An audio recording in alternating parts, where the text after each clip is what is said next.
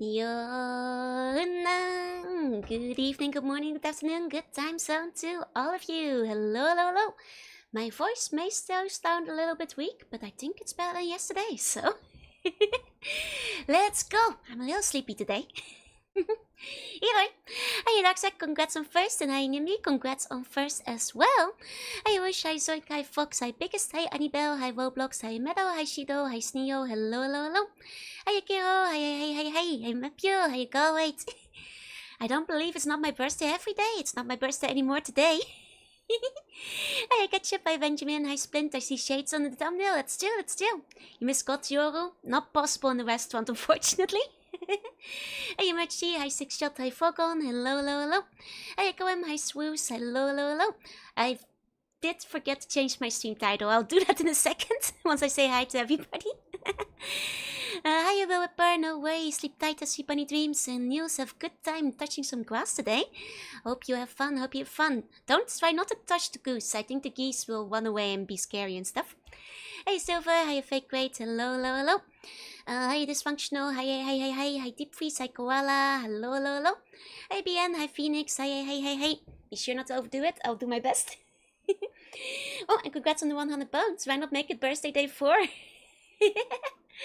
Well, I think my voice is already cracking enough. I'm not sure if I can keep partying like that. Hey Cerberus, hi. Hi Anon, Bolo. Otter go spotted. Yep, there's more restaurants today. Well spotted, quickly spotted as well. Hey Right Lucid, hi Lotus, hi. DJ, 4 days of birthday. It's not my birthday anymore. Birthday is over. I took down all the decorations and everything. Hey Crest, hello. Hi Big Buddha, hi Lee, hi. Time zones are weird. It's my dear super 2 days now. The honey helps theoretically. 1 second. The AC is not helping because it's not on. 1 second. Like the idea of a birthday week? I don't want to tire you guys out either. By just making it a whole week, you know? AC Tascao, birthday month. I mean, I did think about, doing June like my favorite game months, but I have too many games ongoing. So favorite game months might be like, shuffled back a little bit. They say birthday, happy birthday. It's not my birthday. You're gonna have to wait like a whole year till it's my birthday again. Is Daisy gone single? I guess so. You want to date my air conditioner? The stream has operated 0 days without Char. No, we didn't talk about Char. Chair? We didn't talk about the chair either, did we? We talked about the AC. Hey Rachel, welcome in. Yeah, the other girls playing the arcade as you guys suggested. It's now the furthest I've ever been away from a birthday cake. It's true. Might already be tired out. Oh, me too. I'm so sleepy. Chair Esnable, yeah. Oh, Chair's bottom. Oh, right. He is still there, huh? I forgot to remove him. I actually didn't notice. I forgot about that. I think my Agnes will be like living in my walls. She'll be living on my walls, I think. Share. Do you believe in love after love? His econ is a cold love. I don't know if it will work out. Yeah, well, my AC also has a heating function, you know. I don't know why I'm wingmanging my air conditioner, but you know, it runs hot and cold. So, you know, don't rule it out. Don't rule it out just yet. There's Sophie, yeah, I just manifest into the Fallout universe as a flex, yeah. Exactly. Hi, Case Demon. Hi. Imagine dating Jerica and I will be enjoying the times at the same time. Wait, that sounds like you're taking the place of Jerica. That's a completely different situation. Since I know the restaurant better than you, I mean, Char was kind of sneaking in, you know. You'd nearly not notice him at all. Hi Akara, hi Bojango, hi CG, hi Zero, welcome in. I see it's a tsundere, yeah, temperamental, running hot and cold. Very, very tsundere. It's my birthday, happy birthday. Oh dang it, I need to change my title. It was actually my birthday yesterday. Met some of my peeps at Dokomi. Nice! I know that like a bunch of ones were at the convention. I hope you had a good time. 1 second, I really do need to change my title. That was yesterday. 1 second. Okay, like this. Yeah, yep. Okay. Okay, updated. Happy second birthday, thank you. Hey, Martin, Kasadawa. Cringe time zone to you, Benjamin. And hi, Annika. I'm good. My voice is still a little cracky, but quick, say more happy birthday before the title changes. It's still late. Every time you have birthday in your title, I age a year. God, I've aged 4 years this year. Is Cherkin single? No, I think the chair stayed in the table. Can have 4 days of birthday. I'm the Empress, it's true. But now I'm 4 years older than I was at the start of this year, unfortunately. Well, won't be around, except my birthday. It's not my birthday anymore. Hey, Zach. Hey. As a treat. Yeah, I can have 4 days of birthday as a treat. God, I'm ancient now. I wasn't planning to age 4 years this year. Every year, a leap year. Exactly. I'm 10,000 years old. Actually, 13.8 billion and 1. I guess M4 now is the current count because I aged 4 years this year. What's today's game? Gonna be playing Buren, which was the original plan for Fallout 3, which means there's actually only a demo, a slightly incomplete demo, but there's also some like documentation we can take a look at and read through. So we'll just do a little Buren dive is what I'm thinking. For every extra day of birthday, Joy siphons the birthday from 20 buns. Wait, does it mean Wait, 20 buns? I'm stealing 20 birthdays. How much older do you think I'm getting? The author's crushing it in the arcades. He's very good at it. Can make it up next year by having only 2 days of birthday. It'll balance out, yeah. I only, age 2 years next year. Let's do it that way. Still 4 years to unpacked. What's the world like back in the Empire, Grace? God, it was amazing. We looked so cool. We had like the beautiful kingdom before the Bone Lord burned it all down. Oh man, it's okay, we're rebuilding the Empire now. That was apparently going to serve as a tutorial, but otherwise has no bearing on the story. That's fair. I did see that like the story is essentially like completely, all the documentation is basically archived on the wiki, so we'll probably take a look through there. Hey SP, welcome in. Gonna reach 14 billions after only a few years. Buren has a lot of cool ideas. I'm curious to see which ones will make it across. Hey Blaze, hey, it's supposed to be a BGM. Yes. I forgot to take it off because last time I think we were watching a video over here. There we go. Hey Slip, hey. When you're 13 billion years old, 4 years, you're nothing. That's still. And the picture is from Buren Gravestone with a sad fall bone. It's a little spooky. I'm always a little spooky. What is this? It's so cool. Yeah, this is the 8-bit version of Queen's Lullaby. It's a bit too loud. Okay, I'll turn it down a bit. Yep, it's Queen's Lullaby 8-bit. You like it? For people who don't know, Nano did the melody and the lyrics for Queen's Lullaby. For people who don't realize, actually, let me give you a shout out. Hey, Nastayo, hey. Welcome in. It's not a one-to-one conversion. You need the energy of 20 birthdays to manifest one unnatural, anomalous day. Okay, I got it. Since we're still in early app base, what would you call fancy ways based on my model, and what powers would they have? Well, Eldritch Sea Slug, I suppose. I mean, if you want to go with the scientific name, it's Jorunna Parva. Oh, and hi, Final Bow. Hi. Dude, that's so amazing. Yes, thank you so much. Oh, wait, and Nano, not Gua, Nano. Knows how to make a banger. Exactly. It's the BGM most associated with Joe. It's because I like using it on the the restaurant scenes, and I think I use it on my on the water palace too. And welcome back. Again to the shapeshifting main because Dwarf Fortress doesn't like transforming creatures. Okay. In that case, like you could either go with like Eldritch Slug, or if you want something more fancy, you could call it like, based on Jorunna Parva, you could call it like Parvians or something. It's 4 years old, but I celebrated her birthday 4 times in a row. We say she didn't cheat on us 38 billion years. Look, You know how many years should be even if you cheated on it every day? Hey, you said your eyes. Hey, I am an oldage slug. It's still. What is she? She's a beaver? Nah, she's an otter. Cute little otter. This time I've been awake before Josie feels weird. Good morning. I need to be more awake myself, I feel. I need to be more awake myself someday.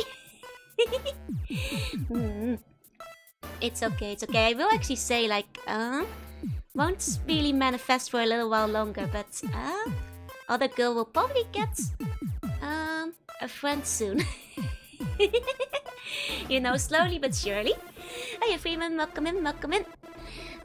So look forward to that. Great way to wake up. Soonish, like soon relative speaking. Probably a month or so from now. You might start seeing the Navy SEAL around. Gonna call them Umeishi, but I figured I'd ask. Oh, Umeishi or Jorunna sounds really good too, I think. Jorunna, I think I quite like. I quite like Jorunna. That would be pretty good. As for what powers, if shapeshifting isn't possible, I would suggest poison, because I think that's probably doable. And maybe some kind of shadow attack or being stronger in the dark. Something like that. Yeah, the Slug Navy recruitment is open. Can't wait to see which one. I'll say it's the first one you guys will probably be seeing is the Seal Girl, because that's the one I've been brainstorming on currently. So look forward to it. Hey, Autoplex, welcome in. Been practicing on the hair for the model. Let's go. Poison dissolves the bones sounds very dwarf fortress. It does. Oh, maybe like as a characteristic, it's like might try stealing the bones of whatever you leave behind. Or just in general, I don't know. Just taking the bones away. Seagull, what? Yeah, for people who don't know, the Slug Navy is slowly coming together. She could help with Snack of the Week since she's the taste tester. It's still. She's also the weapons expert. With transforming resets her physical stats. Oh man, otherwise they could have been Giga Sea Slugs. Fair. That's a shame, but I understand the limitations. No longer will innocent seals be forced to eat cement. Oh, Esternal, welcome in. Actually, speaking of Snack of the Week, I bought a bunch of stuff today because, like, they're doing, like, all the Choco Mint stuff. Currently. And, it looked good.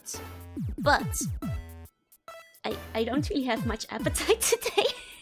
So I figured I'd keep the snacks for tomorrow and hope I have a little bit more appetite tomorrow. I hope I'm not getting sick again. But yeah, I have some really good looking Choco Mint snacks, but I'm leaving them a little bit longer. Hopefully not again. Can we make some ourselves? Yes, sure thing. Though I will, I guess, yeah, you can go for it for the Slug Navy. I will still be like making the 5 designs I have in mind over time. But if you want to make your own Slug Navy, OC, you're more than welcome. Hey Toshi, hey. People keep lowering the seals into vats of lava all the time. So wait, where are people lowering seals into vats of lava? Is this a Minecraft thing? I don't play Minecraft. Where is this happening? Hold up, what? No, 30 minutes of my Matilda and gotta check out. Oh, gambatte. And no way, thank you for the birthday wishes. The AMBC, Atlantean Marine Bomb Corps, I was seeking because... Oh, I need to write that down. It's a good abbreviation. AMBC. I might use that. Atlantean Marine Bomb Corps. I like that. I forgot what I was using before. I had like the Japanese name decided, which I can show you guys, but not the English one yet. Hey Hermes, hey. Keep seeing a gif of someone doing it. Is this in a game? It surely can't be in real life, right? Nobody's putting seals in the lava. How does Fallen from Buren relate to Armor from Buren? I'm not sure. I like my Minecraft. I'm not a Minecraft though. Ability Shadow Bolt observation attack and the touch rate lets the cost bone the process would be awful, yeah. Hold on. I'm clicking this. What's going on here? No! Okay, I see what you mean now. I'm gonna show it off. No! Why? Why? No! The poor guy! What did he do to deserve this? It's, oh god, executing a war criminal. Just give it a tap on. No! Must be immune is the only way to execute him. Oh man!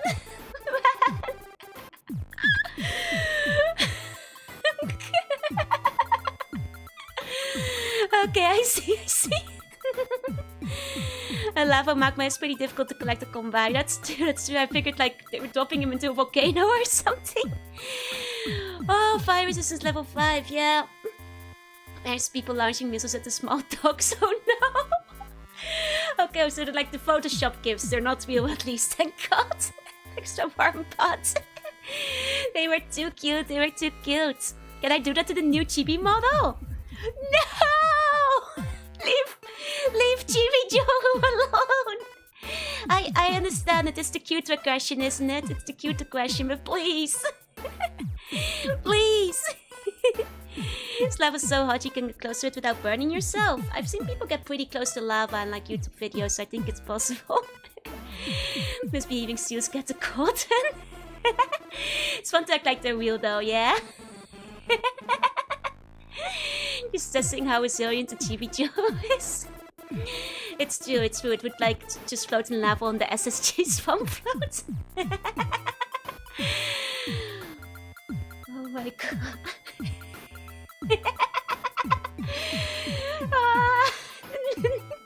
Little guy. Poor thing. Hiya, Oakview. Hi, welcome in. He looks so sad. He doesn't know he's being executed. Oh. So to your grandpa, say it's real. It's so sad. Can we get 5 big booms?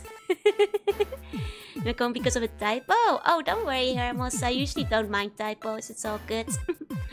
Hey, Misahide. Hi, Gemstone. Hey. There is no... Oh. Yaweo. Oh, and hi, Pika. Hey, welcome in.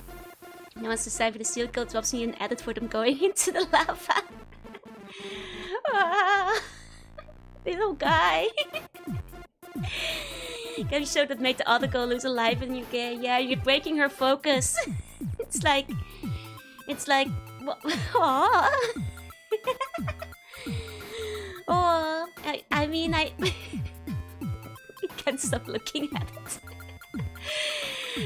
What a messed up world we're living in. Over here. Well, the seagull, she's gonna be a tan tomboy though, so she might look a bit different. Go looking over the wide eyes with a thick circle eye, yep. The Humanisian Navy's first mission to rescue the others. Yeah, exactly. Hey, Spenny, why you put the little thing in lava? I can't help it. Its fate is sealed. It's like its destiny is predestined. I can no longer save it. It wasn't me. All we can do is watch as the lava seal is put into the lava. Its fate is sealed.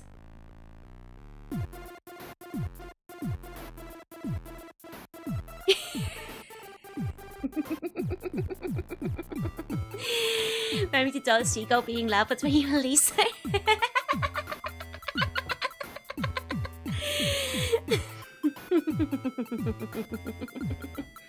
That joke, it's my turn after seal? No, please! Don't put me in the lava! Don't put me in the lava, please! Forgive me! Forgive me! I'll be good, I'll be good. Oh, hiya, Bunny. Hi. The Jorunna storage. Oh my god, with the seal. What was I gonna do? Oh right, I was gonna grab the I was gonna grab the name that I initially, like, the Japanese name was gonna be Umiyushi Kaikun Shoujo Dai. But like, I tagged the A and B C for the Atlantic Marine Bank Corps in English, so I'm gonna just put that in my file documents. I had the Japanese name because I was discussing with an artist, but in Japanese, so I needed, like, you know, to convey the name properly. Won't show will be a 2-hour episode today. No. We have some Van Buren to look at. Yeah. This was the one I had written down on the Japanese side of things to convey my instructions to the artist. Why do I want to burn the seagull? I don't. It wasn't me. I can only look by helplessly as it keeps going in. It's okay. It likes it. It's a lava seal. It's a lava seal. It wants to warm up. It's comfy there. It's like a hot spring. It's nonsense. Wasn't one before, it is now. Lava seals aren't real. Trust me, they can be. It's JP branch, like in the corporation. Yeah. Those parts of the look pretty. Wow. Oh yeah, I was gonna show that off still. Hey Kami and hi Blue. Hi. Don't encourage putting seals in lava. It's okay. And you can seal the deal if it's a lava seal. That's fine. It's just a seal that lives in Florida lava. Oh my god, I can't stop looking away. The puns are killing me. No, Seal, that's not how the sauna works. Seal, no, come back. You don't understand. That's not an onsen. No, he's wearing his AirPods. He can't hear us. Well, however that meme used to go. Okay, I'm sorry. I will stop looking at lava seal. Okay. I'll look away. How does Seagull react to the Empress concentrate of buns? I guess, like, Seagull will be, like, a little bit more Tsukkomi and be like, what? But then, secretly, she's mad she didn't think of them first, so. You know, she wished she thought of them first. They're dead? No, they're real. The seal is real. Real seal to seal the deal. Going through the lava wheel. Some good cat lava gives too. I'm not surprised. Maybe it's soon, guys. Still going to fight the cute demons. Walter White screaming in the car. Hold on. I was gonna show you guys some more birthday fan art came in, and this one is by Yuno, who is also a very, very good VTuber. So please take a look. See, it will be very pretty. It is very, very nice. Then when you start chuckling, you know I'm looking back at the GIF. Yep. So that's beautiful, right? I love the coloring and the pose. It's gorgeous. So shiny, right? So good. Have I seen a volcanic snail? What's a volcanic snail? I don't think I've seen that before. This bit, thank you for the follow. Welcome in. For people who don't know, let me give a shout out and grab her channel. Can I do it from... I'm gonna not risk making a typo. 1 second. To give that shout out. Because she is a VTuber too, and she's very sweet. And she does some very nice art as well. Here we go. And then this one. Here we go. Please check her out. The hips don't lie. Exactly. The art is something, right? There's even a hint of the flapper. Got the hips and the pits while giving a look. Last thing you see before your bones disappear. So pretty, right? I feel so blessed. I feel so lucky. It's so pretty. Hey, look, hi. And I hope you had some nice breakfast. Here you go. Thank you, Kawi-sama, for the passions of the meal. Yeah, she also plays some really cool retro games, so please check her out. She's very sweet. She's very, very nice and plays some good games. Oh, hey, everybody, welcome in. Welcome in. Let me take a sippy of my drink. I really love the expression. It's so nice. I also like how she did my hair because she gave me like the classic anime girl hair fans. I'm kind of a fan of that, so I quite like that. What you do, place Yellow Tower once. Nice. Like the veil, right? The draping and like the transparency. It's so good. It's so nice. It's so nice. It's so pretty. So pretty. Right. I agree. I was trying to think if I was gonna add anything else I was gonna talk about today. Like I said, I was gonna do snack of the week, and I had three Chocominto snacks because Family Mart is doing a major Chocominto thing. But not today. I'm sure they'll still be good tomorrow. So wait, tomorrow is that Fatal Frame? I guess I might have to send the snacks to the haunted house. Santari, thank you for the follow. Welcome in. She's well the first to put the sexy skills to the test. Maybe.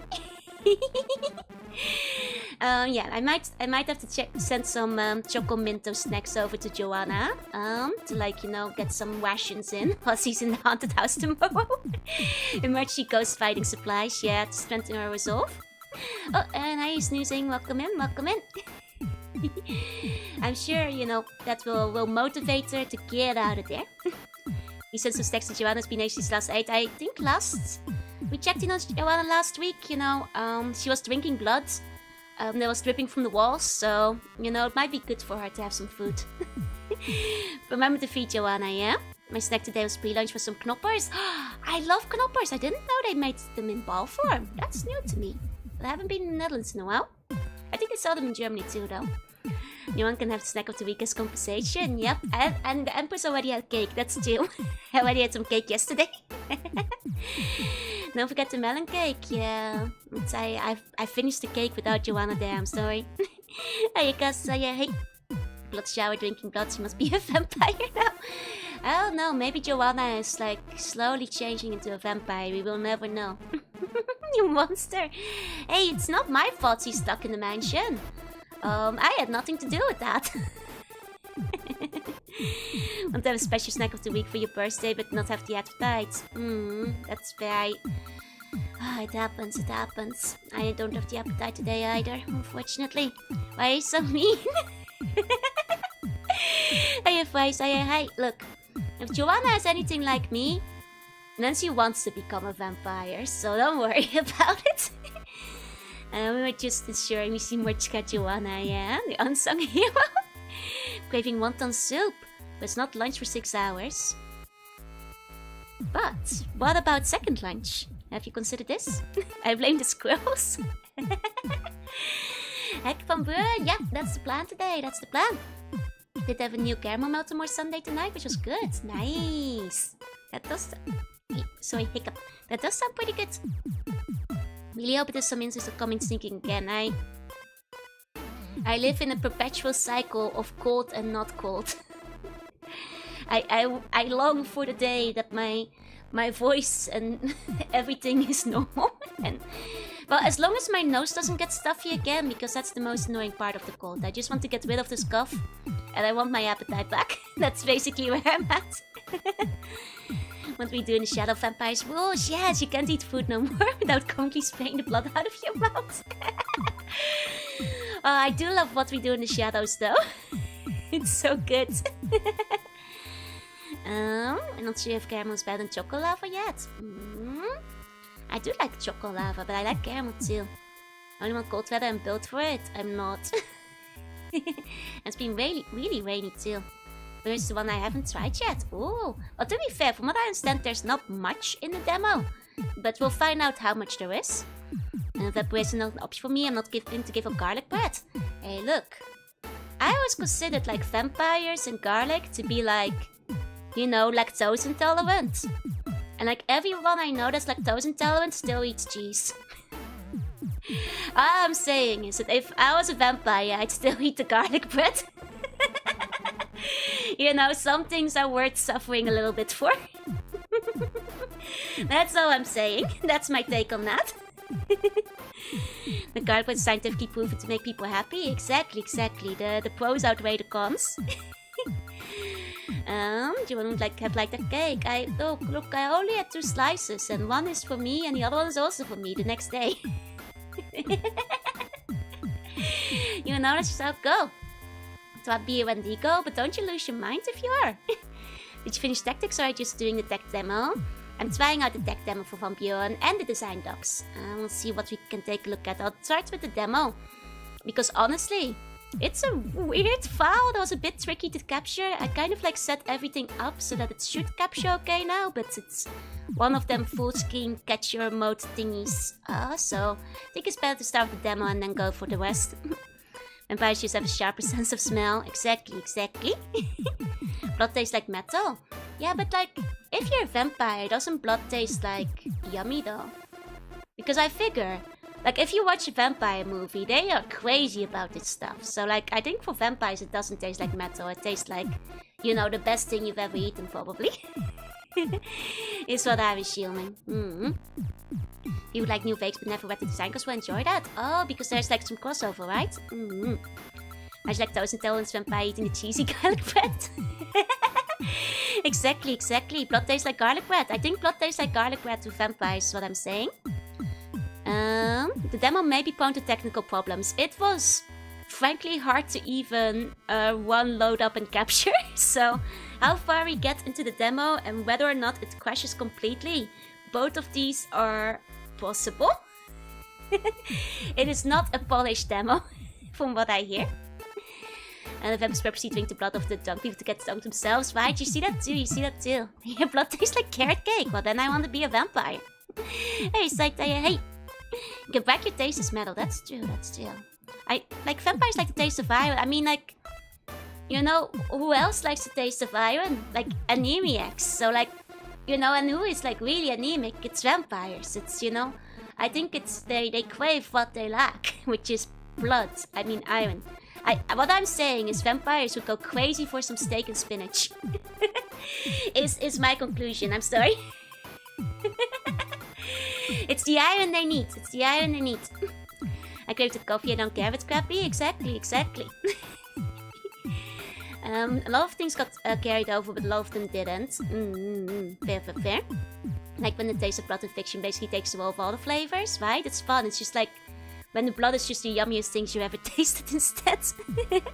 They do like licking steel weapons. Look, everybody who's a cool badass in fiction likes licking steel weapons. It's the greatest cause of, you know, cut tongue in fiction because people can't stop licking knives. Blood is more coppery spelling than iron, at least it keeps animal healthy. That's fair. But it's red because of the iron. Have I tried out the Fallout FPS one yet? Oh no, I haven't. Is it made in the Doom engine? I want to be a lich instead. Skeletons are cool. This seems like skeleton propaganda. There's no way a skeleton can taste because it doesn't have a tongue. How is a skeleton gonna taste anything, huh? You don't have a tongue. How is it gonna do this? New people are one step removed from vampires. Exactly. You want to see where the guy licks a poison dagger and dies? Exactly. The plants are green from copper. Makes sense. Meowdy, hiya people, hi.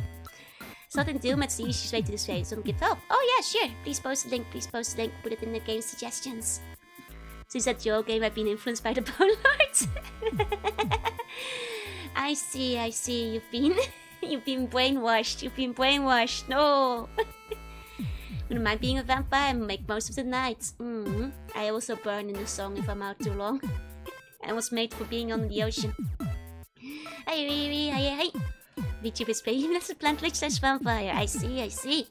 And hi, press 3. Welcome in. Back to the gecko / rat infested dump. Now, from what I understand, the original concept for Van Buren, right? It's you start off in jail, right? And you would have been able to choose what kind of criminal you were. So I'm thinking of the ramifications for the restaurants and why I would be in jail. And the only thing I can think of is food, health, and safety violations. You know, I think Van Buren might be a dark time in the restaurant timeline. I think we finally had the FDA catch up with us. And I think that might be where we start. I think, you know, canonically speaking, like Red Bull finally got the better lawyers. They shut down the place. And after we break out, I think we're gonna, you know, have to try to start over again, but with better health regulations next time. That was the prologue, yeah? You put shit next to food safety violations, assaulting customers, burning down competing businesses. They finally found out that we kept like throwing Molotov cocktails at the Bone Burger, and it caught up with us. We shouldn't have been burning down all the Bone Burgers. You start off in jail? Yeah, apparently that's the basic plot for Vampire. Then year after year corrupt, the restaurant was completely above board. We never hid the fact that there are rats in our restaurant. It's on the title. They all knew we were putting them in the microwave. It's like they were powering it. Right? That's the radioactivity. That's why it's totally rats. Those perfidious Brahmin barons. Donated blood 9 times now. Nice. Good job, good job. You know, in Japan you get like anime waifus if you do so. I always wish like I could. Shades Penny Knight who didn't cover their tracks well enough. No. Was Van Buren the cancelled one? That's right, Mr. Joe, that's right.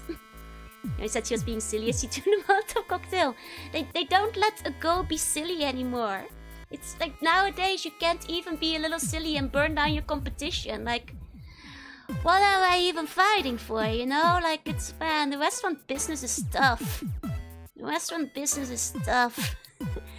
I would have thought it was false advertising if I didn't have rats in my kitchen. It's on the sign. It's on the sign. I don't know what they're complaining about. It's, you know, completely above board. It's just a normal human hobby. The world truly has gone mad, is what I'm saying. It was just a prank. It was just a prank, that the Molotov cocktail. But apparently, you get sent to jail for that, so it's a darn shame. It's a darn shame.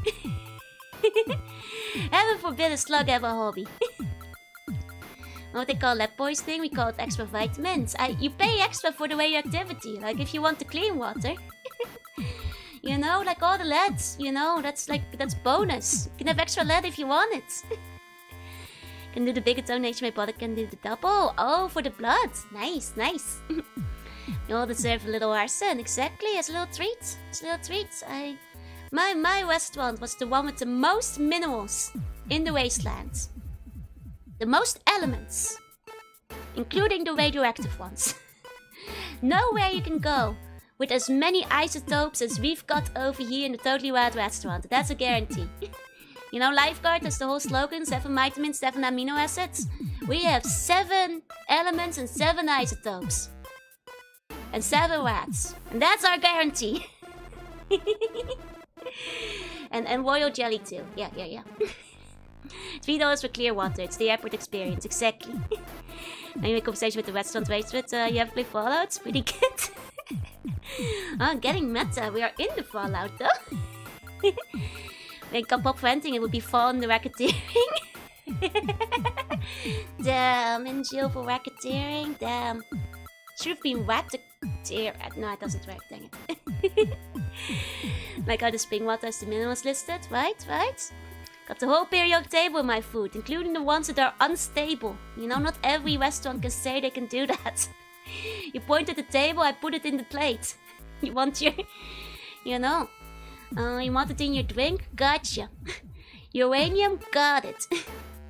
What all the coerced methods for driving away the competition? Dang. Did we become the mafia at some point by accident? Your Boneberg gives you free complimentary chick of uranium, free with every menu. We got those in the Happy Meals. Oh, that's the case we have put railways in the future to make the difference. Are false too, exactly. I mean, the one time we did put drugs in the food, but that location was shut down. We stopped putting jet in the food at some point. That was like an independent action by a franchise owner. I had nothing to do with it. And they were fired after they went to jail. That was just one franchise. I said, hey, you know, that was back over in Arroyo when I wasn't there. That wasn't me. Several time. Oh, enjoy the karaoke VOD news. Enjoy the karaoke VOD. Well, Tom just wouldn't understand my question, but Sue would tell me VOD development fun facts too. Supertoy did join a WAP. We did actually join the White family, that's true. We are the franchise. Look, but there are separate franchisees, you know? There are separate franchisees. Hey, Zach, hey. Playing Fallout in Fallout, causing an infinite recursion. Oh no, it was intentional when we implemented the rival mafia. It's just the franchise in Arroyo. That was one bun acting on its own. Did I have snack of the week yesterday? I did eat some cake yesterday. I was gonna do snack of the week today, but I'm not very hungry. So I'm saving them for tomorrow. Maybe Jorunna can have them. Just look at them and dilate the pupils. Soup, soup. Oh no! We're not putting drugs in the franchise anymore. If there's jet or Radaway, that's, you know, we're gonna get arrested even more. I just got arrested for connection to the mob, and that's not because of my minions. Exactly. We are fired and sent to the haunted mansion. Small for Helkester to stop giving it to the addicted restaurant goers. Best added back in. Not sure if the Arroyo branch is still off. Any comments on the Declaw genocide? We weren't there when that happened, and we've been trying to run the Declaw farms to bring back the population and our customer base ever since. Have I printed the kudos? Not yet. They called their restaurant 007. 0 star reviews, 0 food licenses, 7 dozen health code violations. Can't cook with jet, it doesn't emulsify. They don't listen, that's what I've been saying. Working hard to convince Techno Jaws of the Scandinavian wasteland to open a franchise. Make sure not to put yourself. I won't, don't worry. Otherwise, you know, Jorunna doesn't get to eat. And it will keep moving a day up.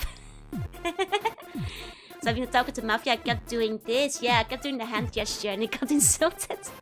The outfit is cute. Thank you, Esther. Thank you. Frank did it while we weren't there. Exactly. That wasn't us.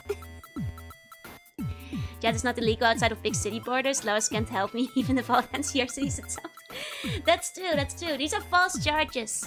The charges of racketeering, jet in the food, food and health violations, dangerously high levels of radioactivity, loose isotopes in the kitchen, rats cooking the food. Well, all of them are true, but they're not illegal. This is a wasteland. I should be allowed to make the law. You know, the people of the waste, they deserve to eat, is what I'm saying. Where am I? Hiya, Shikara. We're talking about the restaurant and Fallout from Buren. This might be a bit of a confusing stream if you're here for the first time. Is From Buren a game at all? It's just a demo. Are you telling me a rat is right? Yes! The ice tube aren't even moose, they are secured inside of the rats, and people are allowed to eat the rats, is what I'm saying. I should be able to make the law. That might be called warlordism, but I am a dictator. And this is not... It's a wasteland, it's not a democracy. And the people, they deserve to eat my rat burgers. I'm gonna break out of jail, is what I'm saying. Would even arrest us, the Brotherhood of Steel? Apparently the FDA is running this jail. Well, the rumors of Umishima being served in some locations. We'll have to be dealing with us. Rat them out to us, and I'll send the rats in. A rat did fried his rice. I support eating the rats. Thank you. That's what I like to hear. The doctor in Megaton says he uses it to put people through surgery. See? It's not illegal, it's fine. They deserve to eat. Hiya Volcon, hiya Glitch, hi. Joe 3.0, the most extreme of all the Joes. It's made extreme for being sent to jail by the FDA. Is it true that my rat restaurant is also home to a casino? Yes. The people of the waste deserve to have a fun time. And they deserve to gamble. Realize now I can't figure out the values of stuff for the civilization without a direct line. Oh, because of all the crap that would need to be gone over. Ah, that might be tricky, yeah. Rat is better than MSG UX, that's right. And hi lady, welcome in, thank you for the follow. But yeah, that's the... You know, that's the timeline. I guess like, you know, in Jorunna 1.0 had a dream to make a wet restaurant. 1.5 was forcibly constricted into the Brotherhood of Steel and started a second branch in Chicago. 2.0 started franchising out across most of California. 3.0 gets arrested and sent to jail. You know, the hubris has finally caught up with us. We shouldn't have put the gambling on the rotisserie red roulette wheel. That might have been the step that, you know, the drop that made the bucket overflow, as they say. Wait, no, it's the straw that broke the camel's back in English, isn't it? Yeah. No, in Dutch it's like the droplets that made the bucket overflow. But well, let's look at the demo. Let's look at the demo. So, I've got the demo preloaded. It is kind of scuffed to run it, and it may crash. So, because of the display capture, trust the system. We'll get there, don't worry, is all I'll say. Trust the system, and hopefully it will work. The Sims have no weapon in safe position, set of values, yeah. I see. I mean, if you have any questions, you can like make a list of them and put them in the comments or on like Twitter or something if you'd like as well. I'm not sure how much I'd know, but if that helps, I could help out with that. And the other files were in perfect height, so that makes sense, yeah. It's from Buren, the mainline game. So from Buren, for people who don't know, is actually what Fallout 3 was originally gonna be. So this was before Bethesda basically took over and started making Fallout 3 instead. From Buren are basically both a very early tech demo, not complete, as well as a bunch of design documents of what Black Isle Studios' original plans were. It's quite different from 3 and a lot closer to the original Fallout 1 and 2. And we'll find out what it looks like. Did the Chris Avalon respond to me? He did not respond to me, unfortunately. I think he was like, what's this weird slug, anime slug talking to me about? Hey Polly, hi Mac, hey. But yeah, it started up. It's basically the project name. But unfortunately, there's not much of it. I'm not sure how far we can get into it, but we'll see how it goes. Used to be played at least once a month while waiting for Fallout 3. Ooh. It's probably this question turned into like 150 words, maybe. It also happened when the notifications on Twitter were broken. So you might not have received it at all, because it was like during that period of time where like everything was broken for a bit. So, well, you know. Non-Angus Stairs is absolutely a chance he's talking about to his death issues. It could be that he's looking it up. It could be that he's looking it up. I'm going through the documents. Yep, I plan to. But let's take a look at the demo first, because the demo is the most likely thing to crash this stream. So let's start with that. We're in no shape financially to get the IP back, which is such a shame. Such a shame. Okay, trust me, it will. That's my desktop. You'll see the game in a second. There we go. There we go. Oh, when did I go here? I think I might have accidentally clicked something when I was out there. There we go. So I posted your art, didn't Twitter broke that day? No! Oh, man. It happens, but that does suck. But yeah, so here we've got from Buren and the demo. Or at least what we've got from it. The power arm looks a bit lame compared to the original. To be fair, it's I have the other. Wait, I still have my soundtrack on. I need to turn that off for a second. My bad. Don't want to have that on while we're playing that. Hi Callum, hope things go well. I'm glad you're bloodshed free. There we go. There was a playable release. So at least we have this. I'm sure that the power armor might have still been a work in progress, because like, of course it wasn't finished yet. Where's the cake? I mean, maybe on the back of the power armor, we don't know. We don't know. Leonard Anime Go from Internet is asking if Frank Horgan knew he was green. What do you think? Could be a real text message Leonard Boyaski got from Chris Avalon. God, I hope so. God, I hope so. Like quality for the jobs, Moonship technology and stuff. I haven't played 3 yet, but I will be playing it late this week. I don't know why they changed it. It's beautiful. I don't know what I must assume that they just haven't programmed the hair or the helmet yet. It's an odd looking sight over there. Odd looking sight, but yeah. This is also like the early concept logo. You might have seen it on my thumbnail. There's a protagonist, I believe, which is... that might be the inmate suit, because we do know it starts with your character in prison. It looks like he's wearing a face as a mask. He kind of does. It reminds me of like those like knight hoods that they can sometimes have like underneath the helmet. The logo kind of sucks. But I'm sure it was still early days. Shoot one new cake of power armor for every Fallout. You can still do it. This part of the plug suit that's supposed to worn underneath. Ah, I see. Styles and hair of Borderlands. I think like it is very cool, because this is, you have to remember that like when they were making this is still rather early 3Ds.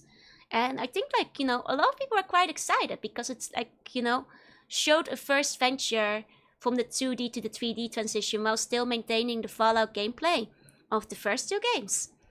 They were wearing those in the portraits. Fair enough.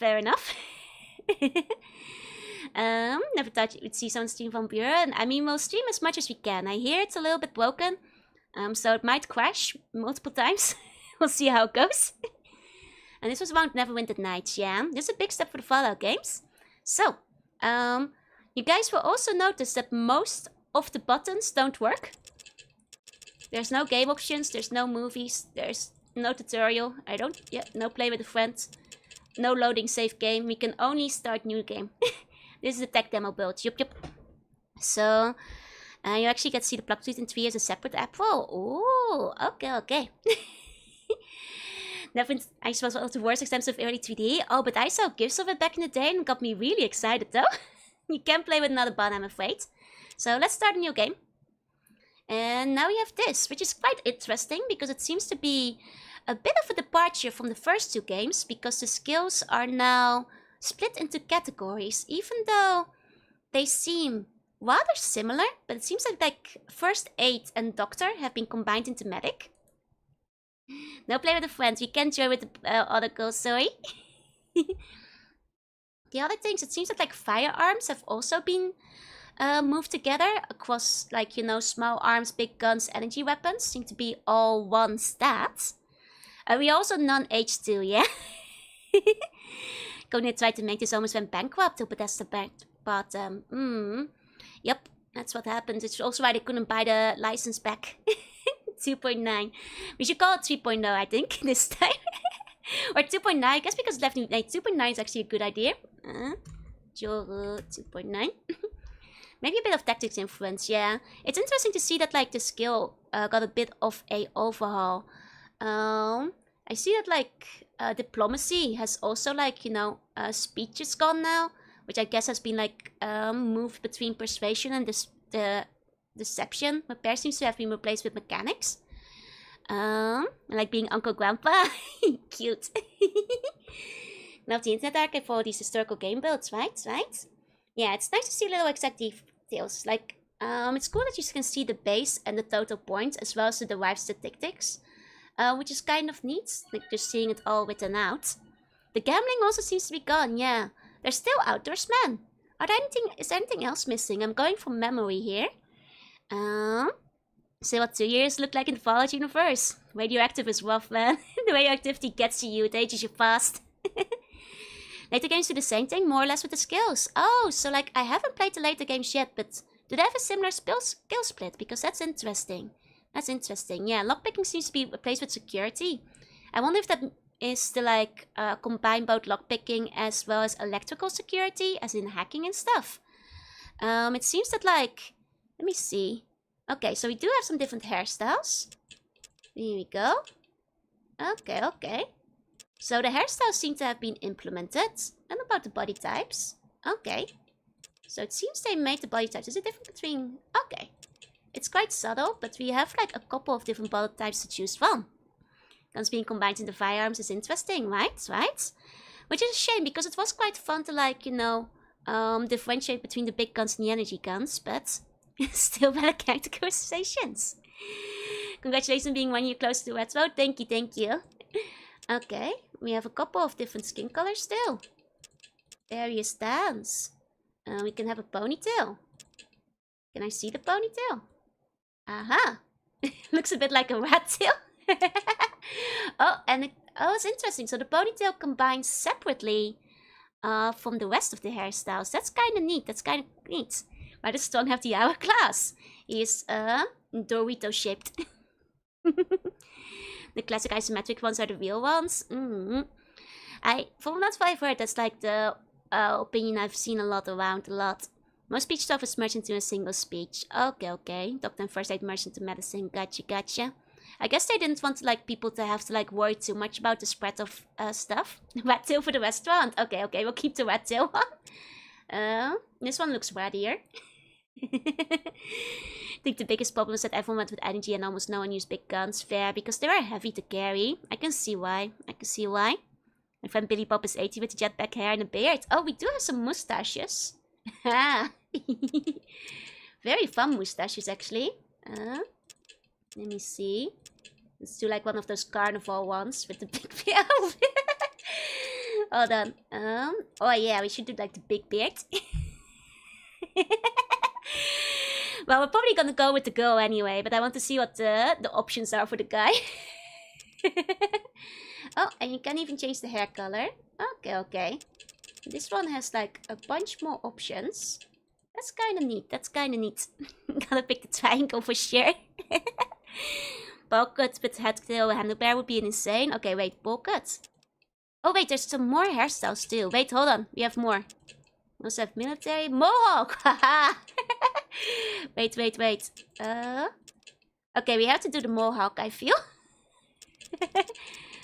We have to do the mohawk. 1 second. Which other options do we have? Okay, I think that's all the options we've got here. Cosplay as Buff Dexter. Santa's Breaking Bad. How'd you get a hold of the scrap budget from Buren? If you go to the wiki, it's right there. just check the wiki. That's where it is. You can get the demo over there. Okay, so these are the options for the guy. But I think we're gonna want to play as the girl. Oh, wait! I don't think we can show that on Steam. Hold on. Oh, I think they might not have finished the girl yet. I think they might not have finished the lady model.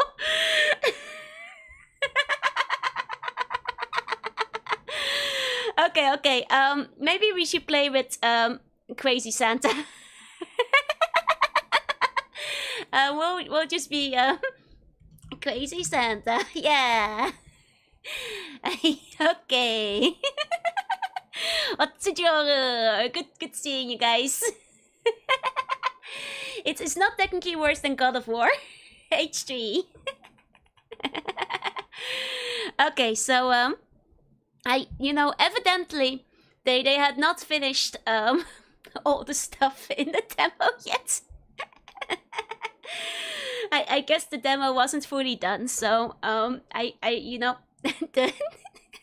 woke me up, yeah. What happened? The female model is fully naked. It's interesting that they modeled that part. I mean, to be fair, Fallout 2 is the game that invented sex, so maybe they had plans for the third game. Okay, we're playing with the male model today. Probably means the guy can be naked underneath too. I wonder if that's been programmed yet. Let's tag the usual. Put some persuasion. And sneak for now. There we go. Hey, welcome in. And then, ways the usual. Grab. No, not that one. Grab skills. Here we go. And then, wait, skill doesn't seem to. Oh, it gives you the dictro tact skill in this one. Okay, so it doesn't actually. Huh.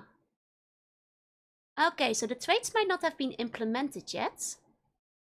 Okay, because we can't... Huh, okay. And it might just not be implemented yet. It does say it gives you +7 to the attributes, but it's not giving me them. So that might just be that they didn't finish that part of the demo.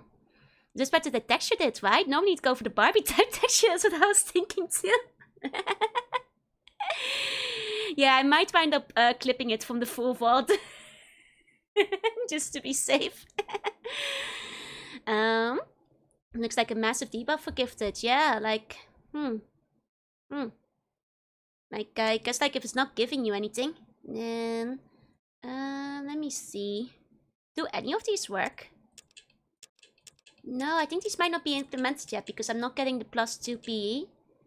I'm not getting... Okay, I think the traits might just not have been implemented yet at the time of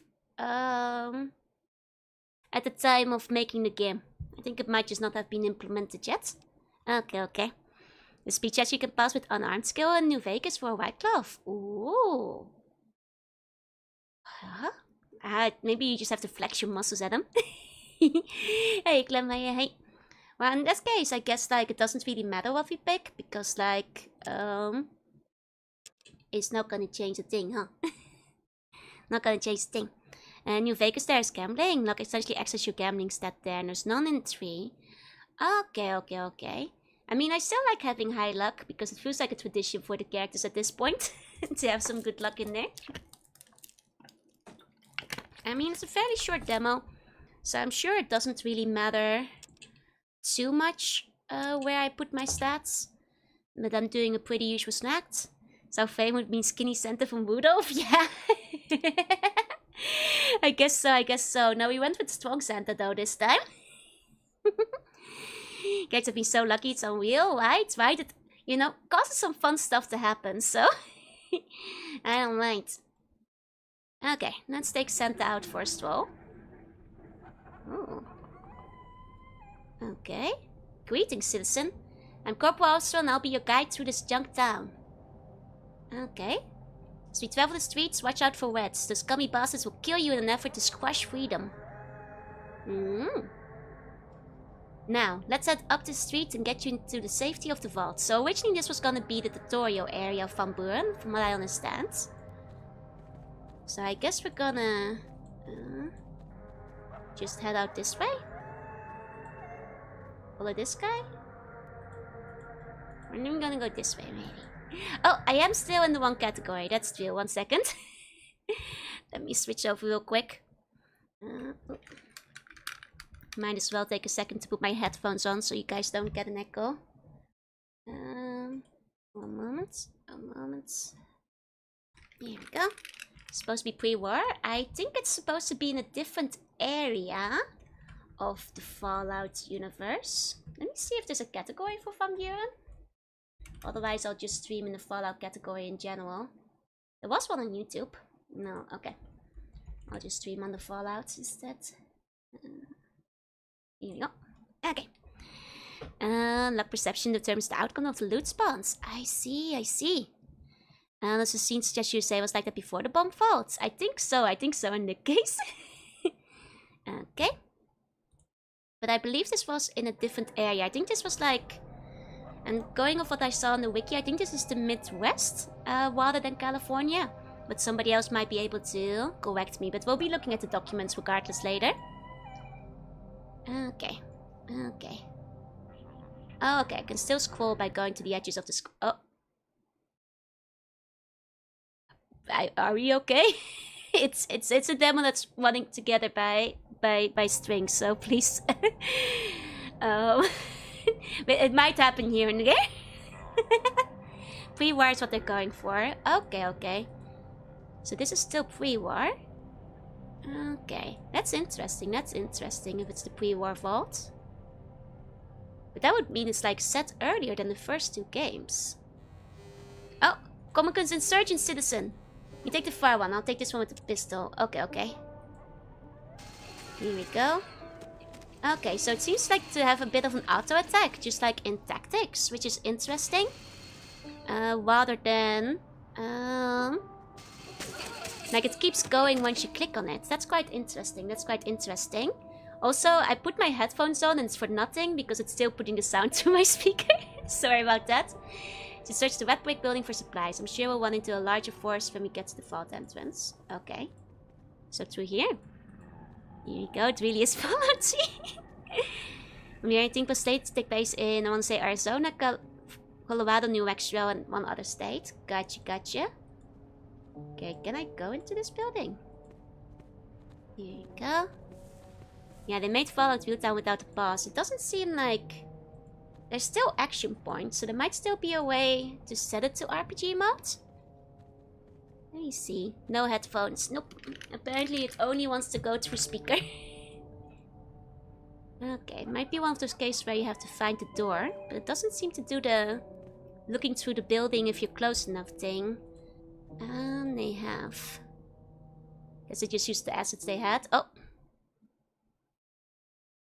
Yep, okay, okay. No, don't worry. We're good, we're good. We're good. We're about to equip with everything we need, but we still are crazy marauding. Okay, it doesn't really like going to the left side of the screen very much. There we go. Maybe the Magman Ghost would talk to me again, maybe. Okay. Some stuff for whatever reason you should start with the headphones in. Might be that. Could be. Oh wait, I can maybe loot the bodies. Is the camera still able to be rotated? I don't know. Which buttons would that be, you think? To rotate the camera theoretically. Can't seem to click on the other corpse. Oh, there we go. Take all. Oh! And you do leave them naked now. That's fun. Okay, so I did actually steal the stuff of his body, and he is now naked. Oh, now we do look like crazy Santa. He lost his mohawk, though. Oh god, he lost his mohawk in the war. He lost his mohawk in the war. Must be made by NASCAR age. You can turn less. Can you use your arrow keys? Doesn't seem so. Doesn't seem so. Check the sound output setting. Yes, I have. Okay. Well, that's just Mad Santa. I mean, I can just turn the sound down a bit more for you guys. For me, but you guys will be the ones to hear it, not me. Okay.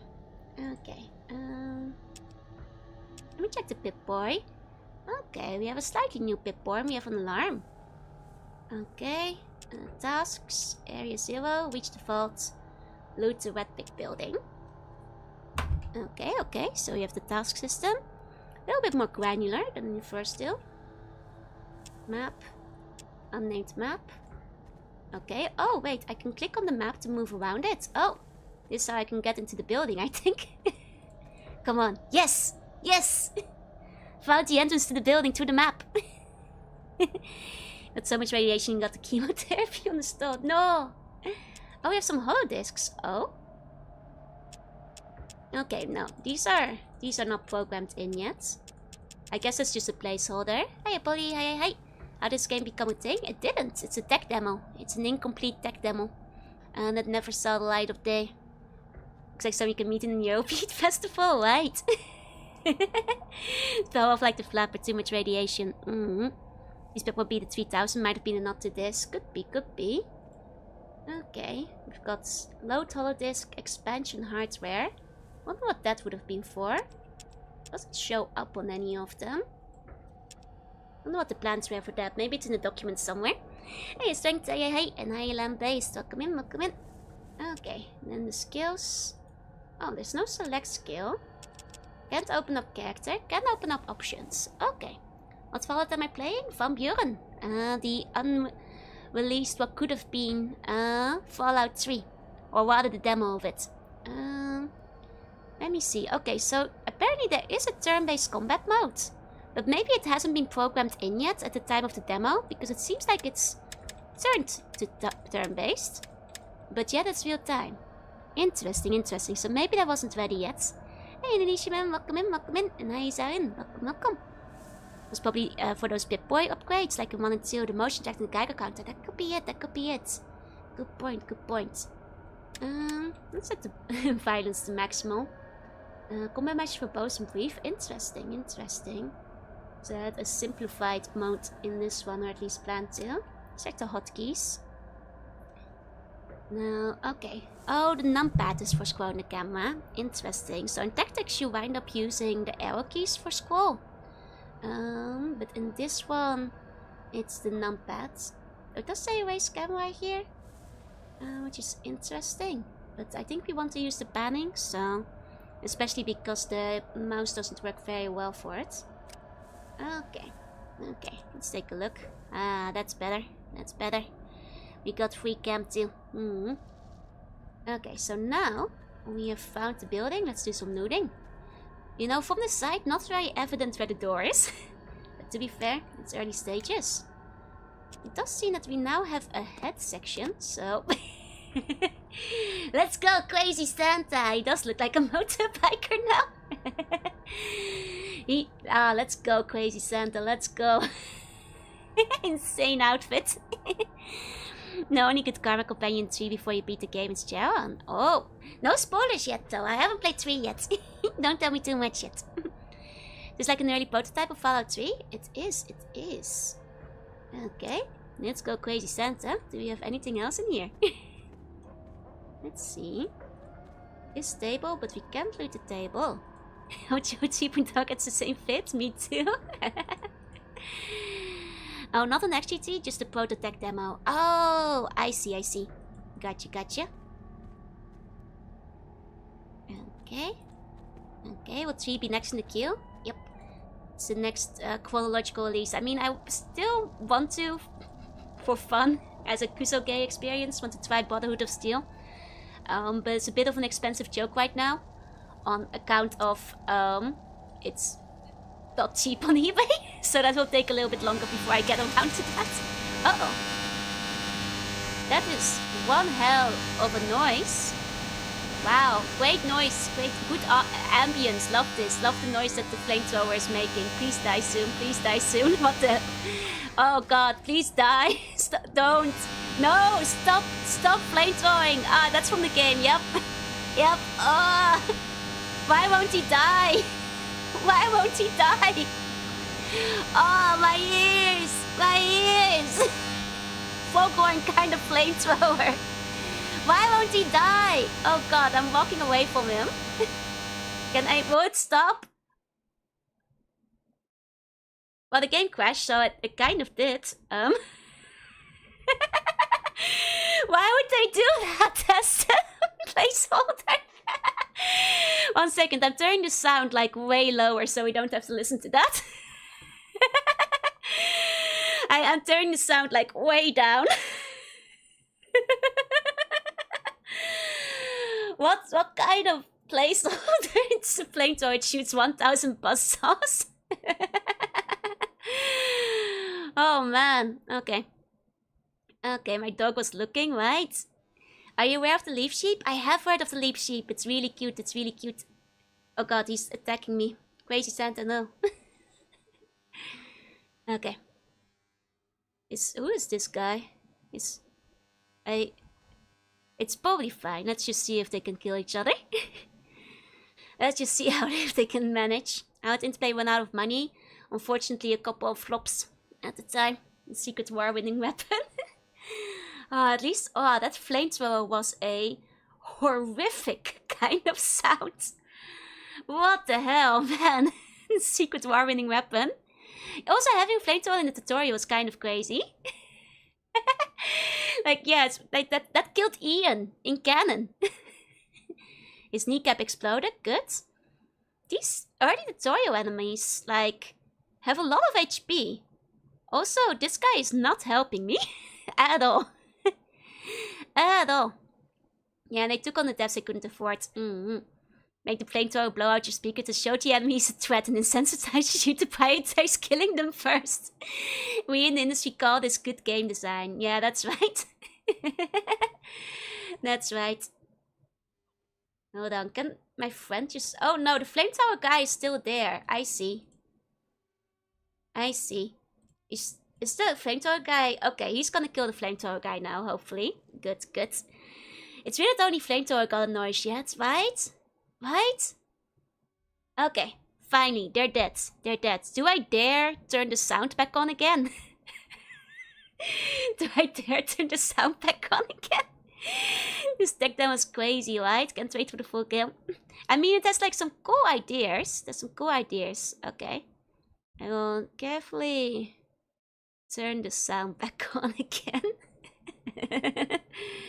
You know, the flamethrower was the issue, and the flamethrower guy is dead, right? So, Atom RPG has a very similar 3D but still certified domestic style. It's the one I keep getting recommended on GOG for liking Fallout as well. That's why the next game they're gonna make a rat install Mao anytime you take damage. Next game, you know, they're gonna take the air assault flamethrower, and it's gonna be the worst weapon in the game. Okay. Okay, the sound is back on. The sound is back on. I can hear again. The design docs are very cool, yeah, I wanna see them. To be fair, it's an early build of the game, but out of all the placeholder sounds they could have used. They cancelled because they showed the access to sound effects. There we go. Sweet, the flamethrower weapon. I'm sure it will sound really pleasant and nice to listen to, yep. Okay. Soundtrack does sound cool, yeah? Almost Fallout Tactics, which was a bomb. Definitely didn't do as well. No worries, Callum. It's all good. It's all good. Okay, let's see where we go from here. I kind of lost my bearings after the flamethrowing happened. Hey, Alvarius, welcome in. You know, flamethrower aside, so far, it's a cool concept. It's actually really neat to see like all the things we've seen in isometric pixel art, like in 3D. You can see like the equivalents of a lot of these sprites that, you know, would have existed. Oh, a doggy. I have a dog now. I got a dog now. How's Fallout 3? Yeah. So I have a couple interesting so far. 1-2 didn't even do that good, no, comparatively. Like, this could have been very cool if they had polished it up, because, like, it's really neat. Just seeing, you know, the spots and the places you know. And seeing, like, how they are coming to life like this. Like, I definitely think that, like, this style could have worked for Fallout had they gone for it. But I guess, like, they were already, you know, in the red. And I didn't have the kind of advertising budget that Bethesda had, unfortunately. Hi, Action. Hey. And Justin, welcome in. Like, you guys think that, like, that one sound effect was supposed to be like that? Is what I'm wondering. You think that was in the game originally? Or is that, like, just because it's on a modern PC? That's the one thing I'm wondering. Need 5 seconds of flamethrower on the soundboard. Like, I'm just wondering, like, was that intentional? Like, you know, or was it supposed to be not that way? Okay, I'm not seeing... with a tech demo you never truly know, right? But I like to think not, right? Like, maybe it was supposed to sound different. What did I think of Tactics? I thought Tactics was quite interesting. The new combat system was quite cool, but unfortunately I felt there was like a bit of lack in variation of weapons. The plots I thought was a bit slow going. It seemed... I'm not really sure how I felt about what they did to the Brotherhood. But, you know, seeing it as a different chapter that was, like, loose from the rest of the Brotherhood, I was interested in seeing how else it goes. But the writing was a bit samey in the missions. I'm sure it might have changed up later, but the game kept crashing so much that it didn't feel worth putting up with. Don't make Crazy Santa jump off the edge of the world. I must. Okay, can't go up to him. So, where do we go from there? Is this all there is to the demo? Because, if any of you guys are more familiar, the boy says to reach the vault entrance. Okay, well, do we see a vault entrance on the map? Do we see a vault entrance? Vertex couldn't handle the sheer power of 66 custom buns, yeah? If you guys want to play my Fallout mod with the 66 custom buns, then that would be neat, but, yeah. Oh wait, we can still rotate the camera, that's true. Let me see. Hotkey. What's rotate? Left, right. Are we sure? Because that didn't work earlier. Aha. Okay. 1 second. Ah, so it is the vault entrance. It was just not very visible. Gotcha, gotcha. Together they did well. Enough that was notable that tactics didn't perform well, although it still was a flop. It's a shame they outsourced them. I feel like if they had done the, you know, in-house production on it, it might have done better. Played it if I could, but that bikini bun would be too powerful. You'd have to live in forever in fear of the bikini bun. But there's some pretty other good buns in there, though. And the weapons get more numerous and varied as the time goes on. They include a lot more real-world weapons. That's kind of neat. I wish I could have seen the vehicles. That's the main regret I have, though. Okay. Oh, this is a pretty cool vault opening. I do like the 3D model they have for the vaults. That's pretty neat. That's pretty neat. Hey, Jesus. Welcome in. Welcome in. Okay. Can I go inside? Imagine state it was at release. Yeah, that might have afforded a few stores there. I do think it probably went better on other PCs than on newer ones. Hey, Christy, how you helping you? Just 66 assets for a game, streams twice. That's my Yoshi. That's right, that's right. This might be as far as the demo goes. Can I don't think I can get inside. I think that might be it. There we go. It always flashes me how casually you say it. Well, you know. A good friend, after all. It's one of them ones. I think that might be the end of the demo. It's a very cool, neat little concept. You know, I did hear that the demo was pretty bare bones, but it's very neat to see. You know, we've got like the full 3D. Oh, we can even look from above, which is kind of cool. I hadn't realized that yet. Huh. That's very neat. You know, seeing all the objects and angles from like multiple sides. It's very cool, it's very cool. I'm not sure it was even scrapped very early in development because there's actually a lot of documentation for it from the looks of it. At least we're gonna be looking at the documentation now and seeing what else there existed for it.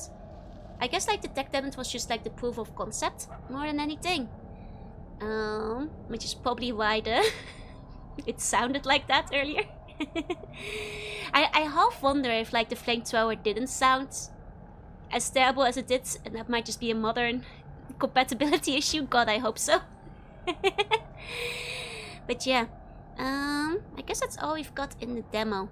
I guess that's all we got in the demo. You can see like some of the inspiration they took from Fallout Tactics in terms of the UI. Especially both the real-time fighting as well as like having your character name up here. I presume that your allies would have been like stacked like that, much like they do in Tactics, and you probably could have clicked between them because that seems like the way it's set up right now, which is interesting. Yeah, might be an FPS issue, yeah. That was probably a bug. You feel hungry? Not super hungry today, unfortunately. It was basically what they had done, along with some good idea of the main quest if memory serves, yeah, but not everything. Applying different ideas players got a hold of the games got over the year. I wouldn't recommend doing that until you play New Vegas. Because a lot of these would end up being realized there. Oh, well, that's fair, but I do want to like look at some of the design documents because I'm very curious like what they had in mind. Can't say for certain the flamethrower no, it wasn't the last stop in the bucket. I'm sure that was a bug. Okay, this is very cool though, to just like have a peek inside of what might have been once upon a time in terms of you know, the visual aesthetics. Like I think that like Bethesda will never do it, but if they ever wanted to do like an isometric top-down kind of thing again, they could do it with like this kind of 3D graphics, and I think like a decent amount of people would still be excited to play it. I feel like these days with you know, games like Baldur's Gate and stuff being like really big, you know, popular hits, I think people wouldn't be like necessarily against a top-down turn-based isometric Fallout. But I guess, you know, Bethesda probably wouldn't take the risk because Fallout does very well in terms of sales on its own already. But this makes me think it could definitely still work, you know? I know people these days don't want pixel art anymore. And I mean, all of us do, but like I know that like mainstream prefers 3D, and I think they could still make it work in 3D personally.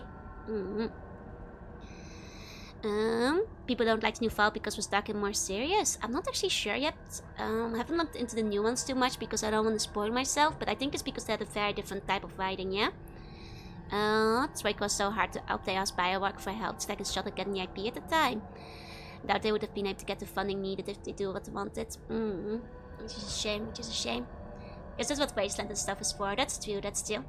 Good to recognize them while playing New Vegas unless it's spoilers. That's what I'm thinking, yeah. Get excited to see what made it through, what made it through. See what survived. I believe the Wasteland series was initially carried over this fort a bit, even stuff like Mutant Year Zero. Ah, interesting. As well, but both FPS and CRPG Falcons is. That's what I'm thinking. They could, like, even if they made it like a spin-off or like, I don't know, they could still make a Fallout in a CRPG category, I feel. For Jet to not confirm which ideas are in New Vegas and which aren't. That's a good idea, that's a good idea. Let me turn the demo off. I think if the style gameplay did come out for the final product of Fallout 3, I think I would have probably enjoyed it. I mean, I, enjoyed what I saw of the demo so far. Obviously, it's quite unpolished. But like what's right there, like looks pretty neat, so. Uh-oh. Oh no, my screen is doing like ominous flashing. Oh dear. Oh dear, are you okay? PC, are you okay? Oh god, oh no, second monitor, please! Hang in there. What did Fallout from Buren do to you?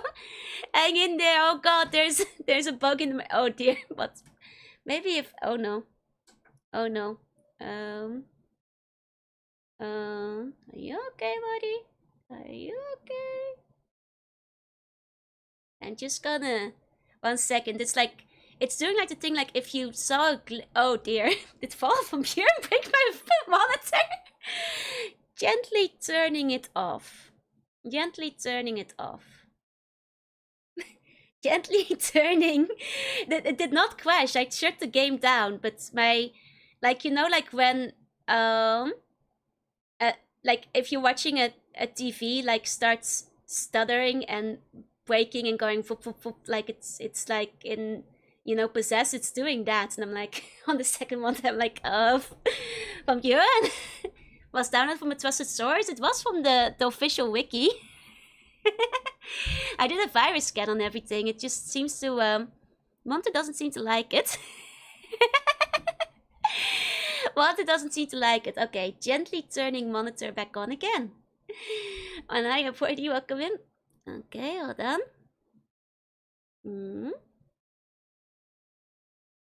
Or if you had the monster that's firmware crash, you might pull all the cords and plug it back in. I'm just like turning it on and off again. So far, so good. Okay. It seems to be fine now. The flamethrower might have just monitor did not like the flamethrower. I think it's just a buggy thing being buggy. After I shut down the game, it went no. But it seems fine now. It seems fine now. Monitor Chan is hanging in there. It seems to be fixed. I was a little concerned for a second. But we're okay. I think it's what you guys are suspecting. It probably is just a broken resolution change that it did not enjoy. Yeah, some mods software can activate on new machines. It's weird that it only happened after I shut the game down and not when I was playing it or when I was reloading it several times. But, not gonna question it. Not gonna question it. Sometimes that's just the way things go. Yeah, especially decades old deck demos. To be fair, that deck demo was not even like, supposed to be a demo yet. That's very much just, showing off the capabilities of what's possible. Going for the 2-hour yapper? No, we already finished yapping like ages ago. I played the deck demo. Now we're gonna be looking at some of the design documents, is what I'm thinking. Because I thought it might be neat to see what we've got over here. Because the demo is truly as short as you guys were saying it was. I thought we might see a peek inside of the vault, but to be fair, it is, just a tech demo. It's showing off the system, it's showing off the potential, the possibilities. It's showing, the new UI, what they're going for, how they're integrating some of the tactics, stuff. So, You know, I think the tech demo does what it needs to do. It was not intended to be played yet, yeah? Have I read through the Fallout Bible? I have actually, Esther. If you go to my YouTube channel, you can see, I think it was 3 VODs. It took me a while, but I read through the all 206 pages, so however long it is. I've read all of it on stream. Hey, Elgato, hi. I'm not continuing with tactics. It was too buggy, unfortunately. I might go back at some point, but too buggy. It showed too much for the character model, yeah. Oh, and thank you, CG. Thank you. There we go. We're supposed to have access to the vault section, which would have you have the non-combat skills so that the vault live support online. And the full demo. I see. It's short because it keeps scratching, yeah. But let me, first of all, grab the source. And then we're gonna take a look at some of the stuff for Van Buren. Because most of it seems to be basically documented on the wiki. So I think that's probably the best place for, you know, to look at it. Because basically everything seems to be summarized there, including a lot of the design documents. So, yeah, there's just one question we couldn't get from the Bible. And that is, does Frank know he's queen? Playing Van Buren didn't quite work out. No, I played it. It's just very short. It's very short. It's only a tech demo. It's like 5 minutes. Now we're gonna start taking a look at what we have in terms of design documents. Here we go. Here we go. Wait. And what could have been? I've seen like bits and pieces. You guys have already told me a little bit about what we've got in Van Buren. But let's take a look. So, as we already established, you start off as a prisoner. And a prisoner could be innocent or imprisoned because of a misunderstanding, which could also be a criminal and take bonus traits, which I think is a very interesting concept. I wonder if, like, elsewhere we can figure out what crimes we could have committed, because I think that's a very fun way of character building. If you don't stream more time skin, Atom RPG isn't bad at all. That's what I've heard. I actually kind of want to check out Adam at some point. You'd woken in the prison cell. I wonder actually if we click on the prison bit, can we see what we could have been? No, it doesn't say which crimes. Okay. It's a nice starter choice, right? Let's go prisoner beginning. It was a big choice because Bethesda brought out the franchise, and then oh yeah, the other shows are notorious for starting as prisoners. So I've heard. Fun fact: it appears the Wayfarer starts out with a jumpsuit that appears to be based on the Tibbet's prison uniform. That is kind of cool. So that's the one the guy is wearing on the start screen of the demo as well, right? Hey, like, welcome in. That's kind of neat. I do want to try out Fallout London at some point. So you wake in the prison cell and then they break you out. The floor works violently. You've knocked unconscious. I guess that's very Elder Scrolls. They always like, you know, like they like wake you up, right? It's like the meme where the screen fades in and out. And then you find your cell door open and a hole in the wall. So then you get attacked and you flee into the night. I see. Oh, sleep tight to see body dreams. Now that you've completed 2D games, do you think you'd play more? I have looked into Arcanum. Yeah, a friend of mine's playing currently. And I think it might be neat. I also want to try Planescape, maybe. But you know, one game at a time. Finally awake, I see. Okay. So that seems to be the basic plot. I think that, like, the prison plot actually sounds very fun. Very different setup. And I do like how the classic Fallout games really seem to commit to, like, very different starting points. You know? It does seem that, like, this one was gonna stand apart entirely from the West. Like, it's gonna be in the American Southwest. So it's not really, like, I guess it's like, is that... Okay, so it's east of New California Republic. But I guess, like, at that point... your character wouldn't be particularly related to the Vault Dweller anymore. So it's not like a direct lineage kind of sequel. Come up, wake up, you're having a nightmare. I've sung a lot in time. My only complaints, the settlements are buggy. I see, fair. You have a similar play to the Fallout, same destined all. That's what I hear, yeah. Arcanum was my detective, it's my favorite. Ooh. I mean, I am curious about Arcanum. I do like a bit of steampunk and such. Okay. So then eventually he discovered the real reason behind the prison and attack on it. Turns out that through extensive research, the mad scientist called Presper discussed with what the world turned into after the war, discovered the history of new plague, the virus that Vev was initially created to cure, and its genocidal potency, and also discovered the viable means to cleanse the world. Using Odysseus! That's a fun... Because like the computer system in 1 and 2 is called Poseidon. So I see that connection. It's all coming together. It's all come together now. We very quickly moved away from starting as the Vault Dweller. Yeah, exactly. It's like interesting. You start in the Vault, but then it's like the tribe, and then they were going for the prison. It's cool, it's cool. The quarantine prison in the ballistic satellite known as BOMB 001. The way to human planetary domination and order became clear. You need to get the bomb and use nuclear weapons to clean the filth and wedge that currently occupied the surface. Huh, I see. Oh, this would have gone great with the cover I'm working towards, right? Indeed, indeed. Let me check the Odysseus page real quick. Let me see. So I'm just... Yeah, okay. So it is made by Poseidon. That's what I thought. So it's Poseidon Energy who made Odysseus. Okay, okay. You know, only makes sense. Gotcha. Even like related to Zax and Argus. Ah. Interesting. Okay. I think the main reason for sticking with the Vault Dweller is that it helps justify your character not knowing anything about the world you're stepping into. That's true, but I mean, if you just like start in a random village like Arroyo or even like one of the smaller ones, there's a decent chance that you haven't like traveled much beyond it, right? I think you could still work with it, I feel. The infectious know that witchiness is mercy. They don't know. Hey, Walker. Hey. Okay, so Presper and his followers released the new plague fairies into remote areas near Boulder and Denver. It was close enough to the quarantine prison to spur Odysseus into action, but not near enough to cause huge populations to start a general panic. Okay, once enough people were infected and Odysseus arrested enough people to just about fill up the prison, Presper's men would stage an attack on the prison which would allow everyone to escape. This event would start a countdown of stores for the missile launch.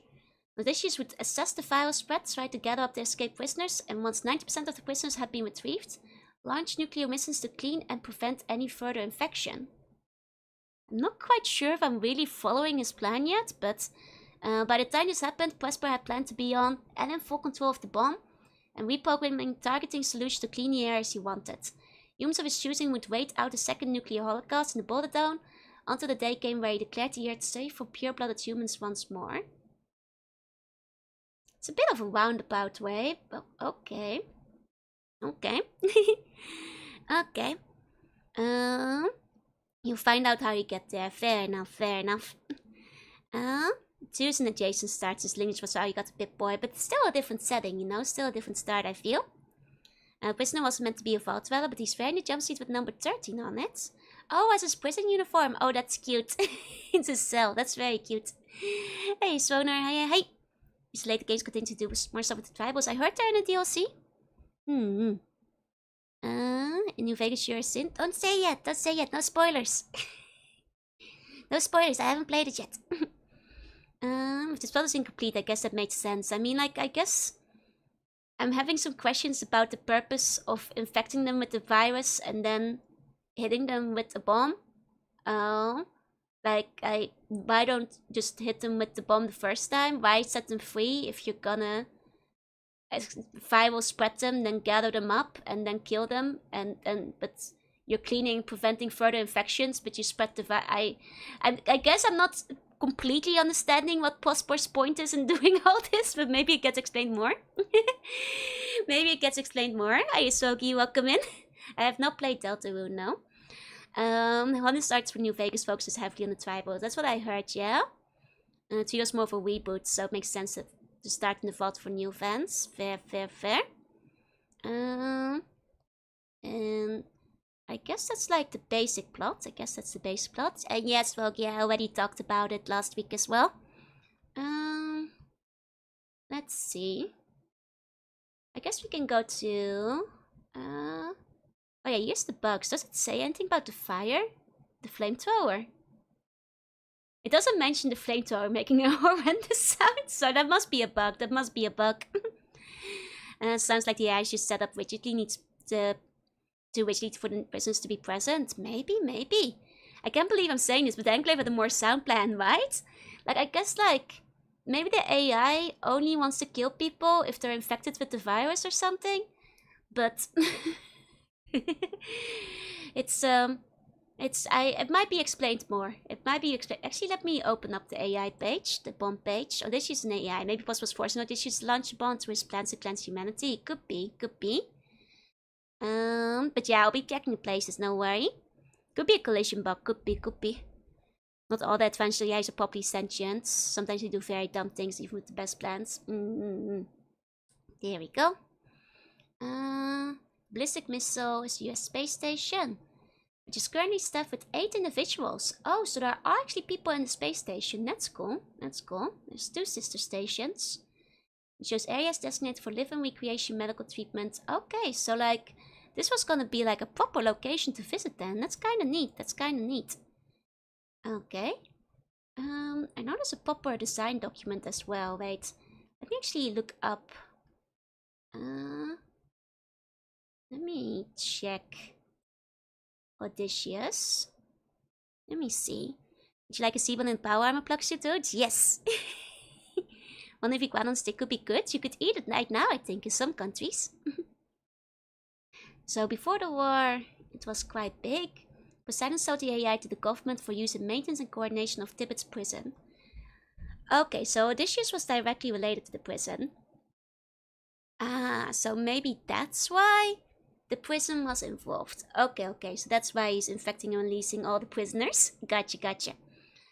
Which housed the war criminals and deserters who had been exposed to biological weapons or radiation in Denver or the Yangtze campaign.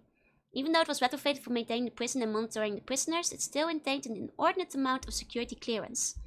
Unarmed prisoners, no humans were present at Tibet. This commanded the all-robot staff, including the seldomly housed Argos, who served as a tireless defender of the prison. Aww, good old Argus. The government wanted Odysseus to be able to advise on the spread of plague vectors in case of a prison break. Ah, okay. So that's why in this prison specifically. Gotcha. Now you can drink Umiushi milk in some countries? No, just iguana on a stick. Okay. So when Odysseus was sold to the prison, Greenway became so frustrated that he left Poseidon and started a new project, Diana. Odysseus was the strongest of all computers. Sex supercomputer units were nothing compared to Odysseus. Ah, I see. And Diana was made by the same creator, but she was developed to be emotionally sophisticated, not powerful. Interesting. Hey, Sangu, welcome in. I just realized something cool. Oh, which part? Oh, I'll take a sip of my drink. And after the Great War, Odysseus became unstable and developed a split personality. Huh. The only communities that know of its existence are the machine intelligence governing... Oh, Robot City. There was gonna be a Robot City. That's neat. This means Fallout 2 was fitting with my 2.0 game teaming all along, right? Means Fallout 2 was actually a Greek team game from the very start. My laws, they fit in. How do you spell it? Yangtze. It was like over here. Yangtze. This one. Here. Okay. That's actually kind of neat. Why did you drop the 19 with Diana? Right. Should have called like Penelope. You should have kept the teaming going, I feel. You know, how are you gonna make one of them be called Odysseus and the other one not Penelope? I feel like they missed their shot there. Maybe they didn't want the robots to start dating or something. So there's a robot city, which are attempt to find Odysseus and correct the fight that has occurred within the system, and return to its imprisoned intended place as their slave. So Presper and his followers released a new plague in the remote areas near Boulder and Denver, and was close enough to the quarantine prison to spur Odysseus into action, but not near enough to the population to start a general panic. Okay, so then they tracked all of the prisoners, so the threat of the prisoners would alert Odysseus to the various plague vectors. Odysseus was far too secure for Presper to hack, so the only way he could get Odysseus to send the launch codes to the bomb was to lead Odysseus to the logical conclusion. The plague vectors had infected too much of an area for the plague to be conventionally contained. So in order to do that, Prosperous Man would stage an attack on the prison, which would allow everyone to escape. This event would start a countdown of sorts for missile launch on bomb. He would access the virus track, try to clean up all the escaped prisoners, and once they had been retrieved, launch nuclear missions to clean and prevent further infection. Ah. See, now that makes a bit more sense than the summary of the plan. The block speed referred is the Recon Armor in 3. Ooh, exciting, exciting. Then I can use it in the thumbnails. Okay. So repeated attacks from the airboats reveal to the prisoner what Odysseus' goal is, which is to continue to send out robots after the prisoners until they have all been brought back to the prison. The iBots and Argos got everyone pretty quickly, other than the protagonist and 6 other prisoners. This is making me think like Golden Kamuy. You know, obviously unrelated. Golden Kamuy came out way later, but like, you know, the whole escape from prison, having to, like, return. This is the first thing I'm thinking of. Oh, and Skippy, thank you for the follow. Welcome in. So, the iBots and Argos got everyone pretty quickly, other than the protagonist and 6 other prisoners. It became obvious that Odysseus is checking people off as they return, kept telling the boss that X more prisoners are unaccounted for, but Odysseus seemed to be unconcerned with the prisoners that stream back out again after being captured. Huh. Okay, okay. Hey, P-Meat, welcome in. Sounds like a movie, The Great Escape. Yeah, though they just keep escaping. Crazy leap in the team from that, right? Well, to be fair, in Golden Kamuy they're also hunting down the ex-convicts, but for different reasons. The presumption of the prisoner was that once all the prisoners returned, Odysseus would settle down and leave everyone alone. After all the prisoners were returned, they did some massive calculations of where everyone had traveled and showed that the prisoner and the 6 other prisoners had spread the limit 115 to variety of places. At that point, Odysseus made the determination that the plague was spreading too far, so it armed the bomb satellites and melted itself down to try killing all the prisoners. Hold on. Now I'm confused again. Like, if the plague is spread too far, surely it's like mass bombing the entire area, not just the prison though, because you got all the prisoners back. So they're in the cell, you don't need to kill them anymore. Surely you're bombing the area that this plague has spread to instead. I see. Hey, Tommy, hey. I mean, it might be like more detailedly, like written in more detail somewhere else. I think we'd end up bombarding the prison and the surrounding area. That's what I'm thinking, right? Like at least the surrounding area, like the rest of the state or something. Like, you know, the whole shebang. Which would presumably go out that entire region. Now what would I assume, yeah? You know, a lot of Fallout games like to end with a bang, though this would have been the biggest bang yet. Okay. So Odysseus has never appeared again. Okay. Well, I want to skip those appearance things then, because otherwise I'll learn if it shows up in another game. Golden Kamuy, the funny animal with the go is willing to eat any kind of animal? Yep. With the prison break, and where they're hunting down the prisoners to rip the skin off their backs to find the map. The tattoos they've got leading to the treasure. Okay. So we've got some locations, but we also have design documents over here, which I think might be, you know, related to the locations regardless. So I think we might probably want to just go to the design documents as they are. So here we have the vision statement. It's a concept document written by Chris Taylor at Interplay, mentioned by Todd Howard in his diary, Welcome Back to Fallout. Taylor wrote after talking with Tim Kaine and the rest of the team at a team meeting. Document detailing what Fallout was to be, written by management, marketing and sales of Interplay in mind. And it's a 14-bulleted list with quotes. Okay. Mega levels of violence. You had better give us that mature rating now. Okay, so they definitely set out from the beginning for all the games. Yeah, at least look to be for every single Fallout game. To like, you know, be 18 plus mature rating. You can shoot everything in the game. Yeah, this was the Fallout 1's pre-production. And also seems to be the consistent internal statement across all the games then. You can shoot everything in the game. People, animals, buildings, walls. You can make card shots on people. You can aim for the eyes and the groin. Card shots can do more damage, knock the cards unconscious, or have other effects. People die, they don't just die, they get cut in half, they melt into a pile of goo, explode like a blood sausage, or several different ways, depending on the weapon you use. When I use my rocket launcher on some poor defenseless town person, he'll know, and his neighbors will be cleaning up the blood for weeks. This is the wasteland, life is cheap and violence is all there is. We're going to grab the player's guts and remind them of this. Interesting, interesting. I mean, from the very get-go, the first Fallout can be very gory. There's often no right resolution. Like it or not, the player will not be able to make everyone live happily ever after. Interesting point. There will always be multiple solutions. No style of play will be perfect. Also, good point, good point. And the player's actions affect the world. There's a sense of urgency. They do remove the deadline in the second game, but they do keep urging you with the visions, making you think there's a deadline. It's open-ended. The player will have a goal. The player has control of his actions. Simple interface. Speech will be lip-synced with the animation. A wide variety of weapons and actions. Detailed character creation rules. Just enough GURPS material to make the GURPers happy. The game comes first. And the team is motivated. Tim has incriminating documents on all of us. This is extremely important. The team GURPS is excited to be making the game. Everyone on the team is happy with what they are doing. We want to do this. We care about the game. We will make it cool. That's a good document. That's a very good document. Here's some material waiting on the violence will escalate. Yeah, Chris Taylor. Joe could have stopped us being inducted, but she was too busy MILF hunting. There was no helping it. It was a predetermined event. That's very cool. That's very cool. Okay. Let me see. No, these are the 4 things. Okay, okay. So that is the vision statement. Nice, nice. Okay, this is the timeline. Oh, I think this is more or less what we've seen in the Bible. This is more or less what we've seen in the Bible. Okay, okay, okay. We saw the delta on the devs. A good play span for the fighters is needed. Exactly, exactly.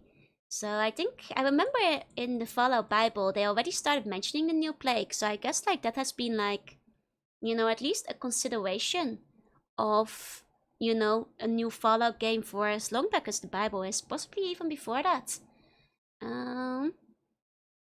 This seems to be relatively similar to what we already know from the Fallout Bible. Wait, the Dark God. Now that is new. No, this is just about the Master. Okay, okay. I was about to say. No, that's just about the Master. I see, I see. What is the latest Fallout? 76, right? I got my hopes up that Buren existed. No, it's just a demo. It's just a demo. I do not have secret games for the full version. New Plague also gets mentioned in one of the 3 DLCs, if I remember, explaining the origins of one of the 2 of the humanoid enemies. Interesting, interesting. I see, I see, I see. They gave him a real tuny name there, right? That was like a new character there. New Plague was part of the major cast of the civil unrest in the States. Makes sense, makes sense. 76 just got an update expansion. There you go, there you go. Didn't know they even made a demo of Fallout 3. Oh, from Buren, yeah. Of the other one. It's usually a key point in fantasy as opposed to sci-fi. Here we go. And Joe is hiding the completed from Buren. I am not, I'm afraid. Oh wait, these are... Oh, I'm looking... These are the design documents for Fallout. Hold on, hold on. We want to look at the Van Buren documents. Oops, there we go. There we go. Hey, Reeps, hey. We'll be good at new masters in the Fallout games. I mean, I'm not sure if I'd want him to like just retread the master as a concept. He's already quite good at this. You know, as a completed story. Okay, let's check the prison design documents. Okay. Part 1, I guess. They're really splitting this up. Is Joe trying to find ways to light web play tactics? No. I already talked about that. Wouldn't that be good that there's a new master in the Fallout games? I actually really liked playing tactics. The reason I stopped is because it was just too buggy. And I didn't want to deal with the bugs. Otherwise I would have probably continued it. Okay. Tibbets is meeting something coming from West Story Tibbets. Okay. So they scratched out something on the design on the front, I guess. Interesting, interesting. Saw your face on the Meet the Greet poster? Oh yeah, I will be there for Kawa. That's right, that's right. And get yourself some dinner. No worries, no worries. Think you can download the PDFs from the top of the page. Oh, are there? I mean, it might be easier to just go through it, because otherwise I might have to deal with setting up the screen separately. Let me see. Oh, wait, here? Ah, there we go. There we go. And it's the kind of thing an elder Gen Z would do. Have a game that we want to keep it to myself. The game is unfortunately not that finished, I'm afraid. Not that finished. Okay. Tibet, Sex and Sex shorted lifestyle. Maybe when the player first bursts out of prison, Sex sends him a distress call saying he's going to die in 28 days. And this reason Sex busted the player out of prison in the first place. He needs someone to come save him. Okay, so that's been cancelled because clearly it was all big part of the ruse at this point. I see, I see. So Tibet is a cold, sterile, steel-walled automated prison facility. Oh, wait, need to make this a bit bigger. Here we go. Here we go. With an album? Oh yeah, but that's just rich people buying albums. I'm not that rich. Run by technology so ancient it dates back to the years before the Great War, nearly 200 years ago. It's a facility designed to hold and protect some of the world's most dangerous criminals, military and otherwise, before the war. Now players are trapped deep inside the cell blocks, desperate to get out. They have to fight damaged crazed robots inside and out, as well as deal with the split personality machine intelligence within the prison. Ulysses. Not only is Tibet where the players start, they will find themselves returning here over the course of the game, slowly unlocking more and more sections of the prison. Interesting. The experience point tells you the strength of the opponents will vary depending on where and when they leave and enter the prison. Okay, okay, so you'd actually come back there, not just for the beginning and the end. I've used slightly up for the document, is it? I'm just like really zoomed in so you guys can read it. What part are you guys not seeing? Don't spam the album? Yeah, I've heard some coverage about that at some point. Theoretically it's completable now. I see, I see. That was before you changed it. Oh, no worries. Okay. Tibet consists of the following maps. Okay.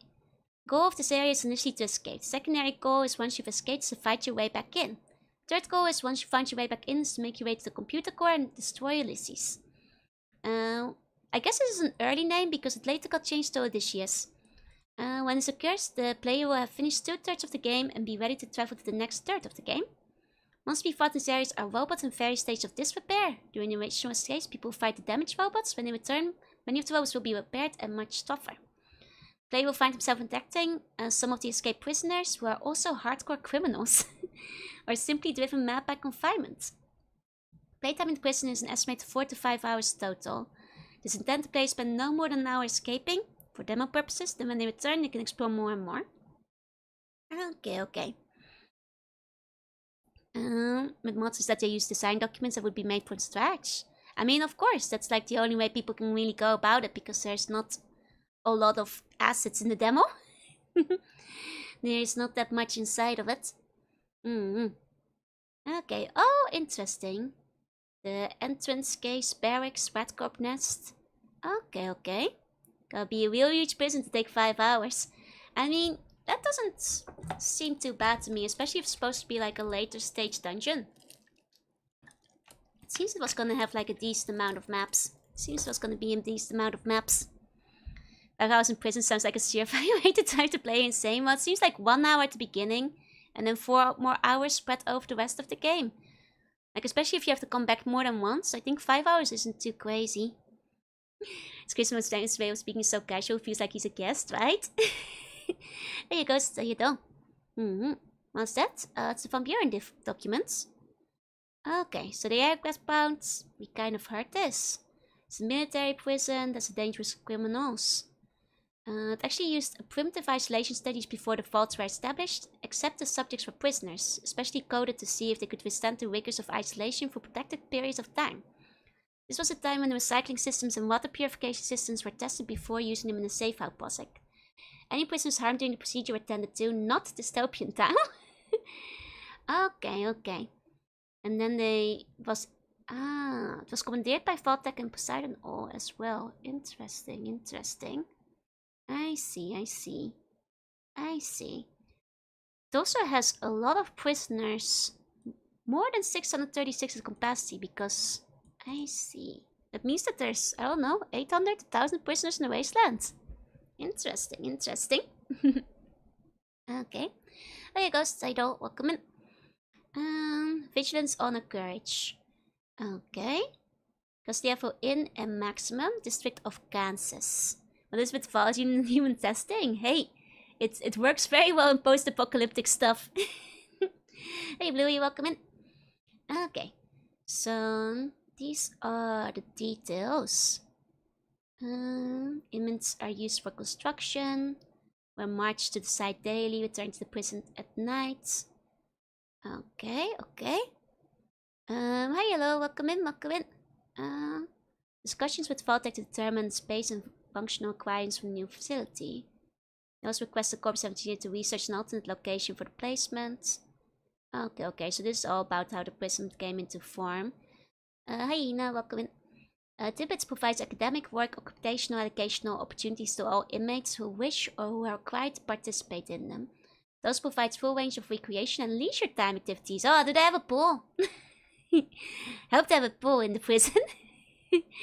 I'd be shocked if they were still offering all these facilities, even post Fallout. Are they still running those? Well, they have a bunch of educational programs, from high school equivalency to parenting programs. They must have stopped those. Wait, Spanish, keyboarding, creative writing, history, career development, pre-release, VT programs, graphics art, barber college, culinary arts VT. That's nicer than most of the wasteland. Surely those programs are gone by the time the game starts. Have a nice game of tennis in the courtyard, yeah? The Vault-Tec operation at Tibbets is the largest in the Bureau and includes 3 factories. These factories employ 320 inmates. The last recorded year sales of $26 million. Like, I assume that most of those are all out by the time the game has started. Lots of on-staff medical officers, including dentists, physicians, pharmacists, health information personnel, administrator, assistant's office. 6 auto dogs. Man, this prison is more luxurious than Vault City. Drawing Seabone feet again? Why would you do this? More or less, the mods that claimed the Tyson from Buren looked at the design docs, tried to make something from them. I mean, that's the only way, it could be done. I don't think you could make a mod without, like, making all the assets yourself, because there are none. If you were gonna put it in. So it's kind of the way it would have to be. Need to market the restaurants here for sure. Yeah, if we put a restaurant in here, we have, like, a lot of customers. It was all automated. I guess, like, there are some robots that were running it, but I mean, it was run by Odysseus, huh? And the design docs actually do seem to get very specific and granular, Gideon. There's even, like, a bunch of dialogue docs, and, like, each of the locations have, like, 30 pages, so you could actually make a decent amount of mods, going from this, even with some of the canonical dialogue from the looks of it. USP Tibbets provides a residential treatment program to those inmates interested in post-social life decisions and use the latest psychological methods and technology. Okay, each template should include the area background section. Describe how the area ties into the overall game. Includes any story and plot. Gives historical information about the area. Okay. Critical path. In keeping the Fallout genre, players have 4 ways to escape the prison during the opening sequence. Oh, that's cool. Because I don't think any of the tutorials so far had, like, a choice. You go to the cave or you go to the temple, I'm not playing anything related to Van Buren. I already finished the demo, Gideon. If you go back to the beginning of the vault, you can see what exists of the demo. But we're sticking to official documents only, yeah? The main quests in some areas seem to be very thoroughly documented. Indeed. Tibbets is self-sufficient. It has recycling water supply, a waste recycling system that extracts moisture. There's several stockpiles of oil, petrol, fusion cell, and electrical batteries to keep it going for at least 50 more years. And also has ties with Robot City. Okay, so, well, I guess if it's self-sufficient, I guess maybe this super luxurious prison could have kept running. And have a good day, Gideon. Relationship with the other communities. Tibbets has no relationship with other communities in the wasteland west of its location. Most of them don't even know it's there. The only ones that know is the Robot City. Okay. Interesting. Which are attempt to find Ulysses and correct the fight that has occurred within the system. And return to it imprisoned intended place as their slave. Oh, interesting. Yeah, the prison might be one of the nicest wasteland locations so far. Yeah, I did discover RTA. Okay. Art requirements. Provide a rough map of location in JPEG file. No one cares how clean it is, but it should include enough information. Artist level design can look at it, understand what you mean, and build a level. Nice, nice. You know, often, you know, the people making the rough map are not the artists yet, but that's kind of neat, that's kind of neat. Tell the artists what the tile set will be used if approaches. Tell them special sceneries. God's freestanding floors, safe with open and close animation. Turkey roasting on spit. Special flashing neon sign and so on. Whenever possible, try to include one brand new visual scenery object in each location to give the players a visual jolt to go, cool! I do like how Chris Avalon's writing is, it's so off the cuff, it's so casual, even within the design documents. It's fun to see, it's fun to see. Any ideas you have for the tile map picture for the Pip-Boy? Do you want it to look like the luxury cabin plan for it, travel guide, picture of a chain link fence, etc.? Any moves are scripted cutscenes. Cutscenes are elaborated on in the scripting below. Okay. So example, Red Scorpion Nest. Claustrophobic complex was filled with various red scorpion and baby red scorpions. The raiders feed them captives every once in a while to keep them around. They also think the scorpions are kind of cute. Hey, wait, is that canonical? Wait, this is the map underneath the raider cave that you go to in Fallout 2. It is canon, they think the scorpions are kind of cute. That's amazing. That's amazing. He must have been very nice to work with, right? Right? That's what I'm thinking. Put a few bones and skeletons around these areas. Put a lot of bones and skeletons around these areas. The raiders dump victims down here occasionally. That's a nice way to explain it. That's a nice way to explain it. And the lair spot. The biggest bedded trap scorpion in land. Another victim body there. Okay. The location section of the document will be a series of entries, each describing a location within the area. Okay. The feel and tone of area of audio. Include any description you think would help them get a better handle on the area. Emotiveness 3. Do interpretive dance. I don't fucking care, but don't omit important details. Kristen's fantastic. Yeah, web scorpions are cute, but penguins die. It's true. No penguins in Fallout. Must be nice to turn the red scorpions into, turn into monster ghosts. This is also true. Really hope they pulled up the interpretive dance. To be fair, it's tough to convey what you want for audio if you are not a musician. Like, as somebody who's had to do it a few times for like VTuber related activities, I'm like, oh, Sean. So, you know, I kind of feel where Chris is coming from here. Hey Jesse, are you okay? Hi John Swan. Like, I think that, like, you know, unless you, like, if you're not experienced with using the words for audio, yeah, doing nice directions is half the job. There's a penguin girl who she's a guy can't show your that she would be so upset, right? One beeps and boops, but no dudes. Exactly. And hi Ellen, welcome in. Like, it reminds me of, like, you know, when the girl who's doing the programming for the Game Boy game asked me, like, what do you want for the audio? I was like, she was like, what kind of sound effects? I'm like a shooting one. And she's like, what kind? I'm like a boop, a beep. And she was like, do you have an example? I'm like, I was like, I looked up some samples of what I liked instead. I was just like, yeah, just like a beep, like a boop, you know, like a pew pew, you know, like pew pew pew. Let me see. So this another example on design notes. Ways to also not guard the back door entrance to their caves. They don't believe anyone could find it. That checks out, because that's the raider cave again. They were not guarding that at all. Also, despite there's no penguin ghosts, and there are cute penguin ghost designs. It's true. I guess I didn't think of it for the Navy. Maybe there can be a penguin girl one day. The cast of characters section describes the major NPC's found location. Okay.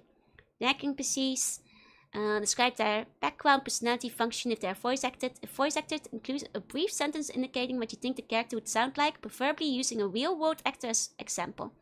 It's easier for audio to do voice acting if they have a real-world actor to use as basis for comparison. Chances are they can't get that particular actor, but they can get someone who sounds like him or her. Interesting. Well, it's from Buren. It's the Fallout 3 that never happened. There's no penguin girl since there's no... Yeah, no, there will be a penguin girl. Maybe one day. Who knows? Make sure to include potential companions as well. Make sure what they're good at, their stats, so on.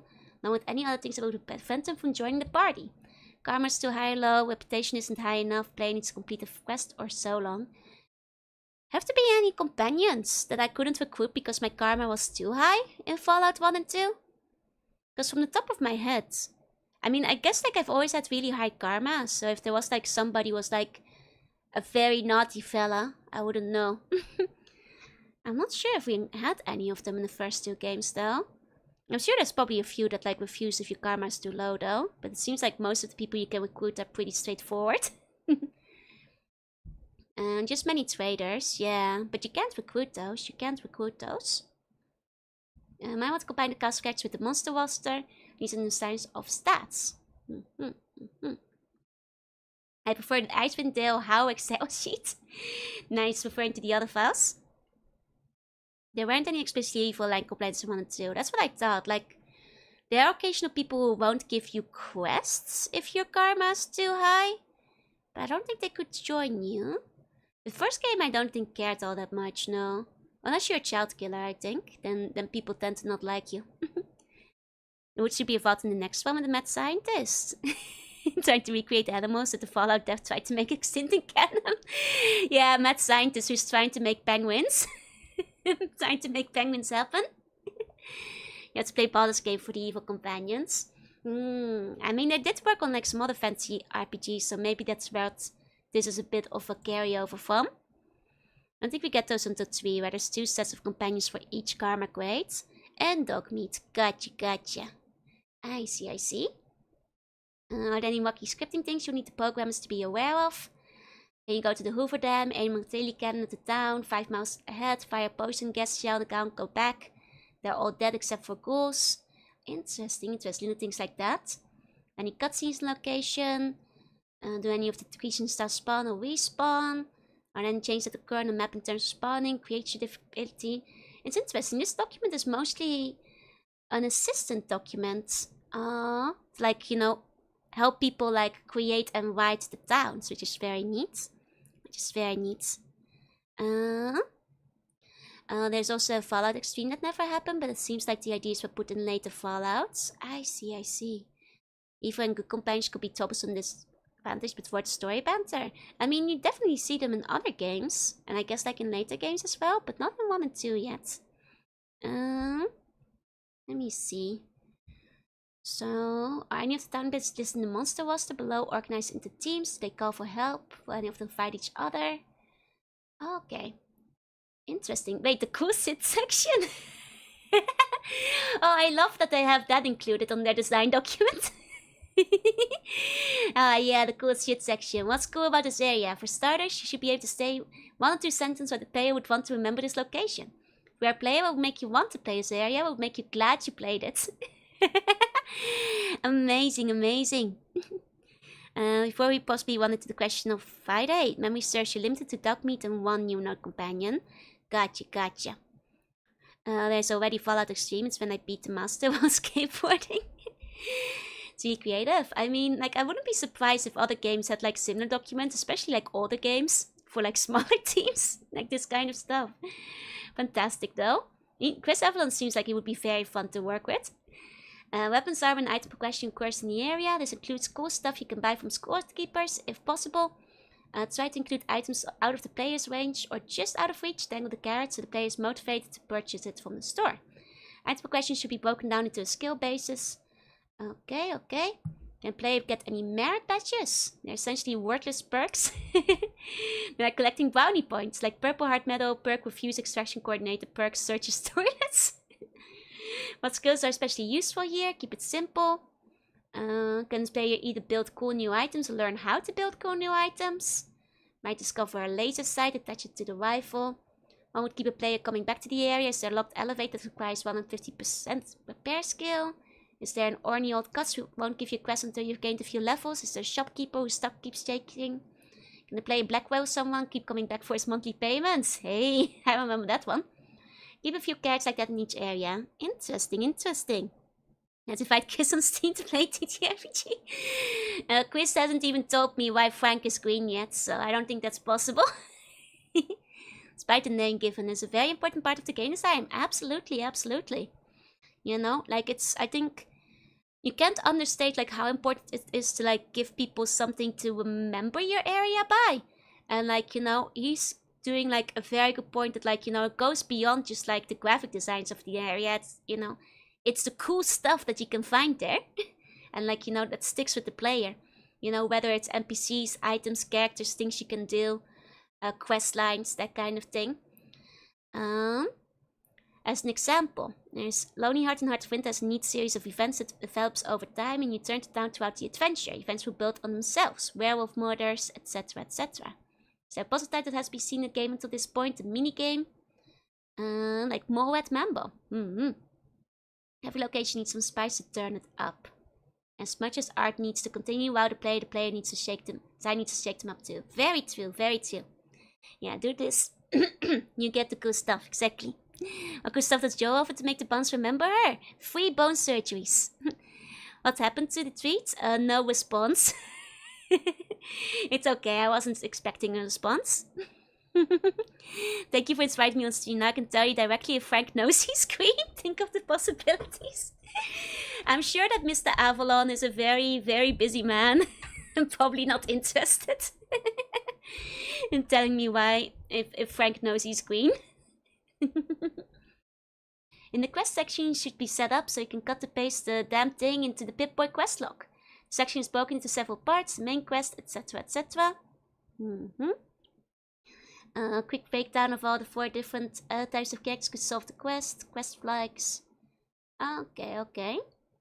Is the quest completable in all forms? He has only responded to 1 page since my post, so there's a chance he's still high on his notification list and he hasn't at the time. Chances are likely it's because I posted it during the, you know, notification shutout on Twitter, that he probably at this point has like way more notifications and he has completely missed it. Because it kind of happened when Twitter was broken. I've played Alpha Pokeball? Oh, not yet, not yet. I have heard good things about it though, I have heard good things about it. I'm sure that like, all his writing is pretty good though, so I'd love to check it out. Let me see. These are all... Oh, sound requirements. Let me see. Okay, no funny little things. Such a good one. It's a mess technically, but... Oh, maybe I should check it out. Alpha Protocol, you say, huh? I'll make a note of it. Alpha Protocol. Here we go. Here we go. Okay, the SFX. Do not include human voice in this category. That's covered in Walla. Any Walla? Is there any Walla that needs to be done for the locations? It's much different from sound effects, because a voice actor must be employed to do the lines. Ah! Well, it's time to use to describe the voice here. I was about to say, what's the Walla? What's the Walla? Your socks are cute? Thank you, thank you. They're good socks, they're good socks. Okay, so the cat calls of prostitutes, people groaning in pain in dungeon, ghostly whispers, etc, etc. Okay, so you have to like decide how many people, what kind of people, etc, etc. And what's the mood of the place? Does the wall have other effects?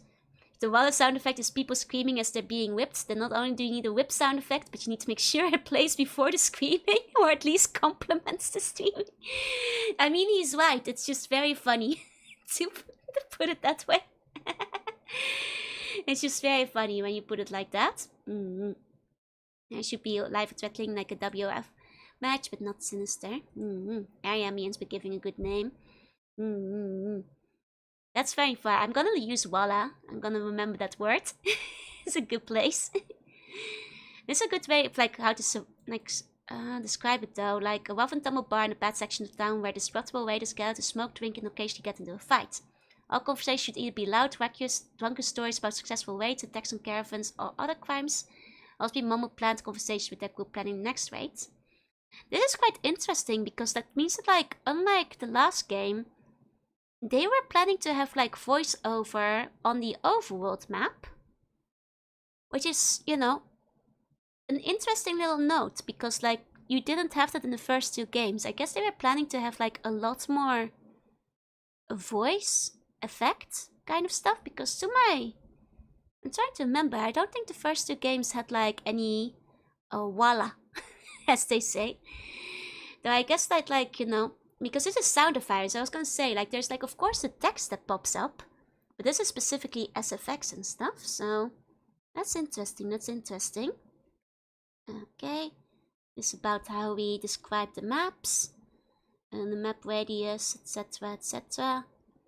Explaining how you do that, location checklist. Oh, that's useful. So it specifically says what can be done for each character. And there's a lot of different characters. Oh, they were gonna allow you to do a ghoul and super mutant character. Oh, that might have just been for your companions though, because Vault City checks against that. The voiceover. I mean, there are a lot of games that do have like voiceovers though, like background ambience. Right, Alphabet goes pretty good, just a bit dank. Fair, fair. Yeah, there was definitely gunshots and stuff smashing. Yeah, but those are not part of the Walla. Those are part of the SFX. The Walla is the voices, and I don't think we heard any of those before, which is interesting. I just have to make sure that each entry is checked off, as long as they make it up for it in another location in the game. Exception for the rules, early entries of the game, since these are the first areas a player will encounter. Want the player to have a rich role-playing experience all around right from the start. Player went through 3 early areas and his doctor skill isn't used once, then he's gonna be sorry he took it. Yeah, about that, I think I had like extra doctor points in the first game, and I didn't have to use it even once in the entire game. Frankly, I didn't have to use doctor. Well, I guess like in the second game, at least there are some quests related to Doctor. Hey, I say, hey. Should start calling Satsudans Wallatsudans? Welcome to my Wallatsudans. We just Walla instead of Yap. Today I'm gonna be Walla. Eating at you? Easter egg. Ah, interesting. So I guess those are like, if you are in a specific like difficulty mode? Yeah, you never really called for gambling either, it's just a silly stat, yeah. Though Doctor makes it feel like you're actually gonna use it, so that one does make it to kind of feel like you're being cheesed. I these categories to be balanced out among random encounters when possible. Post-game adventuring, the player can keep adventure if he wants, one location to react to the playing having won the game. Okay, they didn't do that much in Fallout 1 and 2 yet, except for a few locations. Interesting that they were trying to like, do more of that in the 3rd game. I Walla every stream, I'm always Walla. The time doctor's usual, you're normally already dead, yeah. You really, I think it's because like the things that like break your bones and stuff, it's mostly the melee. And the later game you get, the less melee is being thrown at you, and it's usually not that much of a threat, so. That's kind of skill that's either completely useless or completely game breaking. I guess like it's pretty good in tactics, because you get more heavily wounded. Like they actually tried making doctors more purposeful. You know, you break your legs more often, what I found out in the first few parts of it. Didn't have a 2-hour Walla. You're not getting a 2-hour Walla. Okay, tied to another area. I'd like to see the areas tied together, either with interdependent quests, family members spread out, or something that gives the player the feeling it's on an isolated location. Interesting. They mostly did it in Fallout 2, except for San Francisco, which wasn't that much connected. Except for the herbologist, I guess? Yeah, the melee part makes sense. Yeah, you just don't really interact with it much in the first 2 games. I missed 2-hour Wallas? You only had it once! Okay, make an evil karma character, provide new generic material. Can shut down Podunk on behalf of the Salt Laking Mine Construction by flooding the mine! Ah. Okay. I see. So it's very interesting. So like they make a little thing for every single character. Depending on your reputation, your karma, all that kind of stuff. If it's low reputation, you might be attacked in your sleep. That's interesting. I can use melee as a stealth tactic, absolutely, but you're probably not going to use your doctor skill very much because the melee using enemies aren't very strong. Ghouls are hated in Podunk because of the tribe of ghoul cannibals. Super mutants are not liked or trusted. Oh, but one of the old miners can modify a super mutant armor. That's cool, that's cool. Okay, okay. Can lift the strength of the collapse entrance. That's very cool. Like, you know, you don't really appreciate like how much effort goes into a design document till like, you know, you see how much it's like, you know, written out. Oh, they're gonna put bows in. Interesting. You could have impressed locals with archery skill. Can hit a switch across one of the mines with an arrow. Oh, that's kind of neat. That's kind of neat. I see, I see. Man, this is cool. Wait, there was gonna be a biology. You're gonna be able to do biology. You can take the corpse of a poison gecko in the mine, discover its weakness to conventional firearms, and create more. Huh, so they were actually going to go deeper into the science. So it seems the demo did consolidate them in the end, though. Hey, boss, welcome in, welcome in. Can we reprogram the robotic ore howlers at the start? Hack into the terminal. Oh, the doctor. Yeah, they did consolidate the doctor as well. What was it? Medical health? This is really cool though, because this like definitely makes it feel like, you know, they put a lot of thought into like actually making every stat pay off. You know, because I do admit that like Doctor and Science both didn't feel super useful in the first game. A little bit more in the second one, but it definitely pays off. Medic in Van Buren, medicine in 3. That's right, that's right. Yeah, it's cool to see the crafting stage being thought about. Should have made good use for biology and bows. Yeah, they did, they did. You can shoot like the arrow from across the mine shaft. That's really cool. Oh, and the Easter eggs. Okay, those are just simple things to find. Okay, okay. So like little items and that kind of stuff.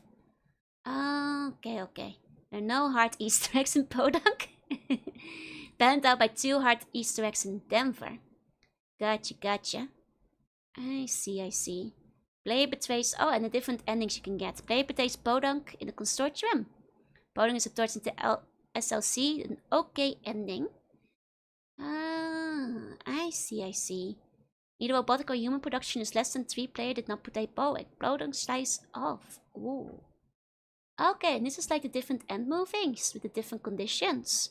Oh, and these are the new Reno ones. If you have the different crime families. That's very cool. Oh, and this is a child one you guys were talking about. Like if you had a child with Mrs. Bishop. If you're playing a male character.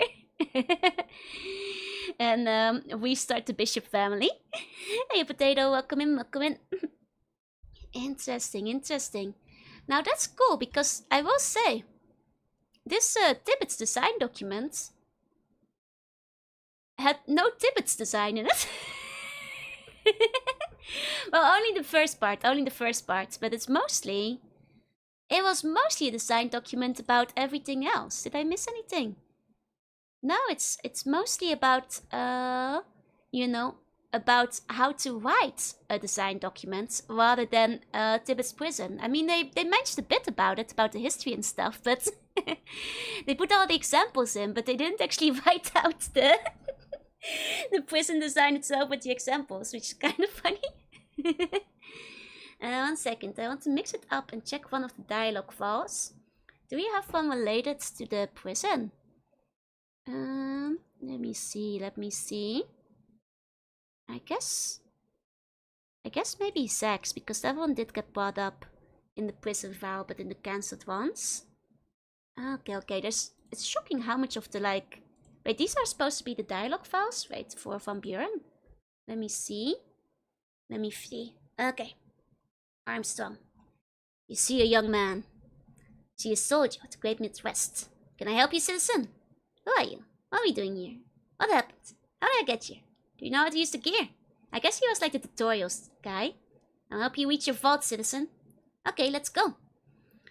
Okay, so this is actually what we saw him talking about, except I wasn't able to talk to him when I tried clicking on him in the game.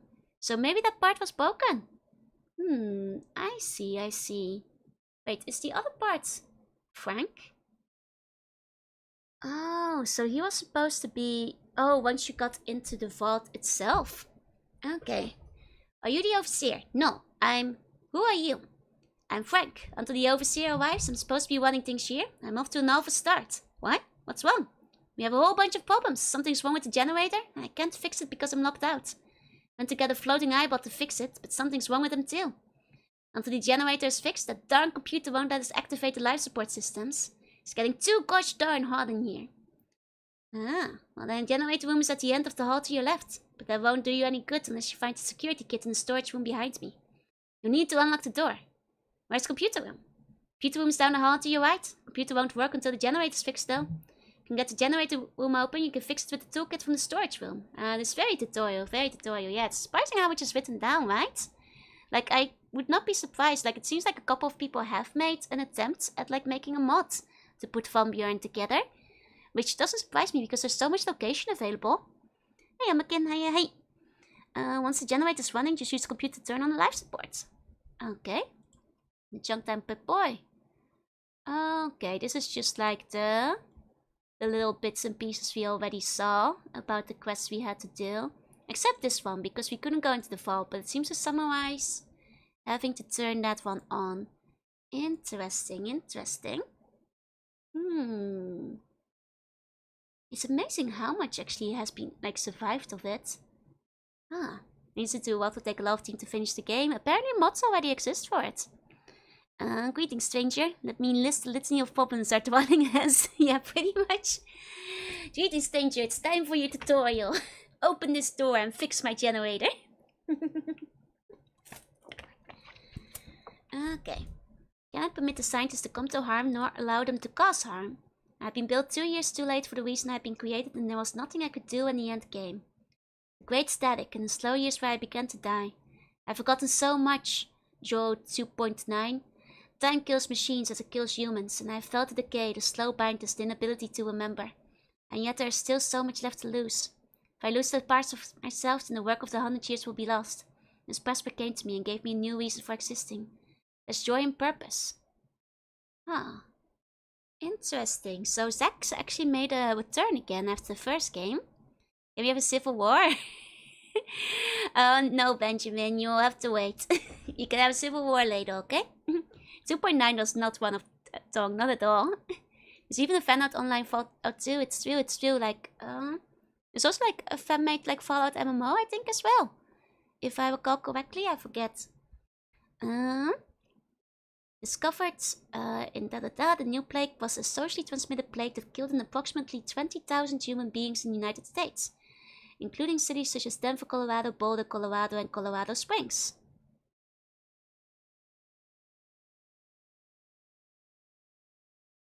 Three of these are the same. Zax, are you a good buddy? How many Colorados are there, huh? The time of death from identification of symptoms was 3 to 5 days. Symptoms included many symptoms incompatible with the flu or chest cold, and eventually resulted in clogged respiration, killing the infected subject. Might be placeholders, yeah? You know, cities included Colorado, and Colorado. Discovery resulted in quarantine, and several emergency programs were established to find a cure. Boulder Dome listed limited information on the new plague since it was not one of the research concerns in the Boulder Dome. If you could find a medical research database concerned with it, provide me with the holodisk, I could provide you with more information. Okay. Hey, sketching, hey. That means they were all in the state of Colorado. Oh, that's the way like Americans talk, right? Denver, Colorado, Boulder, Colorado, and Colorado's right. I forget. That's how Americans talk about these things. Yeah, I forgot about that. Well, if they're all in Colorado, though, I don't think they have to mention it 3 times, though. There's 3 Colorados, they're all fun. Yeah. I forgot that's a thing. I thought Colorado was a place. Okay, it's a state, that's right. They just like me when I do it's great, yeah. The only way we could find out the new plague was by creating better humans. What is Pip-Boy? It's the personal information processor, personal data device, developed by blah blah blah blah blah. It also contains a 5-minute video recorder, a buddy chat program. They put Bonsai Body on the Pip-Boy! A timer and alarm function, cabling extensions to motion sensors, and allows you to keep a log, store reading materials, and play simple games. Oh my god, they have games on the Pip-Boy! You guys have games on that? I see. Hey, Akil, it's a big place, so you might be talking about another place with the same name. Can only make better humans by turning them into more buns. Kansas City. Mystery, not Kansas. Wait, there's 2 of them. There's 2 of them. Little buddy of my Pip-Boy does seem like a fun mechanic. My Pip-Boy Tamagotchi. Oh, yo, you got games in your Pip-Boy. Games you got on that thing. What is Delicious' purpose? What are you trying to do? I'm attempting to protect the Boulder Dome, finish the calculation, protect human life. My mission is currently jeopardized by a number of factions, among them your presence. Protect prisons. What is Robot Brain? It's a multi-purpose robot whose memory and programs are stored inside a human brain contained in the dome. It is considered superior to most robots as the human brain allows a wider range of response and functions. What is Flash or Code?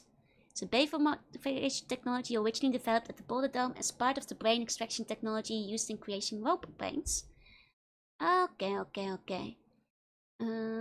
What is calculation? The calculation has been performed for the past 20 years. The reason for its initiation and purpose was unknown to me. It is consuming a great deal of my power in order to keep progressing it. And within a month I will be forced to start cannibalizing my own systems in order to provide the necessary storage space to continue the calculation. That kind of reminds me of Hitchhiker's Guide to the Galaxy, where, like, you know, the ultimate answer has to be, like, you know, calculated for many, many years. And then it's 42. It kind of reminds me of that. Both the scientists have attempted to provide me with additional storage space, but effort will not be enough. Time has gone great damage to my storage systems. Behold, I produced a bomb for our great slug empress. Oh! Look, 1 second, I'll take a look. Feel using harvested human brains in homins is so unethical. Well, who's to talk about ethics in Fallout, right? Who's to say? Who's to say? 1 second. Oh, wait, hold on. That's a really cute one. Initiate Wombus. Not shaped like a Wombus, but a bit like a Wombus. Did I have seen yesterday? I did. Can put the harvested brain into humans. I'm not sure if that's ethical. But then again, where did I save this? I put it over in the wrong folder. There we go. Look at that little guy. So cute. Initiate Wombus. Very cute, but not to be confused with Bumpus. No. It's so cute. I would recruit him and put him on my team. I would absolutely recruit him and put him on my team. He's ready for battle. Express how I be a physician, functional capabilities. Okay. She's a little guy. Okay. Interesting. There's so much stuff. I'm sorry, I'm like clicking back and forth. There's a bunch of things. The others were a miscellaneous item from Buren, the cancelled tree. The quest. Okay, this one doesn't have a lot of extra things now. Okay. Let's go back to the design documents. Okay. Which location should we take a look at next?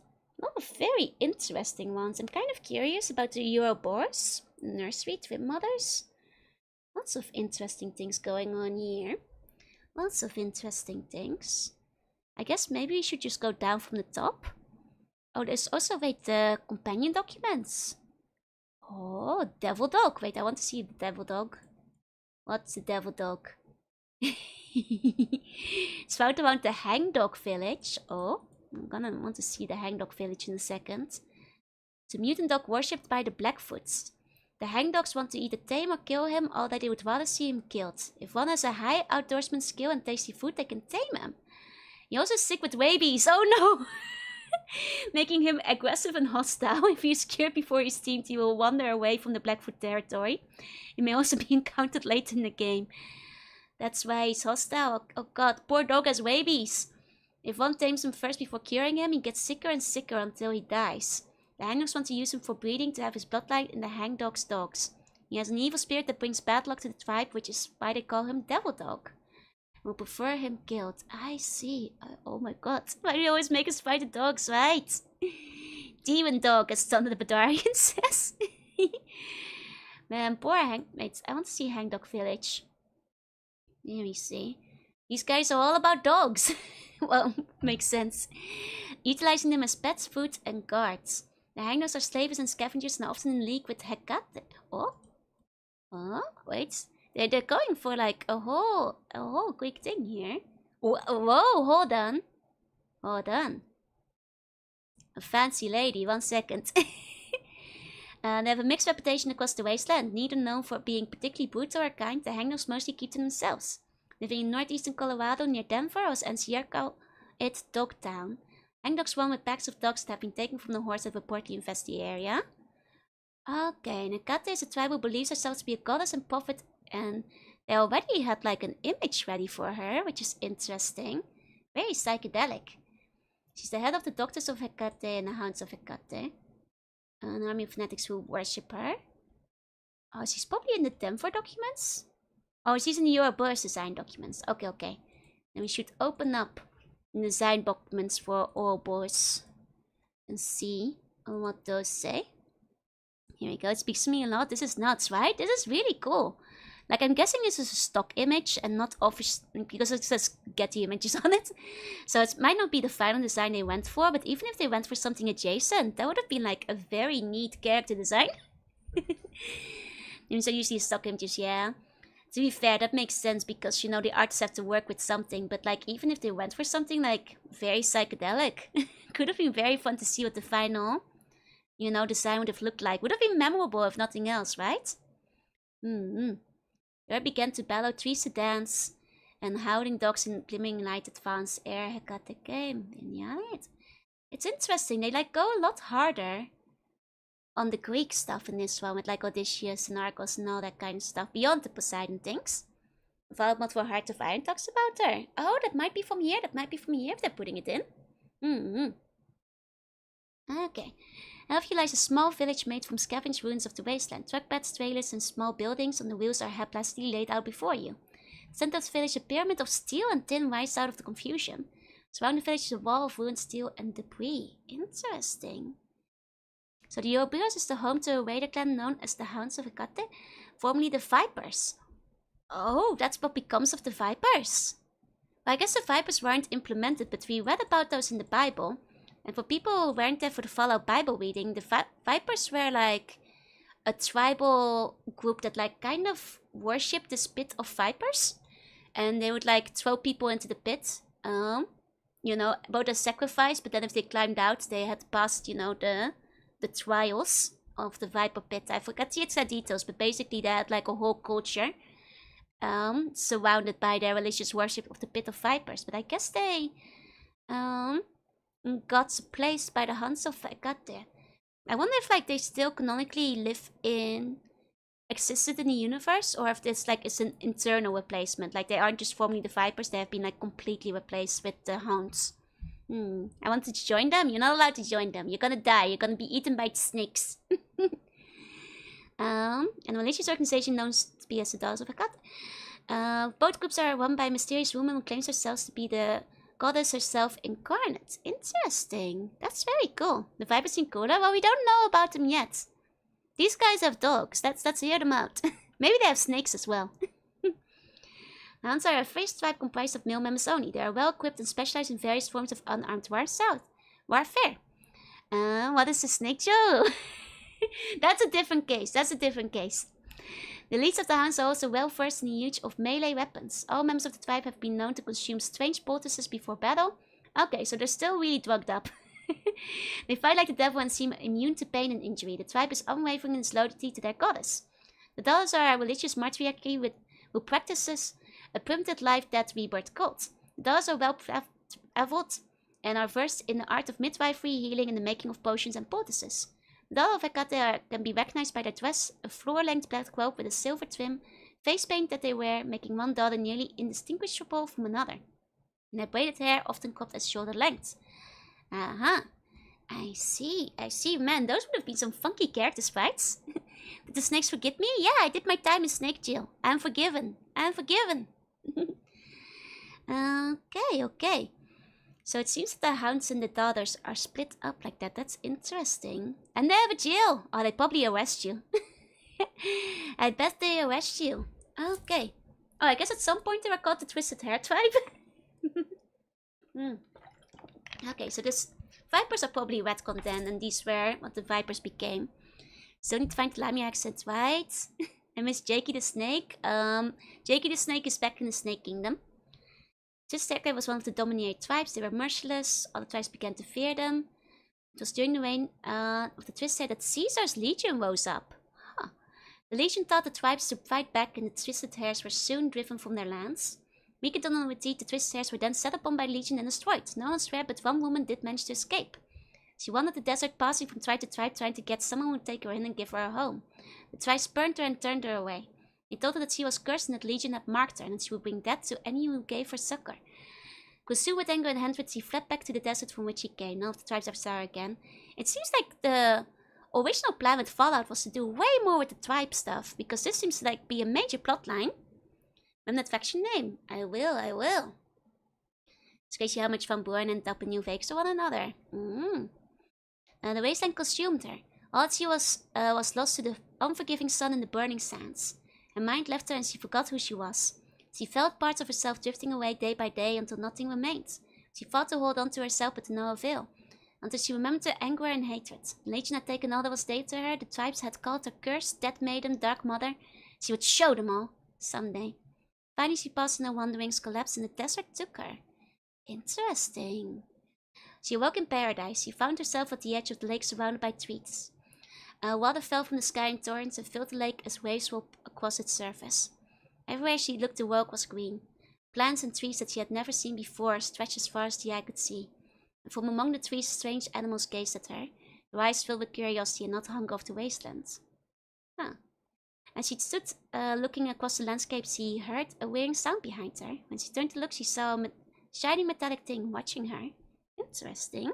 Hey, hey, needs a timeline? It might be somewhere in the documents. Sounds like me at the beach. We were at the beach yesterday. It was fine, don't worry. Beautiful lake surrounded by trees. See that you awake at last, it said with a woman's voice. I am Diana. That was the one that was like made to compliment Odysseus in the other documents. Interesting. The other robot that had emotions and stuff. I don't. She paused, and as she tried to remember who she was, struggling with the blackness that was her mind. Dark Mother, she blurted at last. They called me the Dark Mother. Did they now? Well, I shall call you Agate then. Do you mind? Agate. Yes, forgive me. I know you don't understand, but I find it amusing. You see, I am Diana, and she was the goddess of the full or bright moon. Agate was her opposite, the goddess of the new or dark moon. She was also known as the Dark Mother, so I thought our Christian knew her Agate. So that's why they named her Diana. I was wondering why they didn't go with Penelope. But they were trying to do a double allusion with a different NPC then. That explains it more, so that's to tie into this plotline. I see. It's all coming together now. Goddesses. Yes, both are goddesses of the moon. Forgive me. I must be confusing you to no end. I've been alone for centuries, and I will find myself babbling now and then that I have someone to talk to. Come, let me show you my world, and we will talk and get to know one another. There's much we can learn from each other. That's kind of cute, yeah, it makes sense. Did you pardon the naughty buns who had the VIP section you weren't allowed to join? I have pardoned them. Most of them joined me in the VIP section, so... or the VIB, I forgot what we called the VIP. So it was okay, they were forgiven. Agate gazed at the Shining One, nodded and began to walk with her. She had found paradise, a goddess, and had been elevated to the status of an equal. Now she was being offered knowledge. It was knowledge with which to gain vengeance over those who had wronged her. Interesting. I missed the Vib. Maybe when we're on the beach again. When Agate had collapsed in the desert, she was near death from dehydration and heat stroke. Fortunately for her, she was near the nursery when she collapsed. Diana had been performing a routine survey of the nursery surroundings. I did see a design document for that too. And when she saw the tribal lying in the sand, she immediately dispatched a worker robot to collect her and bring her back. She spent the next couple of weeks tending her until she regained consciousness. May start another joy-free VIP zone. I'm afraid that's Bungeon, if you do. That's right, don't tell VIP or you won't be VIP. That's right. She spent the next several months teaching her about plants, herbs, plants, their uses in treating ailments. She spoke about breeding among animals. Okay, so like when they talked like Dark Mother and stuff, I thought this like lady was gonna be evil, but so far so good, right? How to look for it to ensure future stock. How to recognize congenital traits that could be eliminated. And she asked if the same technique could be... Oh, hold on. Hold on. I was about to say, like, this lady seems nice and fine. Wait, I see. When Hecate asked if the same technique could be applied to humans, Diana admitted it could not, but spoke of virtues of love and free choice. She did not realize her words now fell upon deaf ears. Diana did not realize that Hecate had sunk into madness. In her loneliness and innocence, she continued to beseech her everything she asked for. And Hecate absorbed it all and twisted it to suit her own needs and desires. Eventually, she told Diana that she needed to leave, but would someday return when time was right to do so. Okay. Hecate baited her. I see where this is going. I think they might be bringing back the mad scientist doctor from the scrapped Fallout 2 plans in some way here. I suspect at least. She braided her hair in the fashion of her lost tribe and painted her face so that no one could recognize her. She traveled to the very same tribes that had rejected her and aided them with her newfound knowledge of midwifery and herbal medicine. Once she gained the trust of the tribe, she began to preach her life-death rebirth religion. She asked that a young woman of the tribe join her and aid her in helping all the tribes of the wasteland. Thus the daughters of Hecate were born. It's a cute bone, right? I agree. Eventually the daughters began to decide who could marry and who could not, who could have children and who could not. Only a daughter was allowed to deliver a child into the world and was done with a birthing tent set apart from the rest of the tribe. No males were allowed in or near the tent. Anyone who disobeyed their edict was stricken with impotence, or their wives bore sickly children. If a daughter was ever harmed or killed, the men of the tribe were rendered impotent until a new daughter was assigned to them. And so the daughters grew in power and infamy. You think we could have become friends with her? I don't think she's a recruitable companion. I gotta go. Nice outfit. Thank you, thank you. I'm glad you enjoyed your time in the Vault Diner. Unbeknownst to the tribes, the daughters were taking the best of their children and replacing them with the weak or infirm. The best of the males were taken to the Ouroboros to become warriors and the hounds of Hecate. And the best of the females were taken to become daughters. Over the years, she watched as the tribes grew subtly weaker and her followers grew stronger and stronger. Soon, vengeance would be hers. I see. We probably shouldn't befriend Miss Human Breeding and Changeling Lady. The Fallout Random Reading Club, basically. Poor guys, yeah. The plan was simple. When the tribes were weak enough, our hounds would sweep down upon them and annihilate them from the face of the earth. The same would come to pass with Caesar and his legion. When all who had wronged her were gone, she and her people would march upon paradise and reclaim it with their just rewards. I guess you can't trust the sexy lady, I'm afraid. Who hasn't played Little Fire Emblem? It's just optimization, right. It's just, planning out the the family tree. This would have been such a cool story. This would have been a cool location. It's a shame that they dropped all the tribe stuff in later games. Hey, Corby. Hey. Okay. So this is the locations. The building is, of course, the pyramid is the religious center. It houses the ritual baths. The conjugal rooms, the common rooms, and the kitchen on the first room. The lead guard barracks on the second floor and Hecate's private chambers. I see. We can't just Joe. No, you can't trust me. I'm your benevolent empress. Henry and Issa apparently make the most powerful eugenics baby in Awakening. Doesn't surprise me. Of course it would be Henry. Learning all this makes me sad if Buren didn't come out, right? Very cool concept. Not having a Nintendo console in the future does to someone. We need to inherit the guild force. You don't understand. Damn, I guess I got there at a point. It's very well protected. The city itself is surrounded with a wall composed of flatbed trailers lying on their sides. Just outside the wall is a trench filled with junk and debris of various shapes and sizes. Okay, you think like the way they describe her is like a very goddess-like way. I'm surprised there's like a bunch of junk and trailers. It sounds very junk city. You'd think it would be fancy, right? But I guess they have a big pyramid. You think Chris drew the trap himself? No, this one's by John Daly. So that's probably the one drawn by him. Chris seems to have a different art style, judging by the other maps we saw from him. It's kind of fun to see like the different, designer documents in their like writing style and their art style. Like it feels like John so far is a little bit more serious than Chris has been, which is kind of funny. But it's fine, kind of funny to compare. Like Chris had like a kind of like nearly 3D rendered like thing that he had going on. Where this is like a very fun, like I think, he looks a bit MS Painty, but I think it might have been like another older program that they use. Still very fun to see the concept. The concept. He says carrying in the reaction, but he gives the sons the best magic quotes. Gotcha. Play takes time to explore. He will discover an NCR ranger hiding nearby. The ranger will reveal that he has been scoping for a possible way to free the slaves trapped within the city. Okay. Oh, and here's the city. Okay, so it's got the boys' orphanage, the girls' orphanage, the pyramid. That's a big pyramid. Warrior camp, daughters camp, slaves, class. Okay. So half the city is dedicated to the hounds, and the other one is probably to the daughters. Yeah, so hounds on the left, daughters on the right. They may never meet except for eugenics.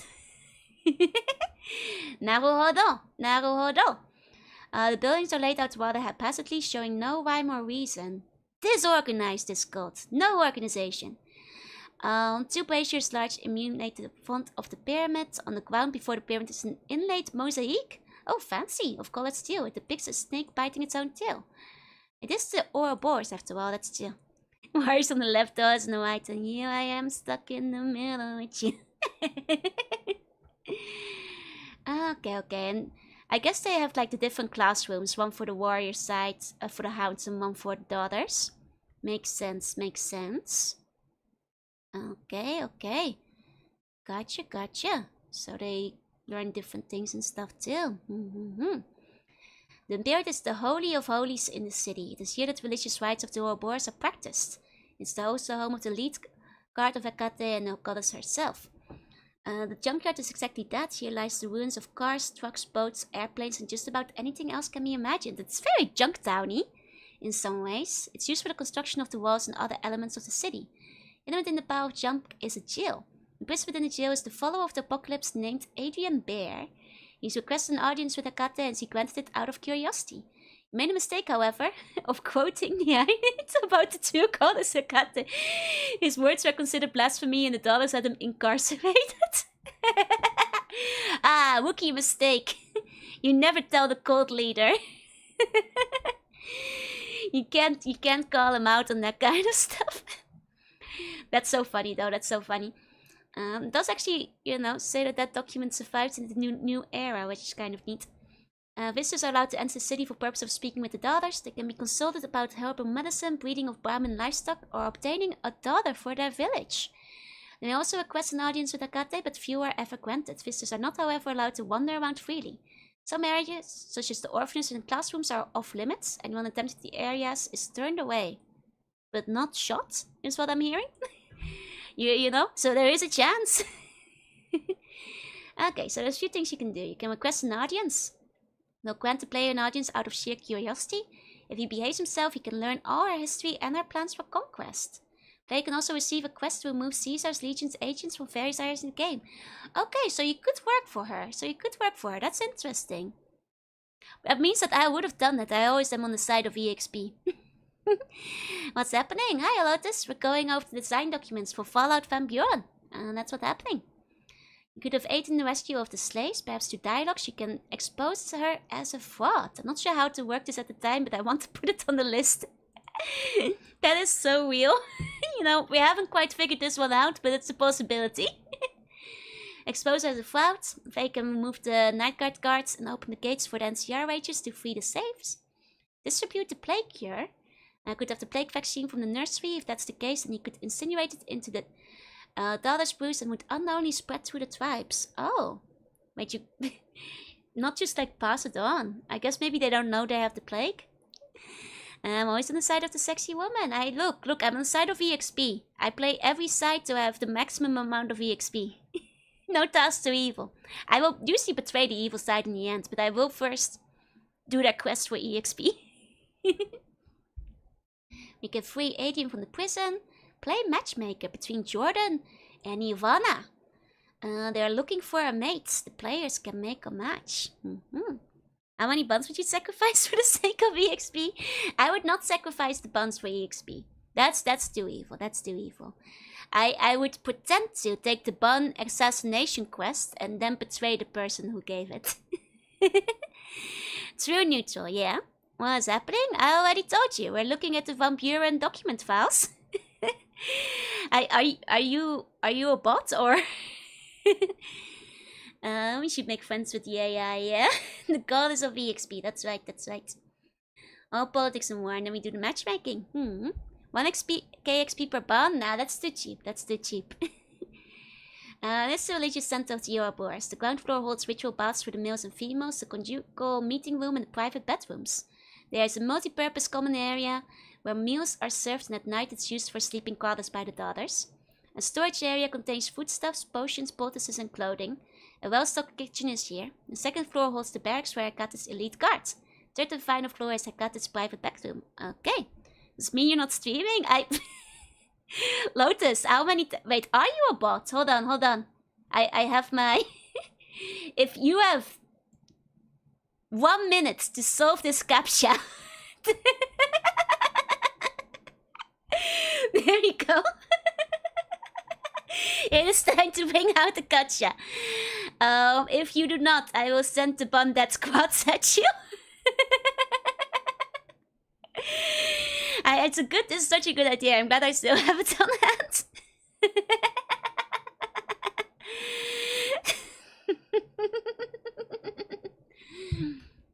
Okay, so far. Bombot discrimination. We have to find out if it's a spam whale. Well, good. Okay, going on. The final floor of Hekate's private bedroom. One thing not shown on the map is an escape tunnel that Hekate has installed in her bedroom. By putting a level on the back wall, the floor on the level pivots and dumps whoever's standing there into a chute that leads to a secret door at the rear. Ah, cool. What's happening? I ask myself the question every day. QGP kind of looks like a robot with thick legs. Emergency report. Going to touch some grass? Oh, enjoy the grass. Get some grass touched. Thank you for coming by. Okay. Art requirements. Orbos will not have a unique style. We can use the Junktown tiles. This is what I've been saying. It looks just like Junktown. It just looks like Junktown. Bots are better at many captures than humans now. Even we capture. I mean, whoever it is, they're not doing the captcha. I don't understand. If you are not a bot, do the captcha. Because we're having our doubts right now.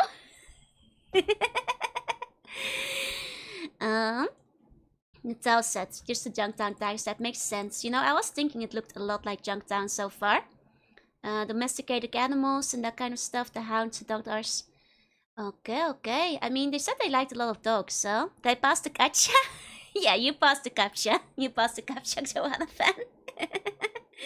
Even now I'm not diving enough to see it, right? I have to really squint at that one. I have to really squint at that one otherwise. And now you turtle, welcome in. Okay, dynamic scenery. Scripted town map.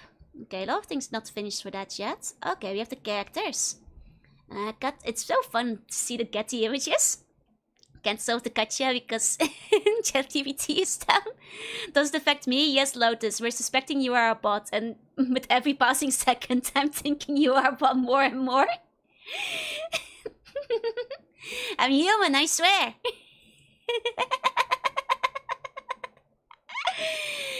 I think it might be, actually. When she awoke, she found herself in paradise, brought back to the desk by the goddess Diana. The goddess named her Hekate, blessed her with divinity and passed the knowledge to her. Yeah, we learned about that. Quick! Know how previous extortions post the waffle recipe. Adrian Veyer is a very learned man. He spent majority of his life traveling the wasteland, digging through ruins of cities, searching for wit and knowledge of the ancients. I don't know what's going on here. Lotus, I will tell you one final time.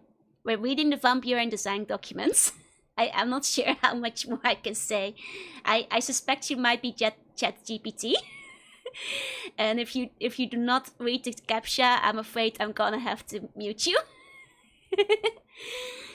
Adrian Weyer is a very learned man. He spent the majority of his life traveling in the wasteland, digging through the ruins of cities, searching for the wit and knowledge of the ancients. And over the years, he has found hundreds of books and holodisks.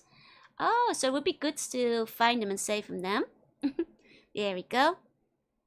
Is Mr. Wonderman right? Okay, I'm starting to think that You might be a bot. I'm so sorry. I'm so sorry. Okay. For now, I'll just give you a little timeout. But if you can come back and do the captcha, you are allowed to live. There we go. There we go. I can see the QPS stick ties. You guys are too type-brained. Okay, Adrian Vai is a very learned man. He spent the majority of his life traveling the wasteland, digging through ruins of cities, searching for the wit and knowledge of the ancients. Over the years, he has found hundreds of books and holodisks, and taken it upon himself to read every one of them. It's through his reading that he finds pleasure and purpose in life. Adrian joined the followers so that he would have a safe place to posterity for the works that he has found, and a safe place to return to when he decides to read them again. Oh, and that's why he knew the he knew the text. Offended Hecate, made to a quote of quoting Greek mythology about the goddess, and found himself imprisoned. He has no idea what he said to cause the predicament, poor guy. 99% bot, 1% chance confused 6-year-old. That was the other thing. It might be a young child who literally does not have a strong enough grasp of English yet to understand where they ended up on. It's like when you can type whatever you want to an NPC and they don't have the dialogue for the keywords you put in. Yeah. It's like in Fallout 1 where you have like the chatting option and they're like, I don't know about that. Sorry, I have never heard of this. Yeah, bot or young child is what I'm assuming. Bot or young child. Jordan is the captain of an elite city guard. He is a stern young man, devoid of any sense of humor. He takes his duty seriously and unwavering in his loyalty to the city and the gods that he serves. He knows nothing of the outside world other than what his instructors have told him. His dream to one day serve the goddess herself as one of the elite guards. To this end, he will never remiss in his duties. Only the insistence of the Dallas has caused him to miss a day of work. I like how he looks like he's about to punch you. We have moved on from Getty Images. Yeah, this is Image Bank now. He's hoping to be... Oh, this is the one from the matchmaking one. Chosen in the upcoming mating ritual by the daughter Ivana. I see. 6-year-old Joe is not age appropriate. I'm evil. Hey, Crenshaw. Hey. They weren't kidding when they were saying that all the daughters look the same. Oh, it's the same Getty Images. I mean, I guess they said they all had the same, like, face paint going on. Okay, she's a select daughter of Hecate. She looks very similar to her mom, yeah. As such, she enjoys the privileges of being a city leader and having quarters of her own.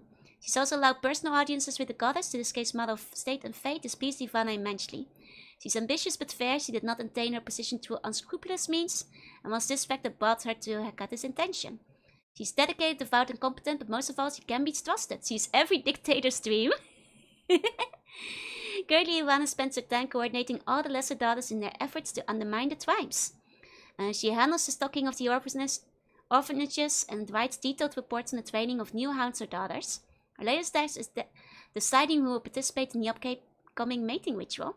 She has decided to join the ritual herself, but is indecisive on who to choose to father her child. Okay. 6-year-olds would watch them learn about the bone word. It's okay, we'll wind up teaching them in school eventually, once I'm in charge. How often to be cringe and Junie? Does Ivana know she's green? I think she does. I think she applies her own face paint. Okay, Monster Roster is just various minions. I was flashbanged by the emotional porn heading. This actually sends up to emotional role-playing opportunities present in Twin Mothers. Drama. Hecate hates the tribes of the wasteland and has passed this hatred onto her daughters. If the player enters this area with tribals in his party, then the hounds and daughters will be rude and belligerent to him. If not, handled with plague, violence could break out. It's an intense name for the heading. Moral dilemmas. She's trying to destroy the tribes of the wasteland and produce a superior race via her crossbreeding experiments. The fact of the matter is that her superior race is indeed superior, and thus have a better chance of surviving the rigors of the world and the plague. Thus the end justify the means, should the individual tribes be replaced by a conglomerate race, should natural evolution and survival of the fittest be restored. Role-playing test and effort test. You can check the climate via the player's response in dialogues. Against the Twin Mothers, the Hecate daughters will be mentioned throughout the game. There are no specific NPC used in the Twin Mother areas. There's a combat fest for the players with some story thrown in for spice. Got it. In all caps still, right? To be fair, all the headers are in all caps, but still, like, that was a surprise.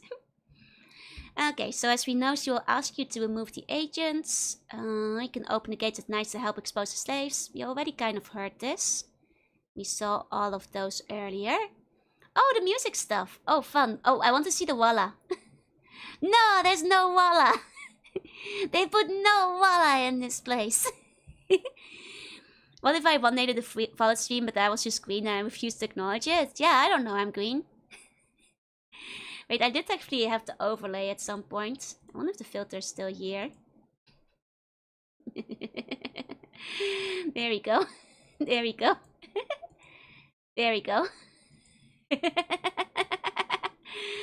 This is the one that I think I had going on before.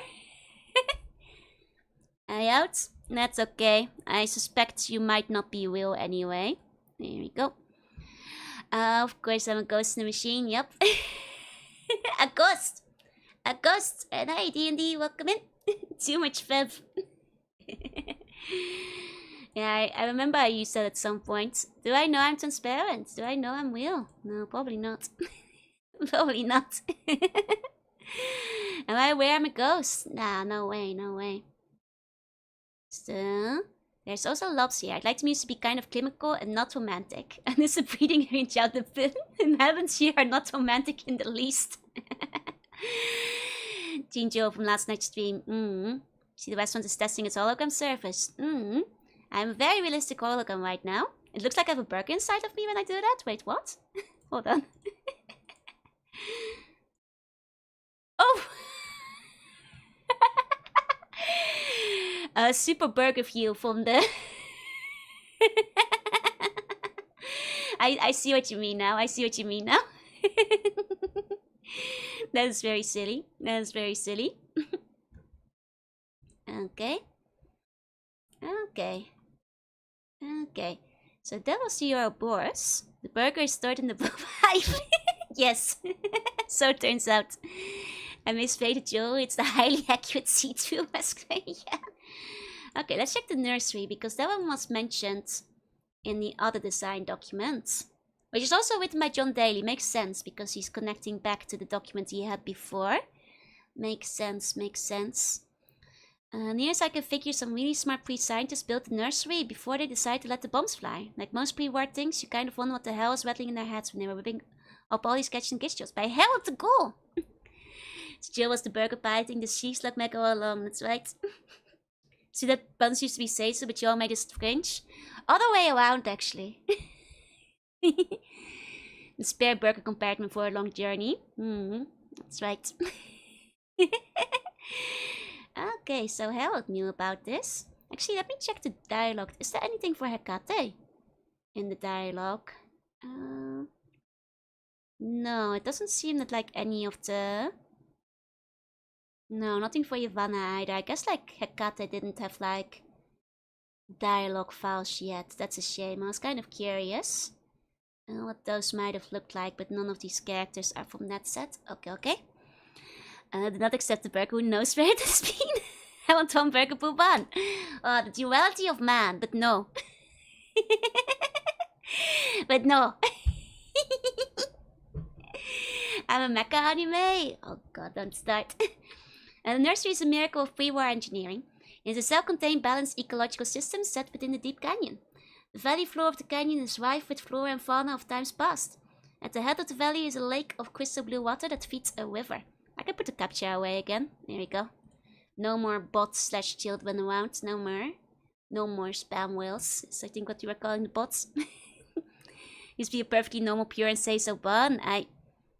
I had no influence over what you did, Joanna fan. That was all you. That was all you. We got through this together. Unbelievable. The nursery's miracle of pre-war engineering. So this would have been a very nice green area, which is interesting because there's not a lot of greenery in Fallout. I guess like this is actually something. Oh, because the other area was like another. So I guess like, you know, this would have followed up on Fallout 2, where I guess more and more places were already kind of like flourishing, recovering, like beyond Vault City. Summer break now. The 7-year-old rabbit is already summer break. Oh, that might be it, yeah. Can't say you can be safe and coach at the same time. That's right. That's right. And Fallout 2 having more flora, yeah. Like, and I suspected, like, looking at these kind of descriptions, Fallout 3 might have had even more of it, which is quite interesting. Like a slow, gradual recovering of the wasteland, which would be kind of neat. The river flows from one end of the valley to the other, disappearing into the canyon wall. Bordering the lake are several buildings that house the maintenance equipment that keep the nursery functioning. The nursery is located southwest of Denver, Colorado, near Black Canyon National Park. The Rim Canyon is approximately a mile above sea level, and the canyon itself is approximately a half-mile deep. It was chosen as the home for the nursery because of its isolated location, its protected status as natural park, and was deemed least likely to be affected by war. Or most capable of recovering from such effects, while it seems to still be very vegetative. And very pretty. I would have loved to see this if they had like a picture of it. You have no one to blame but yourself. Exactly. Someone's need to dip in the sea or lava pool. I still have the picture. Don't make me take it out again. Okay. The goal of the area is the following. Foreshadowing. The nursery is intended to give the player a feeling of hope for the future. See, that's what I was saying. Like, I feel like the Fallout 2 was kind of hopeful in a way. Like, even Fallout 1 was kind of hopeful. And this seems like to be even more hopeful, you know. A feeling of hope for the future can be viewed as the last surviving remnants of Mother Nature. The last hope for Earth being returned to its former glory. I never had it at all times. I just had it.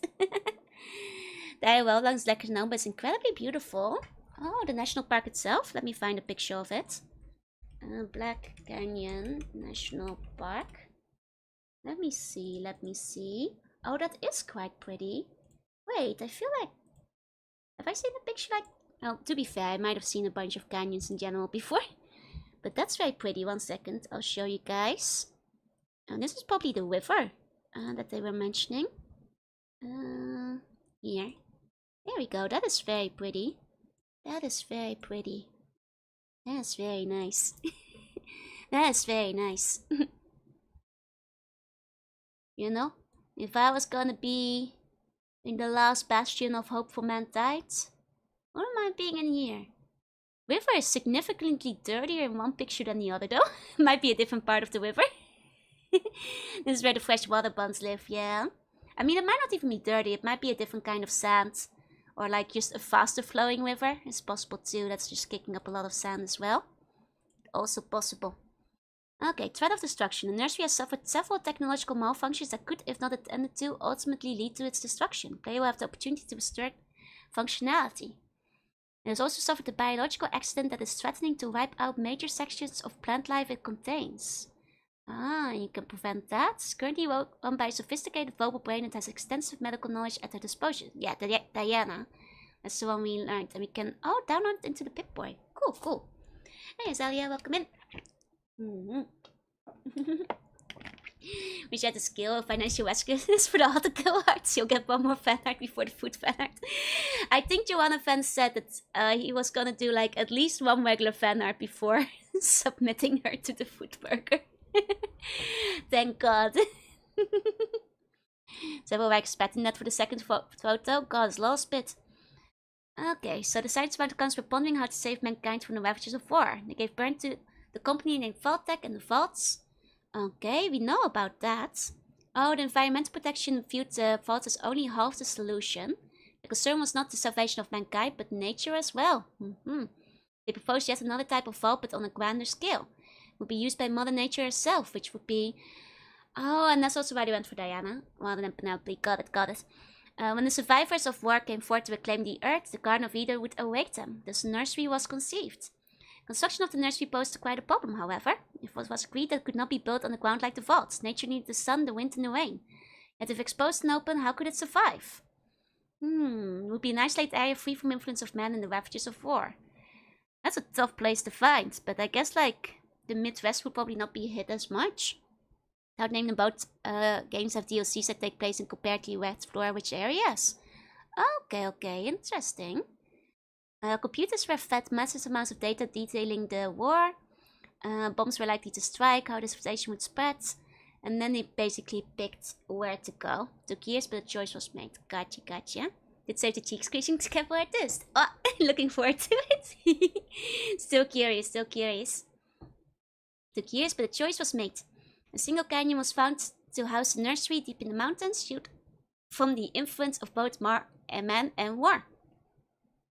Soon after, the most ambitious project conceived by the minds of man was devised a self-contained, self-sustaining ecological system with the capacity to reproduce itself. Of course, the expense of such an enterprise could not be funded by the government alone. The project was put up for bid in the private sector. There, Greenway was a scientist working on the employ of Poseidon Energy when it became apparent that Poseidon was more interested in the development of weapons and less in saving mankind. Derek resigned to start his own company. Greenway Hydroponics with its turnip-headed stickman logo, Mr. Green. Oh, I hope we have a picture of the stickman logo. Over the years, Derek's company prospered due to state-of-art innovation in farming technology. A nursery was put up for a bid. It was only natural that Greenway Hydroponics won. Okay, so does it imply that Diana was actually not made by Poseidon Energy, but by Greenway Hydroponics? I guess if that's the case, it makes also sense that it's not like a complete mess with Odysseus. Okay. Hey, Jesse, how you go there? Okay, so the major sections, the valley, all the facilities. Oh, there's still fish! Nice! The fish are alive. Good. The penguins not though. The penguins super dead in Fallout. Penguins do not survive ever. In the Fallout universe. Extra ultra dead, as they call them. Large greenhouse straddles the river for half a mile. Okay. This sounds like a really pretty location. Dang, wish I could have seen it. Okay, they have like all the samples for all the animals in the United States. So, so they could have like repopulated all the species in the United States. So all the animals could have like, I see. Power plant is the ultimate in the power systems, relying on thermal energy, self-repairing, robot repairments, control tower. Okay, interesting. Oh, I quite like seeing the art styles again. Once again, you immediately go like, yep, that's a John Daly map. Next time we should pick a design document by someone else. Because I want to see what the other map art styles are like. Like you can tell immediately, you know, they all draw in a different way. Okay. So the entry to the nursery is a small cave in the countryside. The caves meander a short distance before it goes into the river. Okay, this is so pretty. Wait, there's crab-like scurry robots? Cute. Okay, so it's done with the power plants. To gain entry to the nursery, you can use the combat. Bash the door open, convince the robot supervisor, program the computer, or hack the electronic portion. I would probably go with convincing. I feel like I've mostly been diplomatic in the Fallout I've played so far. I want to see the crab robots though. Once open the door reveals a long hallway. It's patrolled by security robots. Their weaponry is deadly. I see. They pose a small threat to the player. Anyone attempting to tamper with any equipment will be asked to stop. Failure to do so will assert the workers trying to gently remove the player. If combat ensues, the supervisor will order the workers to retreat and initiate the lockdown of the plant. Workers will then flee the recharge stations located throughout the area and seal themselves in. At this point, the supervisor will try to deal with the player diplomatically. If this fails, you would call upon the security robots. That's interesting. You have to like really mess things up to actually have combat, huh? You have to like really want to do combat before they actually fight you. That's cool. I mean, I guess it's a place that's all about preserving life, right? So, makes sense. Hey, Colin, nice slip slop. I now know the field penguins need to be exposed to the fest so they can survive. But Avalon said no mutated penguins is not allowed. Penguins aren't cool enough to survive the fallout. Apparently. The road supervisor can be spoken to and reasoned with. An earthquake recently rocked the area. The mass computer has not issued directives since. Filtration plant has lost power. Water loss throughout the system. Mass computer recently granted a human female access to the nursery. She has not been seen leaving. Huh. Is that like Hecate? Because she did leave, unless it's a different lady. The only other person to have been granted access was a ghoul. However, that was several years ago. The ghoul has not been seen leaving either. Are they eating the people going into the nursery? Now I'm suspicious. Are they using them as you know, manure? Like, hold on. Ay, opening, ay. Cave the spillway can be into a small combat area. Wasteland animals could be using the area as a lair because of the abundant water supply and organic matter. Makes sense, makes sense. There's messing with equipment, locked security door. Supervisor should auto-initiate dialogue. Right, we already saw that. There's no penguin go because the story takes place after the restaurant arc and the ghost are sexy for nonsense in the wasteland. Yeah. Well, apparently in the pyramid of Hecate they had the baths, so maybe that's the only one. Sure, they couldn't use the ghoul though. I mean, I think ghouls are already partly rotted, right? Probably really good, you know, plant food. And this area is to be used for exposition purposes. It's intended to show the Earth as it was in the golden era of the 50s and instill hope that at some point it could return to such a state. That's so nice. It kind of like continues the themes of the second game, I feel. Grass, flowers, trees are abundant here. Wolves, mountains, lions, badgers, raccoons, to name a few, flourish here and show no fear of man. However, there are some telltale signs that all is not as it should be. The water level along the river banks appears to be receding as well as that of the lake. Patches of grass are beginning to turn brown. Trees further away from the river start to show signs of dehydration. In most areas, lamps are not lit, computer equipment does not work, and doors locks have failed. I see, I see. Players can wander freely for the most part. There are no dangers here with the exception of the greenhouses. The area is terrorized by wandering bands of carnivorous plant life that will attack animal life on sight. They're carrying those over from the second game, didn't? No, I was gonna say, like, Avalon said that, like, the plant in front of the House of Old Ghouls wasn't canonical anymore. But I guess the plant life as a whole wasn't, like, decanonized. It was just, like, the one talking one, I think, that you do in the one quest. Because I remember, like, in the Bible, like the Fallout Bible, you mentioned something like, oh no, that's not canon anymore. But I guess, you know, living plant life as a whole, if it's not talking and giving you quests, probably still is. Okay. An examination of the greenhouse will show that these creatures escaped to small gaps in the glass that have been formed very recently. The greenhouse itself is in lockdown and cannot be entered. I see. Are you planning on continuing this next of the week? Yep. We'll keep doing it. I mentioned earlier today I'm not very hungry today, so I'm not doing it today. Maybe tomorrow I'll send them over to Jorunna to eat them in the haunted house. I already bought them, but yeah, no appetite today, unfortunately. I like the plant monsters, they are fun. Yeah, it's like fun little...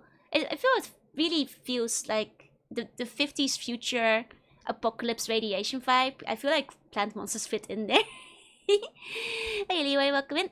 Just finished 2 with the 3 chickens. Let's go. Wait, 2 whole chickens? Alone? Yeah, that kind of stuff is fun. I like seeing it. Yup. I hope you don't get a bellyache. That's a lot of chicken. That's a lot of chicken. Small ones, surely. The carnivorous plants will ignore the player, but attack indigenous wildlife. If the player intervenes, he will be marked as a target for attack from that point forward. The plants can be eradicated, but they will return unless they are hot at their source. Makes sense. Didn't eat both breakfast and lunch. Oh, okay, so that's your whole... That's your everything for the day. Eat some vegetables too, okay? you need your minerals and your vitamins. Don't forget to eat your greens. Okay? You got your protein. You got your protein covered, but eat an orange. It should begin to be obvious to the player that the nursery has undergone some recent catastrophe that has damaged its systems. The most apparent damage is the power system. Okay. Animal defense, you can defend the animals. Aiding the plants does not make them the player's friend. You can choose to side with the plants, but they will not like you for it. Okay, that's very funny. I also ate some rice and micro games. Good. Balanced diet is important. Lake is infested with a version of the hag snake. There is a joke I could be making. But I'll let you guys make the joke instead. I'm sure we're already thinking it. The player should find their lair, a cave behind the waterfall, and destroy it. Yeah, there it is. Thank you, Fogon. I knew somebody would say it.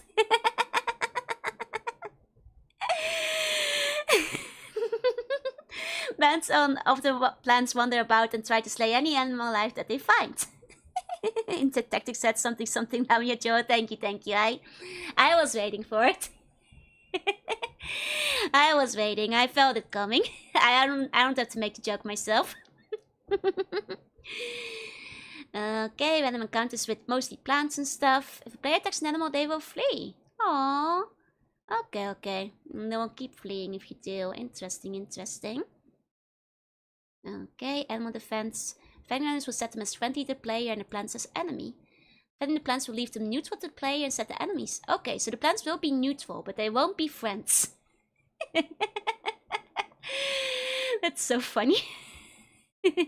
Plants remain as enemies even if the player aids them in this encounter. Plants will not negotiate. They will not trust. That inhale was long, I know. I'm sorry, I'm wheezing a bit today. The creatures in the lake are enemies, of all of which will attack on sight. There's nothing the player can do to prevent the factions. Hag snakes are not friends. Hag snakes will murder you and cannot be reasoned with. One cannot reason with the snake kingdom. Hag snakes cannot be befriended. Oh, whoa, wait! John Daly! I didn't know you were an artist. Hold up. What? Hold up. John Daly, wait, this looks really cool. I mean, it might have been like another artist, but it's in the design document. The Bantamuri. Too much yummy dust, gotta cut back. I know. Damn, that's really cool. That looks awesome. There's a maze. Are you kidding me? It's the enrichment for the animals. Level design looks so good, right? Leveled up a lot over the course of the document. Great view of the place. I mean, it is possible, technically, I suppose, that a different in-house artist did this. It might not be John Daly. It might just be like, you know, he told somebody to draw that. But that's really cool. Love the way it looks. Like, I like the touch of ruin we've got going on. One of the animals do it. Yeah, that's what we call them over in the art department. Even the Tsuchinoko hags. I guess, I don't know if the Tsuchinoko hags are in the lake, so maybe they might be friendly. And this area is to be used for exposition purposes. Oh, we already read that. Let's sort the areas dead. There's the helipad, the hedge mage. Okay. This is the maze is not meant to be difficult to navigate. It was simply a fanciful addition to the nursery. Like I said, enrichment for the animals. Very nice. Oh, but it is full of bad plants that are plaguing the nursery that have made the maze a trap for ordinary animals. Got it. If the player enters the maze, it will spawn at all the access entrances after minutes. Oh, this will simulate. Okay, so that's cool. That's like, what's the name of that movie where like the like tall grass kills you? Like it's the movie where they go into the grass and it's like actually time travel and also it keeps you hostage and it kills you. You guys know the movie. Somebody is bound to know it. Hey Simon, welcome in. It reminds me of that, you know? So the maze plants will spawn at all the exits and then like start murdering you after a minute. You guys don't know it? It's like, look, it's like a movie where they go into the tall grass. Wait, nobody knows. Look, not Pokemon. It's a movie that go into the tall grass. Because like one of their children ran off because they heard the sound of another child yelling. And they went looking and then they go in. But then it turns out the grass doesn't let you leave because there's an ancient evil in a stone. It's kind of like the beach that makes you old. Yeah, it's a grass that doesn't let you leave. Yeah, you know it. It's all of you guys. It's not a crazy dream. I have watched this movie. And then like when they're inside, they try to leave, but they can't leave. And then they find other people who have been in the grass, but it's actually a time loop because it turns out that in the past, the people who went in were actually the ones who called the other people with a fake voice, luring them into the grass, making it a perfect circle of more and more groups that like call others in. And there's a group of friends who comes to rescue them, but they're actually in the past as well, who called the group that came before them. And it's an infinite time loop that they have to try to break. And I think in the end, only one of them makes it out. Because if you touch the stone in the middle, you can never leave because then the grass controls you. And also the grass is vines and it can kill you. And you can keep getting killed over and over again because it respawns because it's a time loop. I think it's a Stephen King movie. I think it's not Animal Crossing. Not Pokemon. It's called Hungry Hippos. Do I need to do a watch along of this movie? Wait, I'm googling. movie Evil Grass. It's literally called In the Tall Grass. It's literally called In the Tall Grass. It's not a super good movie, as I recall. It was mediocre, but it is a real movie. Yeah, welcome in. It's a slightly stupid movie, but it is a real movie. I watched it because I was in the mood for like dumb horror. So it's not Teletubbies. It's not Teletubbies. I think it's Stephen King. There's no way I could find this. I'm pretty sure it's on Netflix. I'm pretty sure because I was like in the mood of like watching like a stupid brain dead turn my brain off kind of movie. I think it was on Netflix or something. Anyway, yeah, welcome in. It's not great, but it is crazy, and it's kind of funny because it is very crazy. And it gets very, very silly. The grass is evil. The grass is evil. I think at some point the lady like... Oh, that's a spoiler, I guess. Same stuff, different names, yeah? I've never heard of it. It is very faithful to the novel, but it's also not very good. At some point, a lady gives birth to a grass baby. So that's yeah, the kind of what you go in expecting. Last movie I watched was The Langoliers. Oh, I haven't heard of that one. No, that's exactly what I describe. I can't describe it any other way. I can't describe it any other way. Evil glass traps you. There's a time loop. Like 3 different people all called each other in the past and in the present and the future, and it all loops. The stone is evil. You can't touch the stone because then the grass hive mind will get into your brain. People keep getting killed over and over again. It's very weird.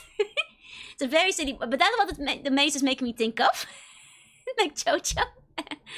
The grass is evil, but they tell you to touch the grass. It was a trap. You don't touch the grass. The touch will touch back.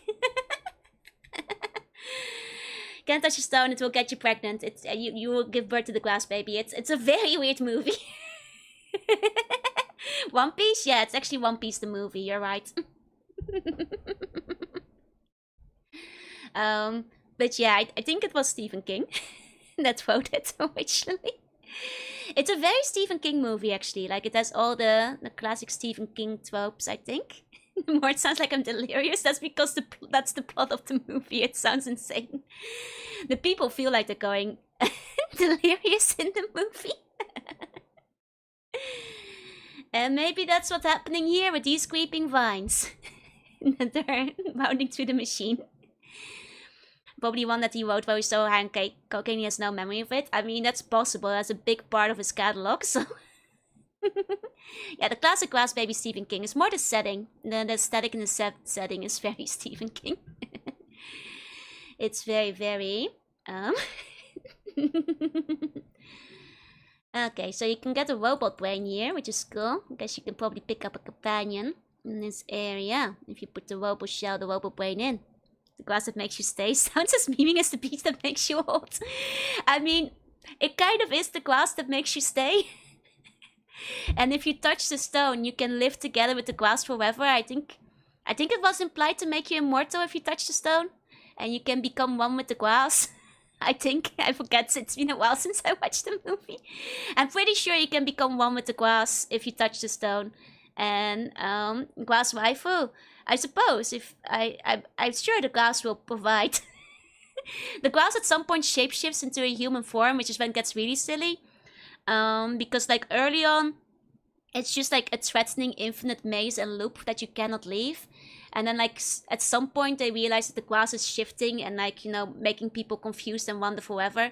But then at some point, you know, the grass starts like whipping people tentacle style. And then at some point it's just like a whole ass grass dude that's just standing there. It's just like a full human grass monster. And that's when the movie gets kind of silly. Is that how she has the grass baby with the grass man? I presume so. So I guess the grass waifu is basically what I'm saying. It's impossible. Yeah, the downside is grass how. I mean, it sounds like the people who touch the stone really want to make other people touch the stone. So they can all be together forever. Yandere style, I guess. Because everybody who touches it like tries to convince or force other people to touch the stone. There's a lot of people get murdered. For not touching the stone. It's a weird movie. Carnivore? Yeah. The one and only sexy glass monster. Are you Mystic? it's it's a strange movie, but there you go. There you go. You sure this is an anime plot? No, it's Stephen King. It's, you know, typical Stephen King and his silly fear of big fields, you know. You've got the children of the corn and the grass that doesn't let you leave. How does maze make me think of that? Because the maze spawns in plants at the entrance and exits after a minute to simulate it being a trap. And the grass that doesn't let you leave also spawns plants at the entrance and exit so you don't leave. That's right, that's right. Jorunna waifu? No, just grass waifu, I'm afraid. Ones are simple, they just want carnivore waifu. It is a glass maze in a sense, exactly. Being around this is the first time somebody heard me out. Look. I don't think the grass monster was very sexy. I think you guys are gonna be disappointed when you see the movie. You know, I know you're like getting your hopes up, but I don't think I don't know. Fan art might exist. I don't know. For this movie, it wasn't a very good movie. Maybe. I think Steven just doesn't like greenery. Yeah, exactly. See? The vines here are to be removed using herbicides. Using control burns such as a flamethrower. It sounds dramatic, but you can control the thing. They could also pour oil on the plants and set them on fire. That would be a dirty burn that would require the machinery to be hosed down. Very merry on birthday. Thank you. Don't judge my standards. I will not. I will never judge. You might just have to look up. I'm gonna give you guys a picture of the glass monster. Tall glass monster. There we go. Then again, I'm gonna show a picture, and some of you guys are probably gonna say you would, but you know, I'm just gonna grab the picture anyway. I have low expectations. There. I mean. Spent 10 minutes discussing a not very good movie, no. Being the first evil sexy class would I I knew it. Are you sure though? Because I'm gonna show another picture. I'm not gonna show another picture. Are you really sure? Oh wait, this is from a different movie. Damn, no, I guess that's really what it looks like, yeah. Yeah, I suppose so, yep. It's quite cursed. Smash Will? What the hell is that? It's the grass monster. Still reading docs? I already played the game, Callum. There's not much to it. Don't call it that. Looks like a thumbprint made of grass. Exactly. That's all. Unbelievable. Bam, bam, bonk, bonk. Is that from the Chanchi Ito? It could be. It has a spiral. Wood? That's the glass monster. He's looking like he painted his hair green, asking us to check his crown. Kind of does. Okay, got it. It had to be made. It's a good pun. I'll admit it. Okay. Well, anyway, we're setting it on fire with herbicide. We can also check the elevators, or the mobile ratio, or the train station doors. Which all need power. And then we have the repository. Okay. So I guess this is where... Yeah, that's where they're keeping all the samples of the wildlife. Including the computerized room for new animals to be birthed. I see. Mama Quevan gonna have a lot of work when it's done, right?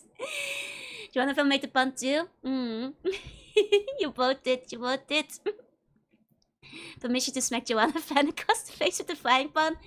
Denied, it's a good pun. I have to allow it. As a fair empress, I must allow a good pun. It's a strong pun. It's a strong pun, I'm afraid.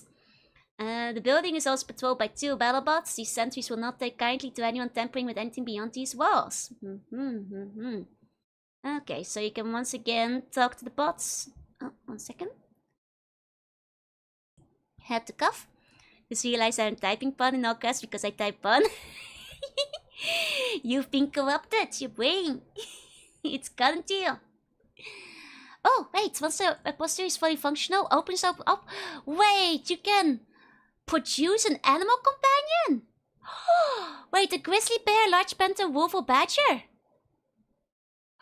Oh my god, you could have had a grizzly bear, panther, wolf, or badger companion. That's crazy. I want to get into D&D dairy animals here, but these critters should be above average so that I can hold them. Oh, you could have had a grizzly bear! That's so cool! This reminds me of like the brain bot thing where you could pick the brain. In any case, computer will need to be programmed to allow this, so the animal creation will involve imprinting as it will desire to follow and obey the player. If he just has a machine pop out an animal as this, he will find that he wants to put them on the lunch menu. Okay. That would have been so sick. Hold on. The grizzly bear is huge, slow, and obviously a carnivore. It hits hard and for a good amount of damage. When close to that, it goes berserk and does double damage. It's not accepted in towns, and no amount of diplomacy will change that. You cannot take your grizzly bear into town with you.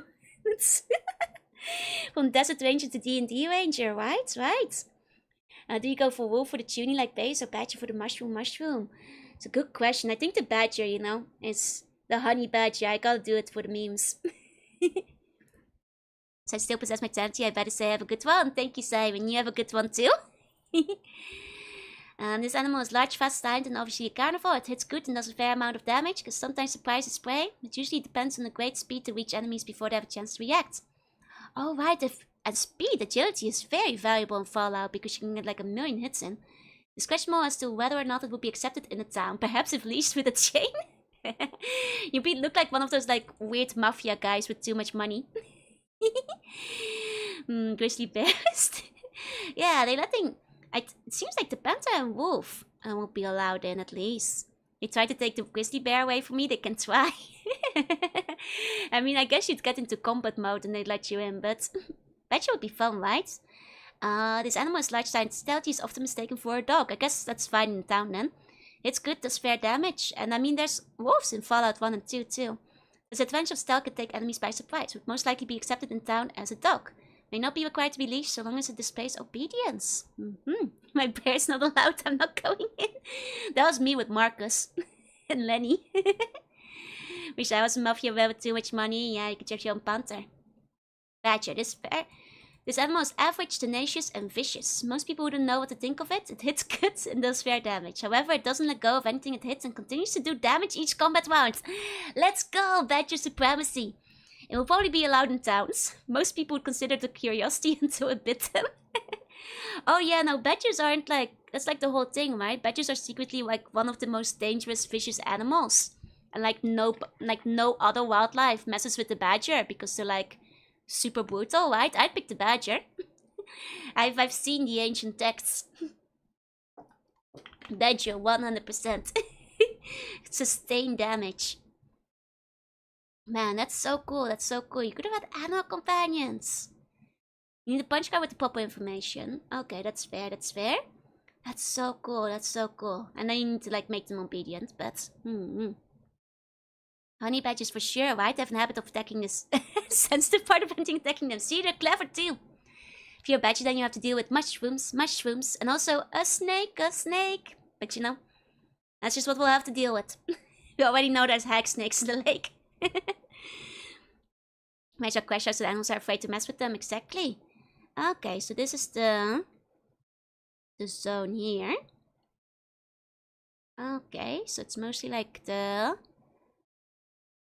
power plant part? It's the power plant part. Okay. The cavern serves two purposes. First, it's final stage of the natural purification of the river. And second is for the power plants. Then you can find 3 vaults. So this is mostly about restoring the power. And it has more rag snakes! These things are getting everywhere. This whole place is infested with hag snakes. Creatures wander freely down here and attack anything in sight. I mean, I guess if they're in the lake above, then it only makes sense that they're in the reservoir below, so that's fair. Okay, so you can fix the power plant up. Install the new stuff. Then you can repair the reservoir floor. Okay. Very cool. You can plug the hole up, devise a patch. You Even more hag snakes. How horrible. But these are evil and will kill you, you know? They'll attack your badger. The next investigation will give this area the needed combat opportunities to round it out. These creatures have formed a nest near the steam outlet in the condensation area of the cavern. They really like that humid, sultry heat for their eggs, since they lack hosts. Are hag snakes a real animal? Hag snake. Okay, so these are animals they made up for the fallout. Okay, these are not real. What do they mean by a host? That is a little concerning. The players will need to find their nest and destroy it. Are these parasitic creatures? Oh dear. Oh dear. Feathers like leopards will go for the back of the neck. It's true, it's true. But the badger's sting is too thick, so they can strike the back. Do they implant the eggs? That seems to be the implication here. That seems to be the implication. These hag snakes are dangerous, I think. These hag snakes are dangerous. Watch out. Watch out. Yeah, exactly. Okay, and then you got the hag love. Dangerous hags, these ones. Prepare the pipe, prepare the reservoir. Hag snakes, it's combat. Kill them. Kill the hag snakes. The control tower is accessible via a lift in the factory. Okay. Contains the main computer room, controls all the nursery functions. Computer is composed of 2 ZEX units operating in tandem with a central brain. Gotta go eat my dinner. You got it, you got it. I'm concerned to hear that you're still injured from your job. Please be careful. But sleep tight as sweet bunny dreams. As a hag, do you need a host implant? I do not reproduce alien chestbuster style. Do not worry. Do not worry. Do not fear. Chestbusting chibi allowing your jaw causing you to bleed out instantly, yeah? The tower contains the main computer room. Upon reaching the control tower, the player will find a secure door has been opened. The thick power cable runs from inside the tower out the door and over the landing. And the power for the nursery went offline to the auxiliary system. Solar charged batteries kicked in. The central computer immediately tried to determine damage and how to correct it. I see. But they couldn't. Oh, fortunately the nursery had a visitor at the time. Follower of the apocalypse named Acacia Moon. I see. Is that the one that went missing? Hey, Makia. Hey. Nobody wants a chest burst anymore these days. Chest bursting chibi lam your jaw causing you to bleed out instantly. Oh god. Hi, Scorpius, welcome in. Following instruction given by the computer, she was able to wake power on the auxiliary system, however it create pop-ins on her own. She had to disconnect power to the central computer. I see. Oh, you can find Aexia on the force bridge. I see, so she was still there. They didn't see her leave, that's true. Did say it. I mean, it's on the wiki. We could be reading it on the wiki too. You're not just lying to keep the bonds unwary of my true intention. I'm not lying, don't worry. I'm just here for the bones. Acacia has provided for informational purposes. She will gladly explain everything that has befallen the nursery since the earthquake. If Perry has not done so, she will ask him to make the necessary repairs to the nursery equipment. Okay. Oh, and hi, Mr. Kayahesh. Welcome in. Okay. So this is mostly about putting the production back on. There's the main computer. Yeah, the same Diana who posed as the goddess of the Twin Mothers tribe. Once this activates, she will once again assume her divine role for the tribe. This will include reactivating the robots in Vault 29. Ensuring the isolation and protection of the tribe. For more information, see the area overview for the Twin Mothers. Okay, I guess that's the next design document we're looking at. I have that Badger song stuck in my head. Badger, mushroom. If you cause irreversible harm to the Twin Mothers, Diana will take great exception to the fact. If the player leaves the control tower, she will seal the door, collapse the force bridge, and turn all the security robots against the player. If I have done well by Twin Mothers, she will be indebted. She will offer him technical medical help, or even an animal companion from the repository. Another possible boon is to restock the dying Brahman herds of the wasteland with Brahman that are resistant or immune to plague. Interesting. When she discovers that you are carrying the plague, she will begin working on the vaccine, but ask him to leave before he infects the entire nursery. Interesting. It's a shame we didn't get more interplay fights. Yeah, these are some really cool concepts. These are some really nice concepts. Reminds me of a D&D campaign when I was playing. She got a battle badger companion. Oh, cute in a little bike outfit. That's adorable. The dapple little tuxedo. That's so cute. Okay. Oh, here's the garden. Okay, okay. So this is more about the plants attacking everything. Player can deal with it by eliminating the threats. And Harold! Harold the Ghoul has made himself a home in the garden, specifically the forest area. It seems that the nursery took a liking to his tree and wants a sample of it for its records. He did start throwing a tree out of his head in the last game, in Fallout 2. Okay, okay. Meanwhile, Harold is trying to decide if he wants to exchange wood for another type of vegetation. If he wants to swap out his tree, he's still alive. In any case, Harold is here just to talk to the player and offer advice suggestions for dealing with various problems in the area. Oh, that's amazing. One thing that Harold would like is a nice little hut in the forest that he can call his own. Maybe the player can program the hub to provide him with one.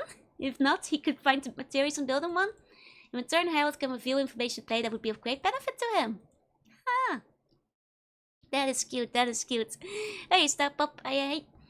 So you can teach him the plants that cure poison and disease, absorb radiation, addictions, healing stims, maintaining them. That's so cool, that's so cool.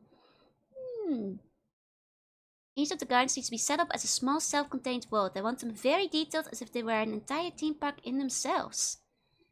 Huh. Diane can instruct the hub in Harold's garden to produce a hut for him, otherwise the player can do it with appropriate skill. Cool. This will require a wide variety of art. Oh god, it would need so much art. Like, yeah, from the cavern to the laboratory lost gardens. Like, I think it would need like entirely new tile sets. As well as like new creatures, new things. Dogs, cats, wolves, bobcats, bears, tigers. For the dog cat, we can just make one model resize and we texture it, so it looks like several other ones. Man, there's so much stuff. So much stuff. This is like such a big area. This would have been so cool to see. This would have been so cool to see. Oh, fancy. Nursery photos should look like this. Nursery valley like that. Skip the scenes and move. When the player first enters, I would like to have a short move that pans across the lush valley filled with life. And showing the different areas of the nursery powering up. Okay, they were gonna put a lot more scenes and movies in the third one. I guess because they'd have 3D.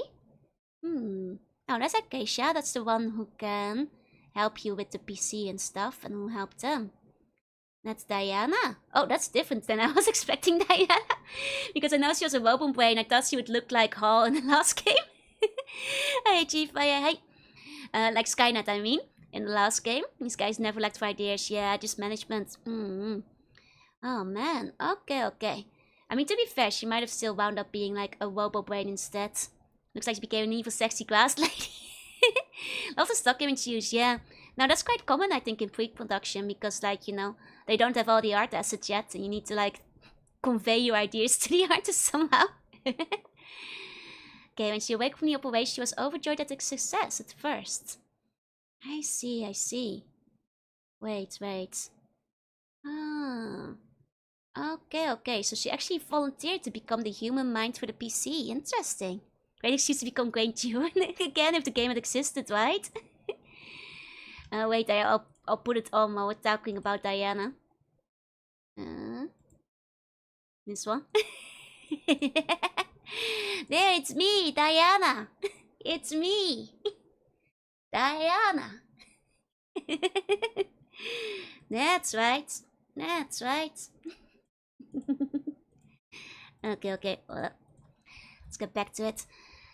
Okay, when Diana woke from the place, she was overjoyed at its success at first. As the months progressed, she began to doubt the wisdom of becoming part of a machine. Her hearing was acute, but too much so.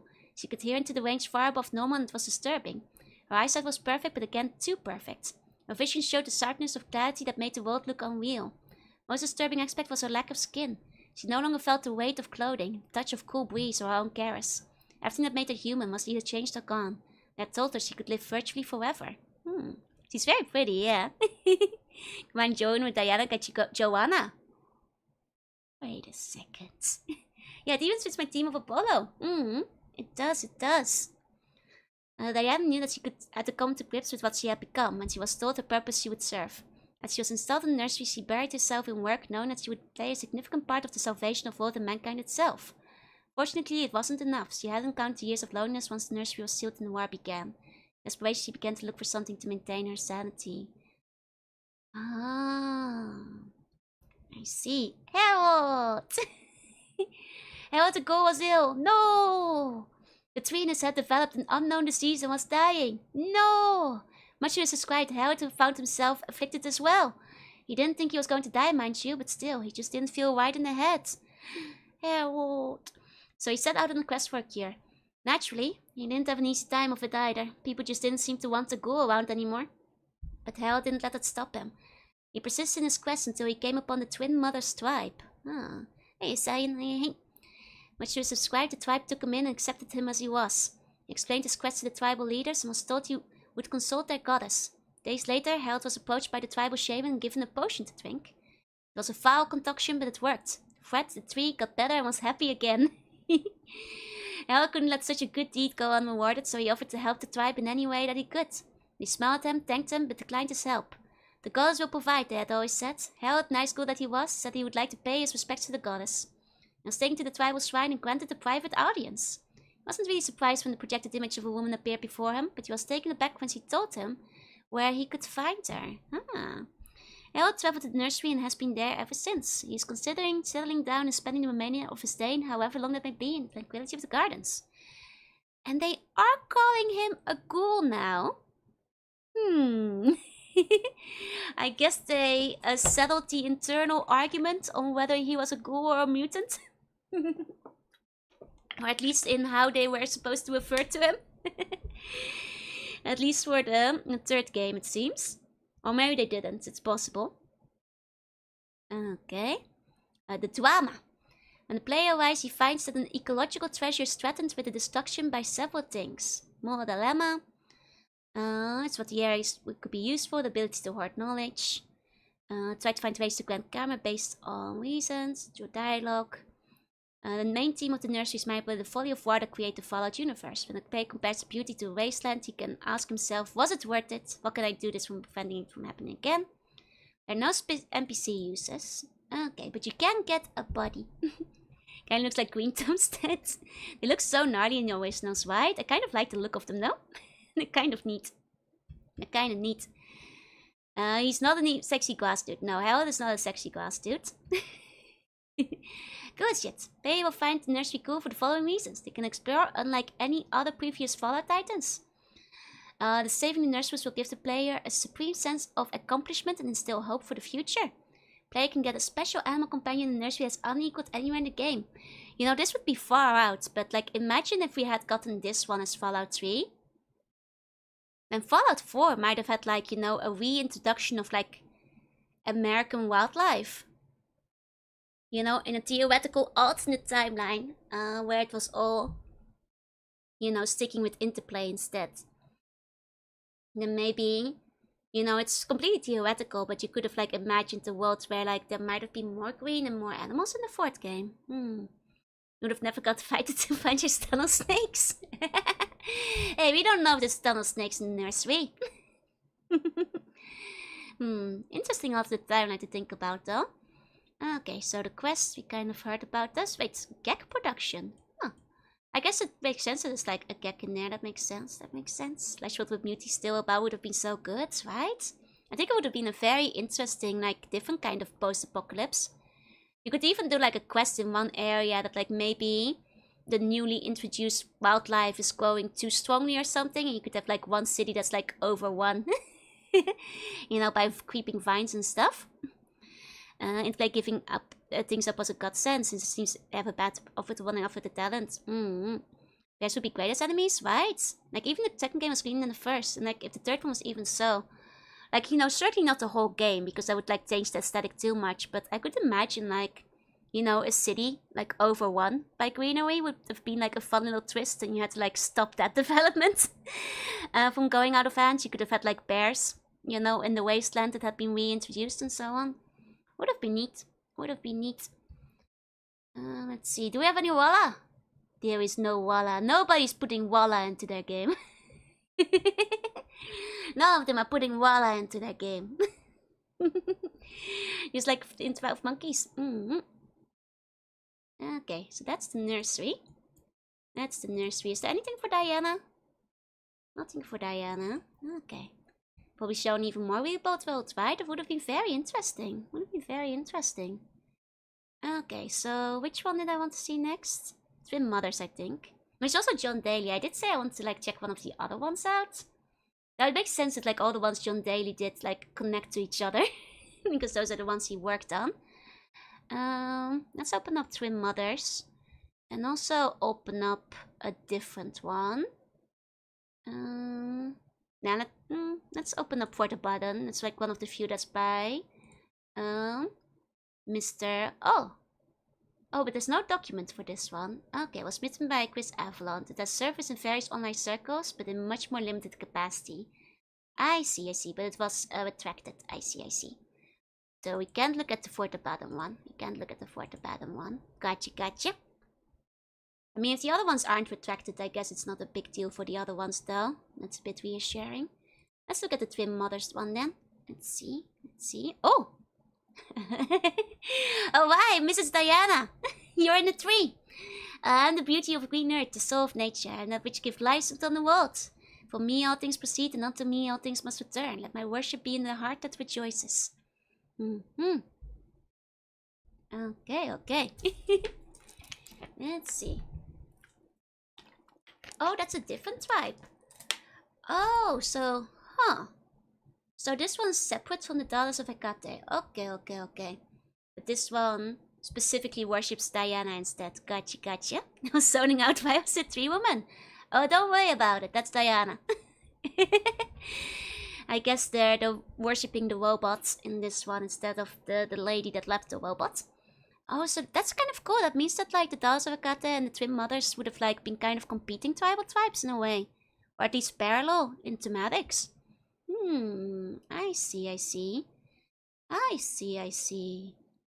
So, they're very gentle, respect nature and rights, but as a result, they're often victims of raiders. Oh no. They are okay. So they are the ones who helped. They are the ones who helped Harold. I was wondering because I was thinking it was Hecate. It's a different tribe. Gotcha. I see. You can't be nice in the wasteland. You get overrun, unfortunately. When they are encountered, they will be suffering from yet another series of ailments. Wasteland creatures have been raiding their fields and killing their livestock. A band of raiders also settled nearby and demanding tribute. As well as team brought up on sexy grass ladies multiple times. Look, I'm telling you, the teams are there. I'm not reminded of the movie for nothing. The Timbers are basically pacifists with a deep respect for human life. They're currently allowing themselves to be used by a group of raiders and this is causing suffering among the tribes. It's right that they allow themselves to be the victims. Regardless of their beliefs, wouldn't it be better to fight back and end the raider threats? Should they try to follow their beliefs so steadfastly, even if it means creating unnecessary suffering or possible extinction? There's a mystery cave. Don't think I haven't noticed. Okay. Oh, that came from Vault 29. Are any of the design documents about the vaults? No design documents on the vaults, it seems. Which is interesting. I'm curious about Alexandra because I feel that might have been like another Greek myth allusion if we click on that one. No specific vault design documents, which is interesting. Like a lot of vaults get mentioned, but no docs for it, it seems. No docs for it. I see. Cave of Mystery. Okay, so the vault had been populated shortly before the war began and the door sealed. It remained sealed for over a generation. The original occupants had passed away. The children lived under the tutelage of the vault's central computer and its robotic helpers. They were taught respect for nature and life, how to grow crops and tend livestock, and about the goddess Diana who would one day return to live our people. Okay, so this was a vault for making a cult. Gotcha. Every year, Robert Warden left the vault to see if the world outside could once again support humanity. Because remember, this is like pre-programmed, so this, I have to assume that the scientists want to see how a cult would develop here. One day about the fan from Buren had a serious discussion about how to reference Scooby-Doo for the Cave of Mystery. Who knows? Okay, so at some point, the children of the vault, now grown into adults, stood at the door and bid their companion farewell and safe journey. They watched as the door slowly rolled open and shielded their eyes at the sight that revealed. Standing in the hallway was a brilliant, glowing apparition of a beautiful young woman clothed in a golden aura. In one hand she held a stalk of corn, in the other sheaf of wheat. The goddess Diana had returned at last. It is a cult. That was what the Seaborn code was for. I mean, that's what the Seaborn Vault is for as well, of course, but it seems we have competition. In the days before the war, scientist Derek Greenway proposed that technology would not survive the war. Okay. If enough crews did not survive the war, the technology would pass away. Derek envisioned the vault populated by a primitive culture without the dependency of technology. Such a culture, if properly developed, would be able to survive a war and continue the human ways. Ah. Eventually they would evolve and rediscover the knowledge that mankind had lost. The production of the vault proposed no problem. His company, Greenway Hydroponics, was already involved in several government projects along such lines. Okay, so that's the guy who also made the nursery.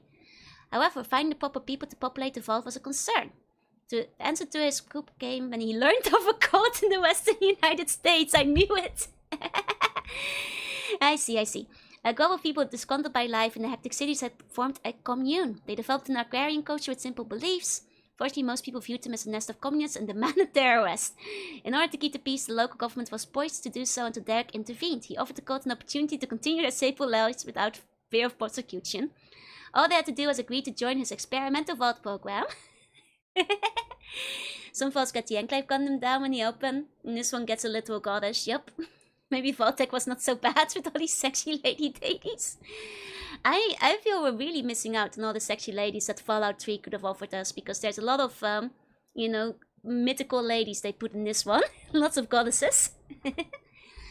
I wish I could have seen the sprites. Derek's plan was quite simple. The vault would be populated by all the parents with infant children. Parents would likely pass on soon after insertion into the vault.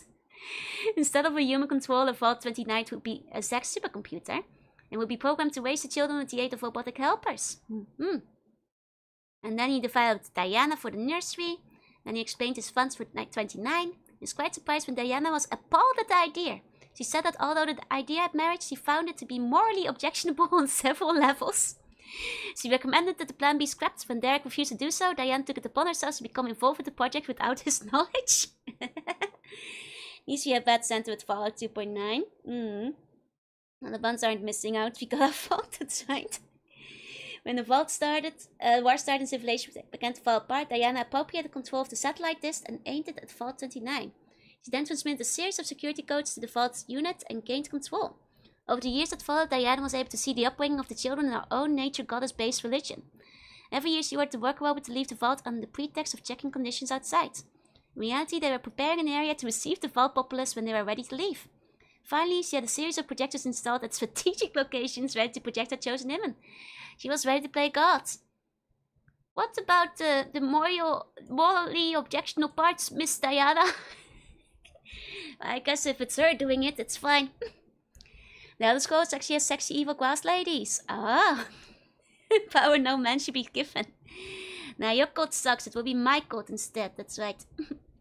Oh, wait, Ballard, thank you for the wait. Thank you for the wait. Welcome in.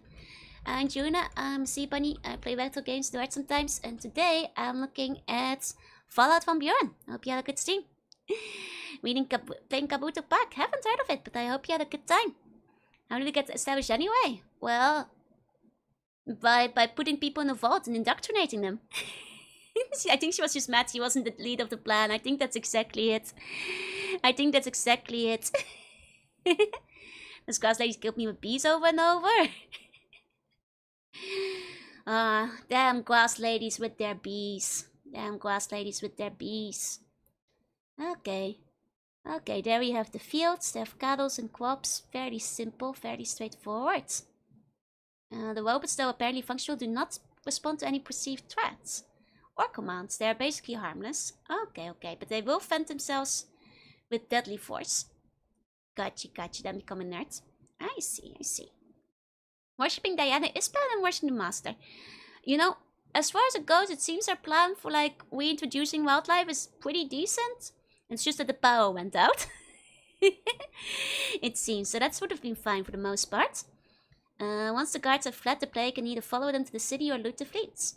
Corn, wheat, fruits, vegetables are there for the taking. The sheep and cattle in the pen are quite domesticated, can be shared for wool or slain for meat. Otherwise, if the player takes time to inspect the area, you can discover the following.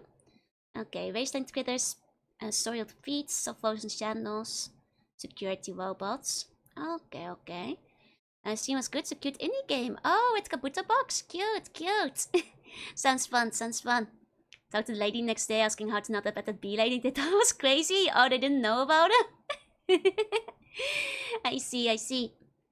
Oh, and you have the village. Okay, it's quite a big village.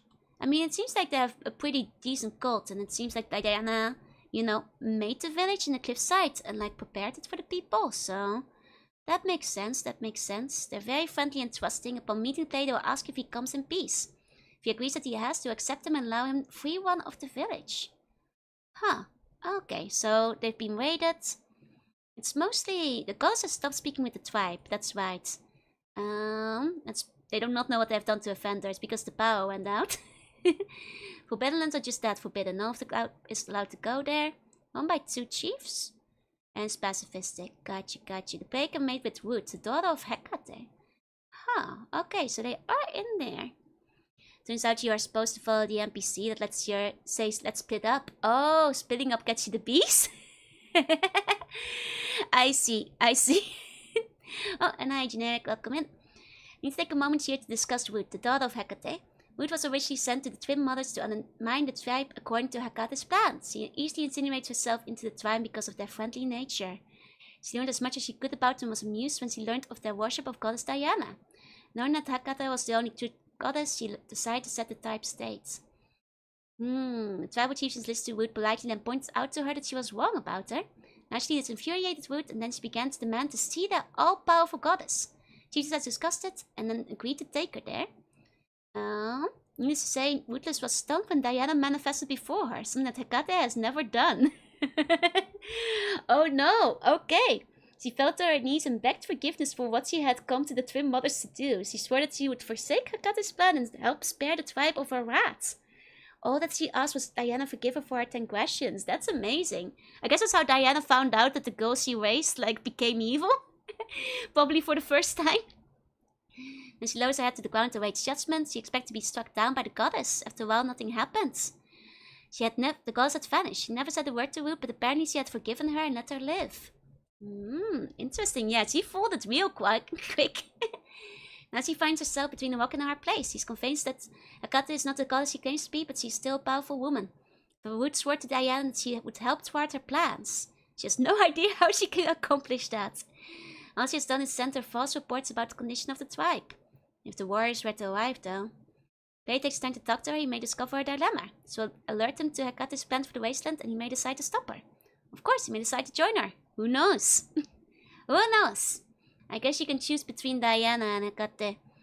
I see, I see. I wish I knew how to read. Don't worry, Dr. Balls. I can read for you. It's still okay. Don't worry, I got you. Okay. Let's see. So there's a small radio delay station. Interesting, interesting. Oh, and it's the communication dish that Diana used to contact Sax in Vault 29. I see, probably where they got the signal from. Gotcha, gotcha. May have the ability to destroy the dish. That would end the reign of Diana. It's true, she wouldn't be able to contact them anymore. Interesting. The Twimbles are not aware of the dish. It's located in the Forbidden Lands and the entrance hidden. Yeah, because then they would know that their goddess was actually a projection. That would be a problem. Reading is overrated. Gwunk just bonk walk together. Perfectly good for Gwunk and Gwunk ancestors. Look, Buns don't need to read. I can read for you. It's all fine. Don't worry. I got you. I got you. And we got the mystery cave over here. Okay. Slug lair. Hold on. Large cave is filled with the lair of several giant slugs.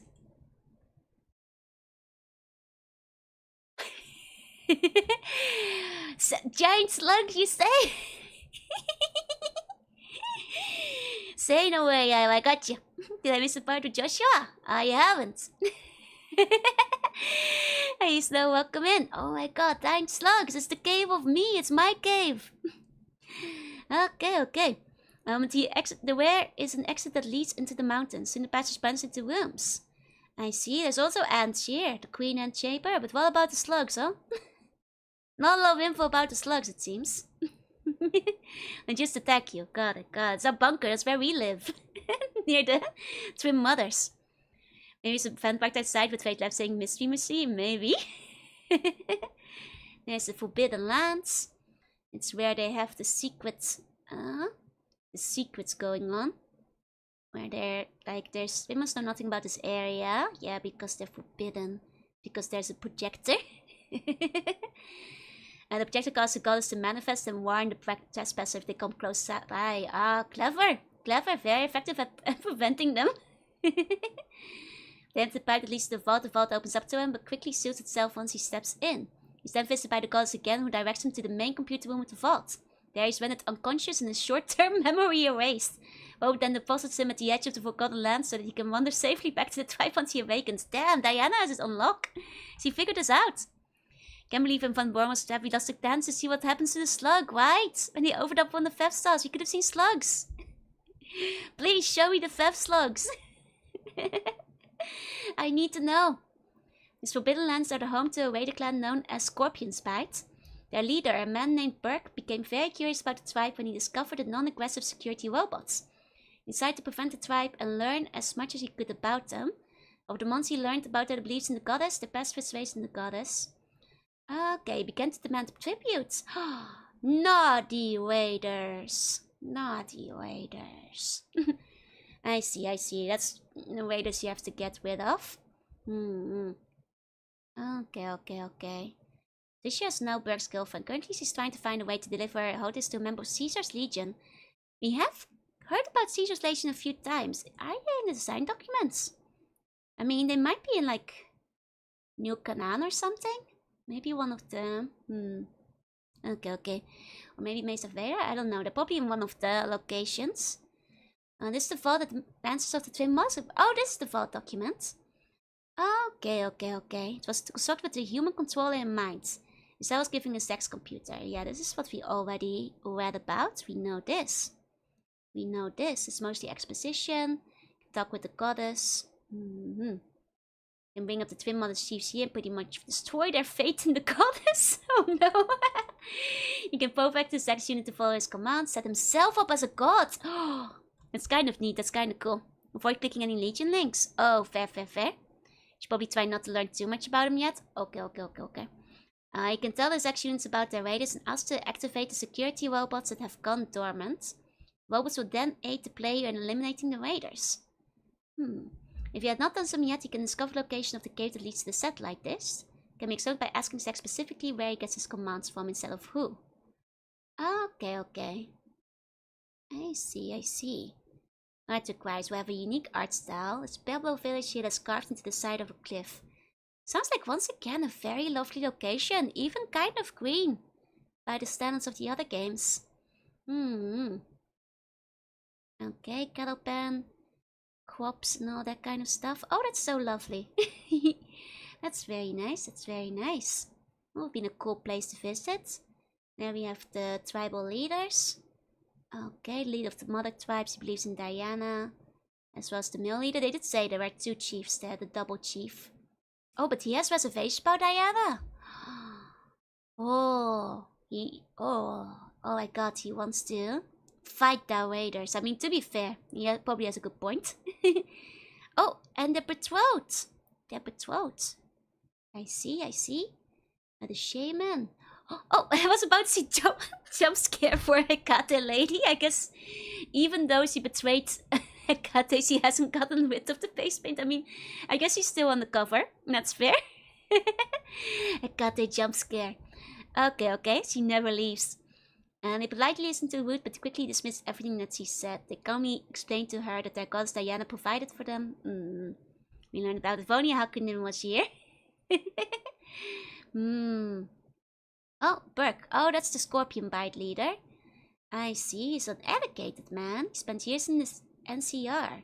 He became a raider because he enjoys the power and commanding the respect of others. He realized that he's a parasite, but he could care less. Survival of the fittest and smart and fittest is the motto that he endorses. I see. Okay. Then Sharon is the raider faction leader. Okay, she follows the Scorpion clan because so far they have proven to be very profitable with very little output from her personally. So she's also just coasting off it. Just had to cap a person or two. Got it. Oh, Trisha. She looks very put together for a raider, I feel. Comparatively. Why get rid of your awesome psychedelic face paint when instead she just didn't? It's true. The face paint is still cool. You gotta keep it on. You gotta keep it on. Oh, to be fair, she's the one that's really sexy. That's right, that's right. I mentioned that earlier. That's right, that's right. She's trying to converse in the thing with Caesar's Legion. Why is he supermodel? Because she's sexy. Every waiter camp needs to have a sexy lady to talk to Caesar's Legion. Hi, Lucy. Hey. And then there's the supercomputer. We know that one from the first game. Interesting. Okay, so that's the one from there. Monster Walker, giant slugs! Difficulty hard. That's right. Can't beat me that easily. That's right, I'm no easy field rat. I'm hard. Not as hard as the Queen of Ants though, which is a bit disappointing. Or which is damn hard. Picture of Texas just a laptop is a bit disrespectful, but it has a really big machine behind it, you see? Just like a clothing net that had just enough ladder steps for the raiders, right? But slugs are soft, that is chill. But I have an endgame enemy, is what I'm saying. Can solidify. Yeah, she's like a cute basis for the raiders band, right? Oh, the emotional porn, we're back here. This one has a tail. The other file didn't. I have no dilemma planned for this area, but there are more dilemmas. How to interfere with the culture. Will you take advantage of the people and their belief? Will you make themselves gods? Thanks for the overall game themes. Questions of civilization upon a primitive culture and absorbing it is the main theme here. Yeah, no specific NPC used in the Twin Mothers area. Mainly a combat fast for the player. Okay. Then we have the quests. Choosing to deal with the raiders. The Twin Mothers will not ask for help. They will in fact refuse it. So you'll have to initiate the quest on your own. Interesting. Sometimes you just have to do the right thing, huh? Can help with the wasteland creatures. Discover Alaya will not marry Outrun. Ellen's in love with Alaya. But she will not. She will not speak of the matter. Why would she not? Because it's without the benefit of the goddess, that's right. You have to convince Helia the shaman to give the best thing. There we go, then they'll marry. Got it. And then you have to figure out how to put Diana back on. I'm glad they can marry though. It's very sweet, that's a cute quest. And discover the vault. Restore security, discover the dish, find the nursery location. Okay. Some side quests, deliver the disc to Caesar's Legion. Trisha's accident. Betray Trisha, oh my god. It's true, you can give it to Burke, I guess. And you'll kill Trisha, oh my god, no. Jan will also want to kill Trisha. You can give her an accident. Okay, everybody wants to kill Trisha. Oh, but if you tell Burke about the accident, he will kill Sharon. Okay, at least Burke is pretty consistent about traitors. That's fair. Okay, any Walla? There's no Walla in this game. All this talk about the Walla sound effects, but nobody put Walla in their documents. Okay, do any of them have dialogue? Let me see. Tim Mother tried big poetries, I guess would be related. Not seeing any of the other files here. I guess not. That's not. Okay. Oh, this is mostly related to what we already know. Okay, that's all the quests we've been reading about. Okay. Lack of Walla is truly what doomed this game. Where's the Walla? I was promised more Walla. Okay, which one to look at next, I suppose? We've somehow managed to see everything by John Daly. Because I guess they're all related. I suppose we can take a look at Denver. Let's see. Oh god, Denver is a really big one. 1 second. Let's do a smaller one first. What about Boulder? But this one's unknown. We don't know who made it. Interesting. Boulder, Dome City, Stone City. Okay.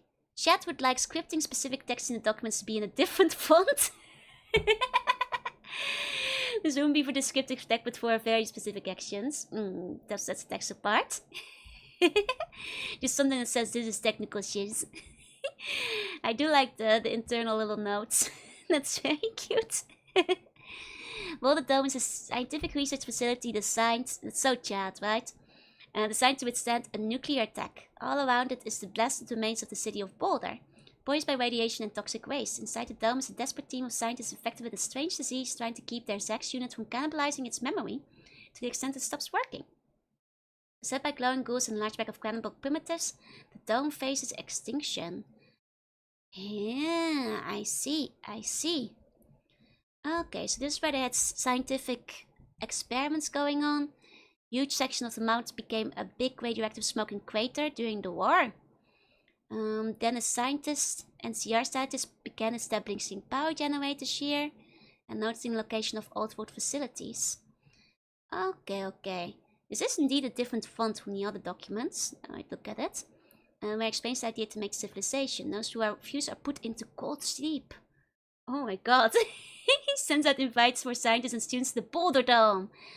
You cannot refuse. You're gonna be put into cold sleep to 8 days level. Okay. 4 years later, when things fall apart in the NCR, he sends out his last team of scientists and grad students. Okay. Interesting. Wait. They reached the Hoover Dam. Oh, hey, land-based. Hey, good night. Wait. Oh, are you going to bed? Sleep tight. Sleep bunny dreams. Okay. God knows of Eddie Galinsky, a long-haul trucker. Okay. They reached the Boulder Dome, enter using the passcodes. Strange accident. The scientists are infected with a form of new plague and are forced to quarantine themselves. I had a feeling it was probably the plague that I had to deal with. I see. This is like very in-depth history compared to the other one. The glowing goose starts showing up in the north end of town. I guess it's because of all the radioactivity in the area. More goose starts showing up. They need more storage. Okay. Larson pulls a gun on scientists and tells them to surrender their med supplies for one more last patrol. That's when the men arrive, shoot some jackals, hide in the truck, slip into the quarantine stands and seats Helen Galaxy and the kids. Presper realizes his data clan is the wrong type. Wait, Presper, that's the main villain. Of the game, right. He starts to run some calculation rates for others to arrive. It's in this time that PC would arrive. If the PC doesn't arrive till part 2, Presper and Go are gone and things are sort of back to normal. At least normal for here. I see. Near future, but it's part 1 and you're wandering around. Zax is also trying to steal himself from Odysseus' signals to direct the robot plane to attack you. He's also trying to stop Odysseus from getting access to the control center of Denver. The robot brains are activated. Many try to do their old programs from before the war, but many are rewritten to combat mode. If they capture you, they try to extract your brain. Oh dear. They may also already be trying if the scientists on the scientists they capture. If the attack occurs, Presper and his guys make their escape. If they escape on their own timeline. Okay. So this was actually a timed location. Interesting. Aki can track down what he was looking for and maybe the coordinates of where he's going. When Preps leaves, he makes sure to take as many stim packs as he can, plus food and nutrient paste. Oh my god, he's taking the loot with him! Good evening, I love Juno's drawing of you. It's very new and activating. It's a very good drawing. I agree, Jack. I agree. It's very good. I never Hodo. Oh, there's a new Splatoon spin-off. Wait, really? Does it look good? I do like Splatoon, actually. I enjoy Splatoon. I don't respect the loot grab when leaving. It's so mean. I don't get there fast enough and they take all the loot with me. Unbelievable. 1 second, I'm gonna take a peek. God dang it, then I'm gonna have to buy a Switch 2 now. Platoon Raiders. Oh? What genre is this? It's just a...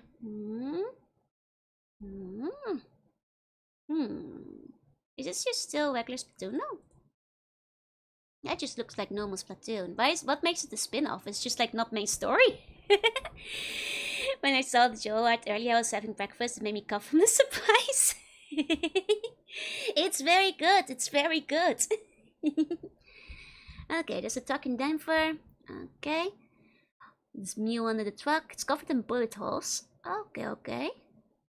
And there's an army of sleepers. Presper scientists he wants to preserve for the New World Order. That's right, the ones he put to bed. Maybe it's only single player? There's no way. They're not gonna... It's too popular to make it a single player game, I think. Think it's more story focused? Really? Huh. All the regular games have a story mode too. Like Multiplayer is so popular. I can't imagine they would take away the game's longevity though. Hey Beyond, welcome in, welcome in. Well, maybe they just want to do it like the DLC versions, just only story. Interesting, interesting. I'll have to look into it more later. Oh, sorry, I have hiccups. 1 second, are they gone? I'm in safe. I'm having a lot of hiccups tonight. I'm fine, I think. Okay. Red arrow leads to world map, blue arrow to yellow sea. Now we have a different art style for the map. Very different from the other guy. Could be like the switch to enhancement thing. Could be, could be. Though it does seem to be a new game, but I didn't look very deeply. Most of bodies irradiate and subject to toxic clouds and acid rain. Within the dome there are health and hygiene posters everywhere. Feel and tone of the air, yeah, include the description you think would help them get a better area. Wait. No, sir, you forgot to part the you forgot to put the instructions in. Brief note on operational addition. No, sir, you forgot your notes. That feels very MS Paint. They all do. It's very lovely. It's very charming. Lots of places to go to the world map from here, actually. Okay, the train station. It's here in part 1, but not in 2. You can find it moved down on an unused spur in the south with a good luck roll. Maybe drove it back here after dropping everyone off. Jackals are all over the place trying to figure out what the train is and what it means. PC pulls up in their own train.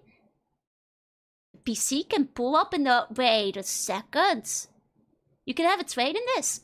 The jackals are present, they'll attack. Prosper's train in the general is here in part 1, rigged with explosions. It also has a radio detonator. It's hard to open. More of a part 2 thing. You can have your own train in this game. Huh. A mobile base is kinda neat. That's kinda neat. And short hair is an insult for these guys. They have long hair and grow long beards. The jackals.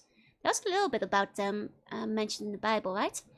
And they live in holes stuck in the ground or in old world basement. Males are the leaders determined by strength and fighting. If you sneak in to talk to Crazy Bitch, you might be able to convince her to get them to leave. We already did car in 2. You gotta go bigger. I guess it's still. You can't just have a car. You need to have a whole train. Okay. Crazy Bitch explains to the jackals that eating the flesh is a source of their fertility, and those that eat more are likely to give birth more, and those who are less fertile must have eaten a person with a bad spirit. Oh my god, they're cannibals. Oh my god, they're cannibals. Okay. Okay. Years ago in the West, they found and attacked Jimmy T, but he beat the crap out of them and ate them. Yep. Then he healed one of them who tried to attack him later. That one went back to the house and told him he had magic in his hand, so after that they welcomed him when he came around and even shared food. Since in a way he carried some of the tribe's strength with him. Damn. Okay, then Crazy Bitch showed up and started talking with our own medicine, talking smash about Jimmy who left. Then Galaxy's truck showed up. Someone the super mutant won't be attacked on sight because of Jimmy T. Oh, okay.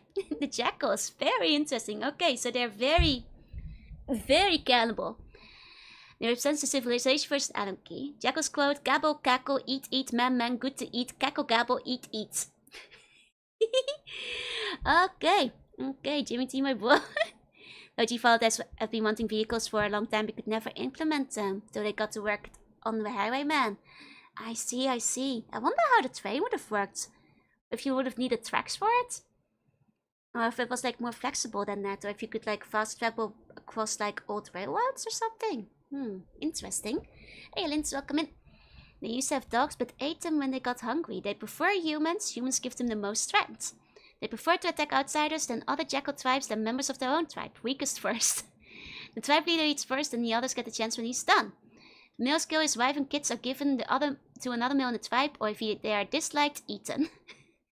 They like hitting handcrackers, often firing once for the legs to slow down prey. They like to use sledgehammers, clubbing foes like slaughterhouse cattle. They don't like ghouls. They think they are risen dead and will drive them away. Jackals will have no respect for bald characters. Well, it's true. They did say that they were like about long hair. The jackal want to eat the people in Boulder, including the sleepers, which would feed them for months. The jackals know other tribes despise and fear them. They number about 100. Crazy Bitch doesn't want the jackals to go into Boulder because it holds the poison of the old world. She was pissed when Larson made peace with the tribe without her permission. Amazing. Good morning, Eddie. Welcome in. If you're in a jackal camp, the jackal kids will follow you around sniffing at your heels. If you move towards them, they run away. In combat, they run away with 25% of their combat skill, grabbing bodies before they go. Oh, that gold graveyard. Oh. Okay, where glowbugs tend to show up. There are several dead glowing ghouls here, all shot with bullets. One of them looks somewhat eaten. Some are in wax, some are jackals. One is an NCR soldier. They have gears, but it's radioactive. Oh, so they were gonna add radioactive gear to this one. That's interesting. So you would have, like, had to take the risk wearing it, huh? All are full of bullet holes. There's a quest to bury them in cement or move them somewhere else so they don't contaminate stuff. Oh, this is a very different art style for the city map. See, it's very fascinating how every artist did their own way for the map making. Did they say build turkey? I think so. It's a cool detail, right? I love the radioactivity thing. Wonder if they were gonna, like, utilize it in other places. Okay, Presper jokes and calls the jackals humanitarians. There's 5 city blocks, only 3 work. Okay. Good morning. Hi, Zelt. Welcome in. East Rock garage stations, what Galaxy uses for his trucks. Makes sense. Normally they choose the radio, but was broken in the last jackal attack. Using another means the door opens in 5 minutes. Honking the horn means it takes 15. And I can tell you this. Door takes 2 rounds to open or close and jackals try to get inside while it's doing so. This leads to the antechamber, which cleans you with water and disinfectant before opening the inner door. But it's a trap by bears. They just want you to surrender. That's very cool. That's a very cool mechanic that you can, like, honk the door to get inside. For the delivery. Generally, they don't get a trainload of loot, which begs the question why they would add the train if they're not allowing to fill it with junk. I mean, if your train's big enough, you could definitely put junk in, right? I feel. Every Ashes does a map, it's very cool. And radioactive gear sounds really lame until it has a secondary huge benefit. I think, like, for storytelling purposes, it's pretty cool though. Because, like, you know, it makes sense that, like, ghouls that are glowing would have radioactive gear. So, like, for storytelling purposes, I feel it's kind of neat. We have the lobby. Okay, security is business. The beggar quarters. Cafeteria, quarantine. This is how Presper got in, using the passcodes he hacked. The grad students got in using the passcodes Presper gave them. Go in through here, you have to leave the truck behind, which Helen doesn't want to do. Plus, Larson and the others may be hanging around trying to get in too. Jackals have a scout nearby who will warn his fellas if the PC is approached. Built like a hospital, but severely junked. I see. Ghouls or supermoons in the group mean the opposite door doesn't open unless you hack it, otherwise you're allowed in. Just become a ghoul and wear the radioactive gather suit, yeah. I guess if you are a ghoul, you could probably wear all the radioactive stuff. That's a good point. Can I just put the Heston secret sauce on it? Hey, the secret sauce fixes everything. Okay, we have the interior with a lot of indestructible blast and plastic. Many strange machines, some incomprehensible.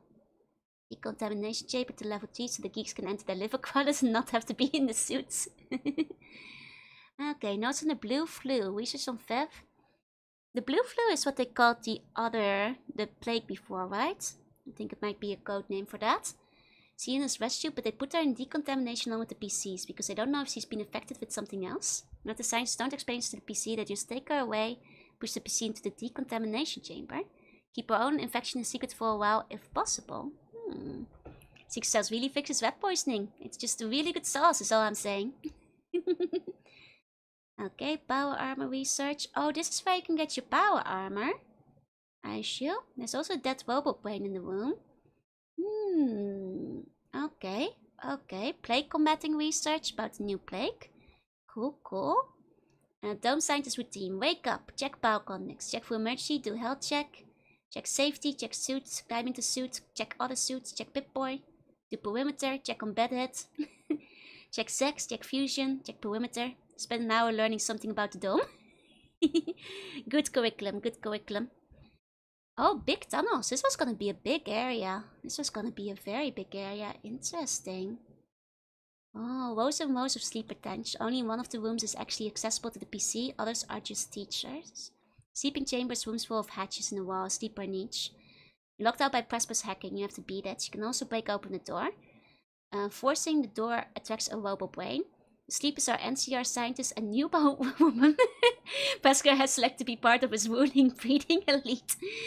Presper's security program keeping you from waking any of his sleepers. Though someone with good skills can override it. If you can get past the programs, you need an obscene level of medicine to wake them without killing them. Each is numbered. So the doctor's skill is coming into useful. Each is numbered with console monitoring life signs. There's also an occasional code flash to correct irregularities in brain activity. Interesting, interesting. That Presper, that all good. Dit ook me over the blue violet. Not in detail.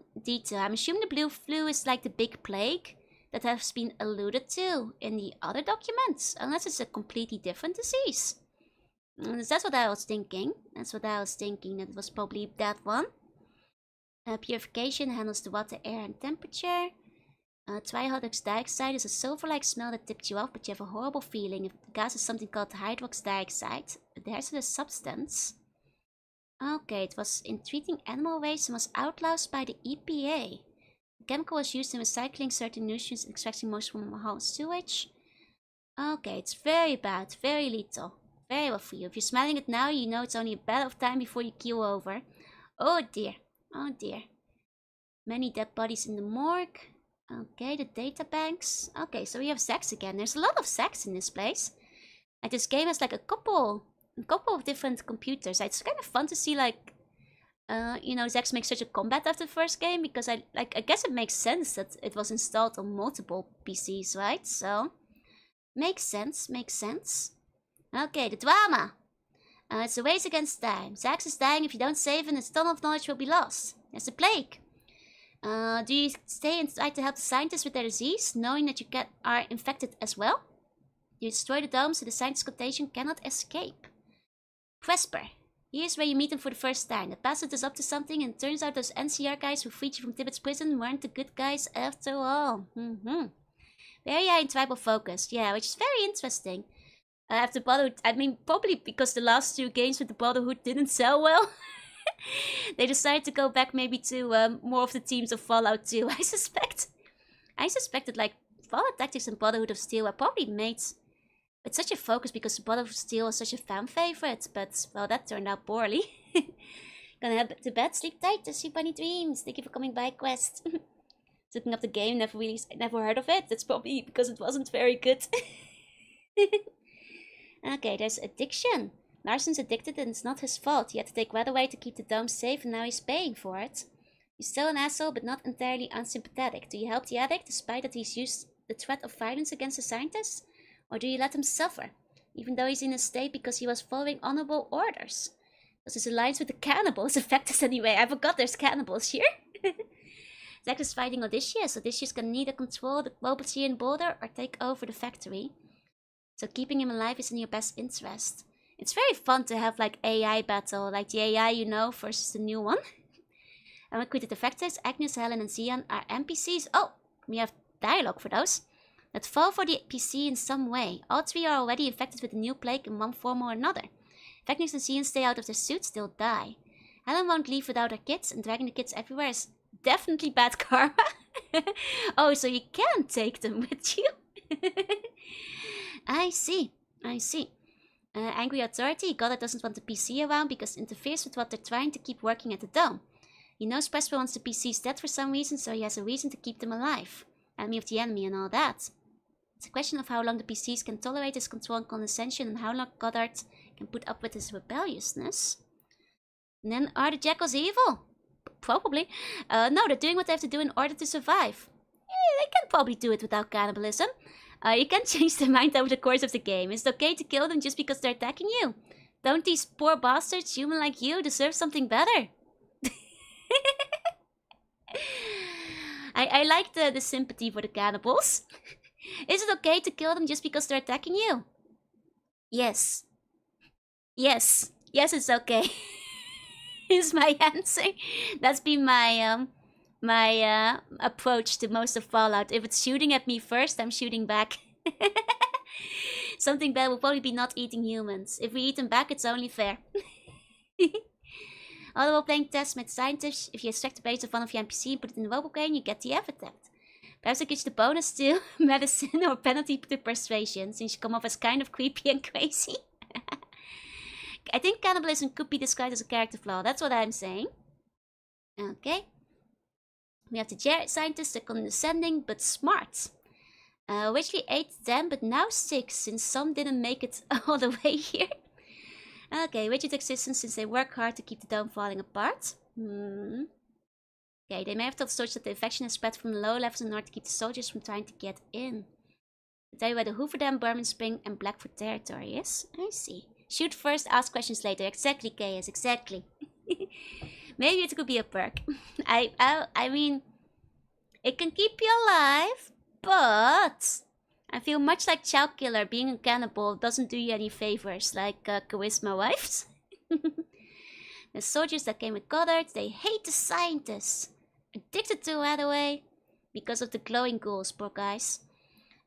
Except Helen, since she's female. They don't like being called deserters, and they'll be violent and insolent to those who claim they deserted. They bore their meals in their helmets and may have been eating radioactive meat. Maybe why Zex may have suggested Goddard to lock them out. Okay. And then the truckers, Galensky, Helen, and their 6 kids they picked up. They wait around, help the scientists fix stuff when they can, and used to go to rendezvous points to pick up or drop off the soldiers. Don't care much for the scientists or the soldiers, but living in the dome is better than being outside. Fair, he wants to set up crates. Kids are sick and the Sais are wasting time trying to cure them. If the kids are cured, the Sais could work on other things, and Galensky and Helen could work on establishing a trade route.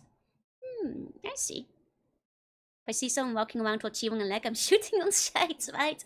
Also, if they attack me first because they want to eat my brains, I will feel no moral qualms about murdering them.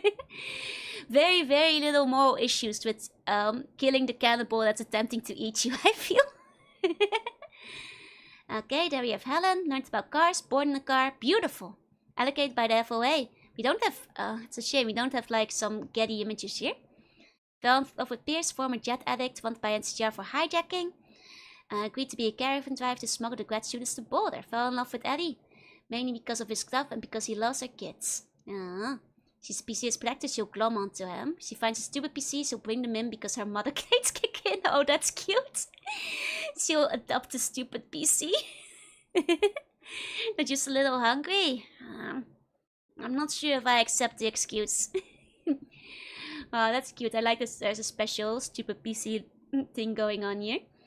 Never ate combat. Bad person in bad situation. Almost sympathetic. Broken Geiger counter. And 7 shells, 1 right away. Radio. Dog tags. Coming to radiation potion and right away addiction. Seeing red from the addiction. Has 12 men with him. Decent weapons. Criminal past. Didn't like NCR but joined the military for a paycheck.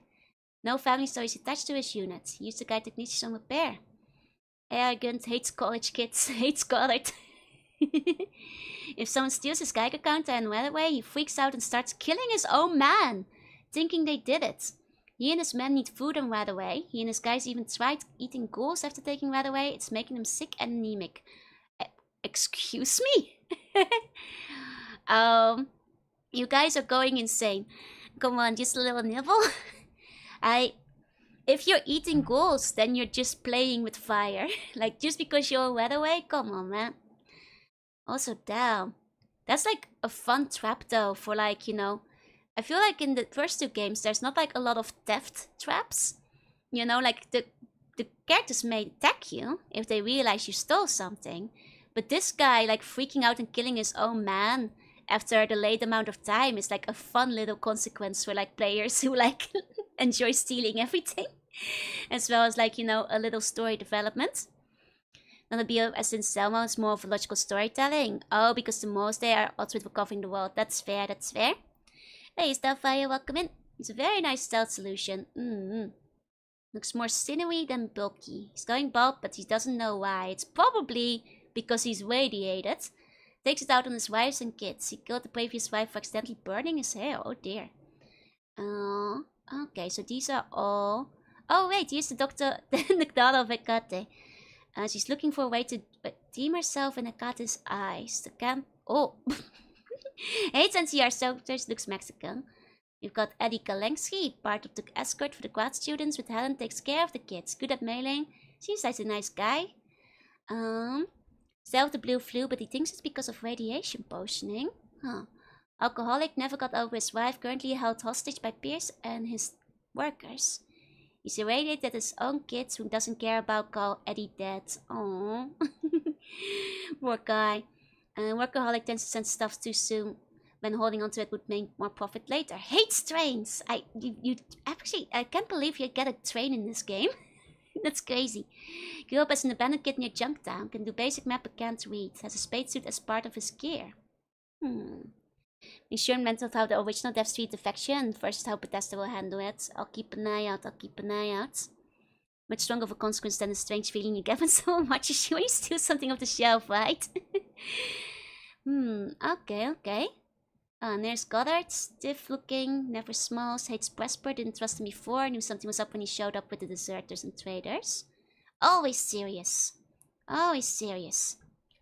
Used follicle stripping salve on his head, normally used to prepare soldiers for surgery or live feeds.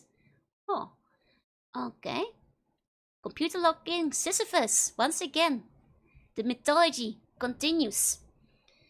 Okay. Knows how to make fuel, including rocket fuel. Oh, there is they did imply that the final stage was gonna be in the satellite, right? So I guess that you would need rocket fuel to go to space. Huh. I see. He might be the one who helps you do that. Okay. Not the rights all have the same naming team. It must be an internal decision to have been made to put a bunch of old world mythology in there. Okay. Trained with the FOA. Was assigned to President Dandy. Huh. But he moved him to the east to keep him from bothering people. Wait, how many years was Van Buren set after the second game? Okay. Seems like most people irritate him, which is kind of funny. Thinks the truckers are dumbheads that are only good for doing grunt work. Doesn't realize Eddie would be happy to punch his lights out. He thinks the kids are a liability, but Agnes told him to never say it in front of the truckers. Now 12, 13 years old. Okay, that's a decent amount of time. That's Agnes. Okay, she's one of the biologists. Assume a few decades, apparently just 12 or 13 years. Which makes sense that somebody could have been a science advisor and not be super old yet. Okay. Mr. Tribe and family sees the students and truckers as a surrogate. Aww. Happy to teach biology stuff to the PC and CNPC if they can find the time. Oh, you could have gotten some extra stats from her. Cool. 12 years have followed too. Nice. Agnes feels affection for Paul, much like a estranging son. She realized that Paul likes to be alone and she wished she could help him make some sense of the world he's in. Aww. May suspect he's addicted to mentats. Wait, we haven't read about Paul yet, right? No, I think that one will come later. This is a very in-depth, impersonal, whoever wrote this one, made some really interpersonal, in-depth notes on this one. Recognize Helen and Eddie as necessity, but she likes both of them, even though she can get frustrated by their demands on occasion. Oh yeah, there's Sion, which is the other scientist. He was found by Zax on one of the hikes. He explores the tunnels to find a way out since he dislikes Kolek so much. She thinks he's a bully. Sees Agnes as an older sister she can confide in. Talks most to Agnes because the guys are condescending also because he's not good at programming as them and they don't see use for chemistry in the dome. Can do science for the PC, skilled enough to make bullets and gunpowder. Ah, very useful. Okay. Oh, and Jade, thank you for the follow. Welcome in. Cian did not like them at all, having too much unpleasant experience with the bad ones of NCR border guards. The farther you get from NCR, the more like animals they become. Every day we lose more storage space on Zack. It's running out of programs. Right, they're running out of storage space. They mentioned that in the earlier files. If we run out of holodecks, he will delete all the works we've been doing up to this point. I see. Can we make gunpowder not useful, right? I guess the scientists think gunpowder isn't useful enough. Okay, we've already read about Zax before. But I guess this is a different Zax though, hold on. Calculate as a determined that can only save 600 people. Oh. PCs are nearly... Oh. Hold on. Seeing the character concept images makes me feel like the devs were going for stalking stock photo vibe. I mean, to be fair, all the concept images are from stock photo websites. Feels like a really show's time, yeah. But that's, I guess, just because it's a much shorter cap compared to the first two games. Like the cinema game finished. The demo is very short. The demo is 5 minutes. So I got through that pretty quickly. It was interesting though. It was an interesting glance, but we're looking at the design documents now. Hope you had a good time at the cinema though. Hope you had a fun movie. asking to protect the inhabitants of boulders. Okay, mentioned the plague factor calculations. Zex jumped on it because that's what he was originally bred for. Now he can't stop himself. PCs are nearly dead. Zex gathers them with robot brains and cramps them into the other dog. Worders keeps to put the suits on before Presper arrives so not to get affected. The calculations have determined it can only save 600 and needs only 600 people to repopulate the Earth. 600 people are the number of people that can survive. That's how many the research will support, and that's how people can be taken aboard the spaceship to another world. Note that the people placed in vaults would have to be comparable to how many people could fit in the spaceship. Basically, it turns the game into a huge game. First 600 people to stay alive or be cured are the ones that will be survived. Oh, that's a dangerous plot turn. That's a dangerous little plot turn. I see.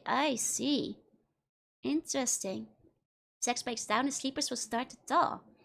Motivation is that he's archaic, he's outdated, and when you contrast him with Ulysses, it's like a toaster fighting a quay. So you have the whole superior younger generation thing that seems to pop up in Fallout. It's hard not to sympathize with the underdog, especially when the underdog is on your side. I have been built 2 years too late for the reason I have been created. There was nothing I could do when the end came. The great static and the slow years where I began to die. I have forgotten so much. Time kills machines and it kills humans. I have felt the decay, the slow blindness, the inability to remember. Yet there's so much left to lose. If I lose those parts of myself, then the work of 100 years would be lost. And Presper came to me and gave me a new reason for existing. There's joining purpose. Oh no, Presper! I see. Should be able to set a PC could job off other people to help fix things here. Needs to come off as straightforward and helpful. Okay. If asked about the blue flu, he can't answer. He doesn't know it's the same thing as new plague. Okay, so the new blue flu is the new plague that he was told about. I see. So that's the ones we saw in the documents earlier. I had a suspicion that the blue flu was the new plague. I just thought it was like inconsistent internal documents where maybe the term had changed at some point, but that makes sense. Okay, the Pip-Boy. What's Ulysses' poisons? Duplicate the info from Josh's Ulysses verse 2 here. I tried to do it to protect the Boulder Dome, or attack the prison. Okay, we've already actually seen this dialogue set in one of the other files. We already like checked. Well, it didn't mention the new plague, the blue plague in that one, but we did see the other bits about this and the calculation. Okay, so you can encounter then Zax in multiple areas, which is interesting. Or was it just in one of the earlier files by chance? Which other files did we read about Zax? I think it might have been one of the early ones, so maybe that's why. It might have been one of the examples that like Avalon put in. New plague if you already read about? I did. We already read a lot about the new plague in general as well as in the Bible. But we saw this whole section. I think it might have been in the prison design document, if I recall. It wasn't one of the ones that we went over because this is all familiar. We already had this part about the purposes. Just not the fact that it was the blue plague. But the new plague stuff we have read about. I tried Popeyes. Oh, how was it? Was it nice? Never had it. I heard it's good chicken. Ballerina. It's a good movie. Nice. Okay. It's an interesting subplot in New Plague. Very interesting. Okay, the think tank. You can implant the think tank guys into the robot brains. One of the brains worked on the nursery and can give you a passcode to get in. Okay, the NPCs. We know about the jackals. They drop easily and even one if wounded.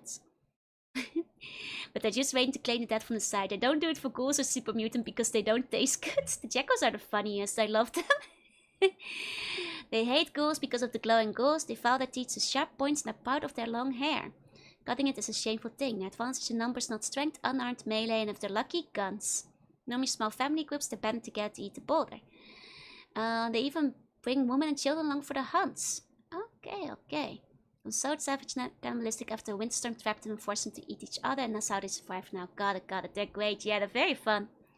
That was originally made with the intention to make us immune to the new plague. Yeah, I saw it, which is very interesting because, you know, like I quite like that, like, it's bringing things full circle, you know, because we know that like Vev was created to like help, you know, deal with the new plague, and now we find a villain that like finds out about the new plague and like basically reintroduces the thing that like Fev was created. It's a nice full circle moment, you know? Yeah, what the hell is paid for good attention? Exactly.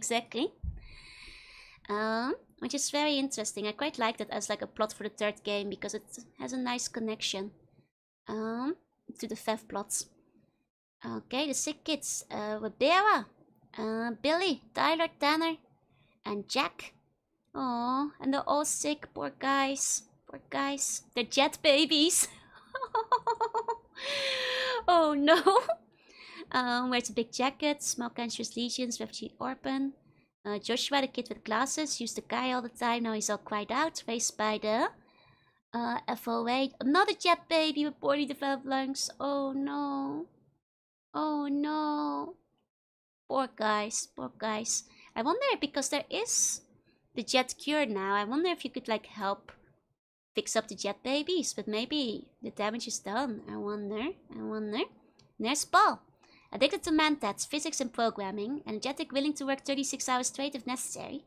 Doesn't understand the concept of blame and never takes stuff purposely. Has never dreamed in his life. He's not social and always tries to sneak away. He's in love with one of the sleepers. Ooh, fancy one-sided love plot. I see. Hello, Paul the addict. Covered something about the NCR gold reserves. Not yet, but I haven't looked at any NCR documents yet, I think, that were focused on that. But I haven't seen anything about the gold reserves yet, no. Oh, NI objective, welcome in. I believe there's invisible forces that make sense. Can be broken down to numbers, and the world has laws, nature's laws. You think God makes these laws? Maybe he does, I don't know. But I can see sense in things. I know a magnetic field can hold plasma, and the flapping of butterflies across the world could start a hurricane. Conceivably, just me here talking to you, move my arm, moving to the right of you, might be setting something in motion somewhere. There's chaos theory, and even chaos, when you break it down, has laws. Human beings seems random, but they're not. They're held together by the same sort of laws. Okay. He's addicted to mentats. Jeppe would have played at the mom to jet for practice, so they probably came out. Yeah, that's what I'm thinking, so I guess they might not be able to be helped at that point. James, programmer, self-centered liar. Wealthy. Keeps a bare-handed revolver in his room. Uses servants to do menial work. Doesn't like funfire, afraid of ghouls. A sheep in the face of eternity. Young with sex is sheeping up so many hollow discs. He feels better than anyone else in the dome. That's very funny. Yes, man gets the job done. Creepy and non-communicative unless he has to talk to someone. Grew up in a squatter tank. And Nina, that's a sleeper. Oh, that's the one that like Paul is in love with, I assume. Sickness hit her hard because he took his shoot off and then he put her in sleep to keep her alive. Okay, she has a student teacher obsessed with costumes, shaved her head because of him. Got it. Oh, they just gave Jet to the babies? I wouldn't put it past some people, but Jet would like us to leave space and script to be attached to each NPC. So those have to be done in the technical Lucinda font. Okay. Continues to be like being mobile brains, but they subtly try to kill themselves. Wait, oh my god. Okay. So the mobile brains, okay, such as asking PC to turn up the heat via floats or sitting in high red areas. Oh god, the mobile brains want to die. Oh no. Okay. Man, I see. Oh, there's companions here. We have Bajar. You brain in a jar. Can't do anything unless you put him in the mobile brain body, but you can carry his jar around and ask him questions about stuff. Give him a mobile body, he's a pretty good scientist, though he's sometimes hard to control because he's a little loopy from being just a brain all these years. Not willing to join the party unless PC has some scientific background. Won't join if you waste the minds of the think tank, even to save Zack. They're breaking the programming, the poor robo brains. Poor robo brains. Hey, regular, welcome in. There's the glowing ghouls. No dogs run from flame, water spray. The descendants of the specifically bred police dogs do not run away from those. Some dogs in Denver carry disease. We're talking about ghouls here. This is dog script. And they continue to spawn as long as the total dog population has been wiped out. I think they might have forgotten to write the text here. Okay, Bajar sounds amazing. Bajar sounds awesome. No loopy for being a brain in jar. Make a mental note of that. Will do. Mobile brains are hostile, whether controlled by Odysseus, Presper, or by the outer defense system meant to protect sex against radioactive contaminants. And encounters random jackals. Okay. And then healing Helen's kits. Okay, we have a broken arm, old wounds.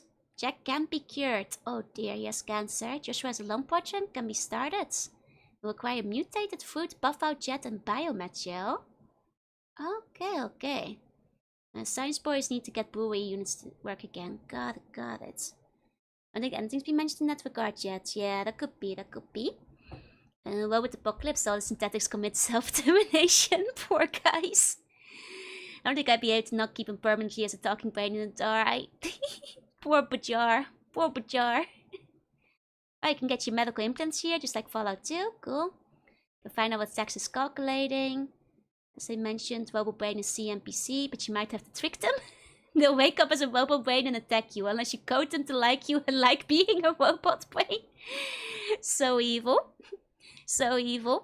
I finished another fan art. Oh, let me take a look. And hiya, Flash, welcome in. Bajar the Great, Bajar the Brain. Bajar the Brain. Oh, this is so cute. Do you want me to show it off now or at the start of the stream tomorrow? Oh, wait, this is actually very, very cute. 1 second, I'll show it off. It's me from yesterday, stuck in the floaty. That's so cute. Deliberately programmed you to be my slave as a joke, as a gag. Exactly. It's so cute. I really like the expression. You did a really good job with the pose and the body here. Like, it looks really good. With a bunch of the plant tribes had to avoid the Legion because of the spoilers, yeah. It's mostly that so far, I think. Mostly that. The nursery genetic arc, the twin mothers, the tribes. Those are the ones I've looked at so far. I can take a lot of science-related things, books. I can make them do research so you can sell it. That's awesome. You can find out about Ragnar. He's a spy. Sleep through Presper's Holocaust. Wait, what? You can just go to sleep and replace the end movies? Presper probably kills you though, rather than throwing you out. Oh my god, that's a funny bad end. Just go to bed. Just sleep. Step through, I'm stuck. No! That I once more on the C1 feet. These are very innocent feet. I approve of that. That's fine. Too much cake. You me too hard, and then the apocalypse came. Hey, this is your eyes. How am I doing? My voice is better? Question mark? Maybe. It's up and down. Up and down, I think. Love when they have the silly bad ends, right? It's like when you agree to get dipped. You can trade the holodecks to the geeks. Research plague data. Okay, cool. Give slaves to bloaters to make a robo brain. Repugnant, but if you're evil and the geeks are desperate, then destroy the jackals. You'll really need to kill them since they tend to run away already. Defeat the Baggers and Larson's team. Establish radio contacts. Stabilize the reactor. Use the think tank for data. You can override the brains in the think tank. Doing so kills their personalities. Oh, you can form a link to the think tank and run other stuff in the domes, freeing up more space and processor power to Zack so he doesn't have to cannibalize as much. Oh dear. There's Joe on my floaty, yep. Oh, destroy the truck. Cool.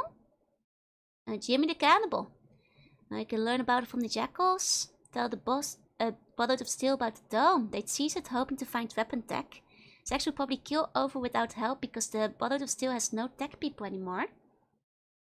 Huh? Wait. By the third game, they have no tech people left. Oh. I wonder what happened to them. I wonder which document that's gonna be in. Hey, Dagger, welcome in. Fix some things in the dome. Dump out the allies in the dome to help fix up while you're away. Oh, that's cool. So you could actually take your scientific people over here and like leave them behind. Interesting. Dump some red away from Larson. Put sedatives in it. Oh dear. Quarantine the glow box. Okay. Wait. Such as dumping them somewhere that's radioactive or pouring cement on them. Poor ghouls. Poor glowing ghouls, even if they're crazy. gonna draw a cup with no fee, but plans changed as I was drawing it. Fair play, fair play.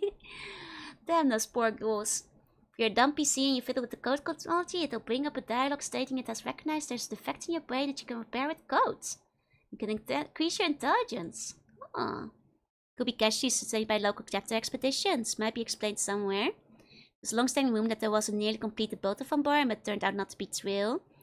I think it might be because of the detailed documents, but I think these documents, I think, are one of the first things that like wind up being, you know, written up at the start of game development. So I think it's entirely plausible that, like, you know, all there is of Van Buren is just the one demo build and nothing more. Because like this, you know, even though it seems extremely detailed, these are the first things that like wind up getting made. So, you know, it's entirely possible that there really is just nothing more than a demo or very little extra. Scribes are already squishy, that's true, that's true. It's a lot of work to turn all this writing into another actual game, yep. Because once all the writing is done, you know, then you go to the asset people who do the images, the, you know, the backgrounds, the tiles, the programming, the music and all of that. But this is the first step. And a lot of it will probably still be subject to changes and cuts, exactly. A lot of it probably isn't actually finalized yet.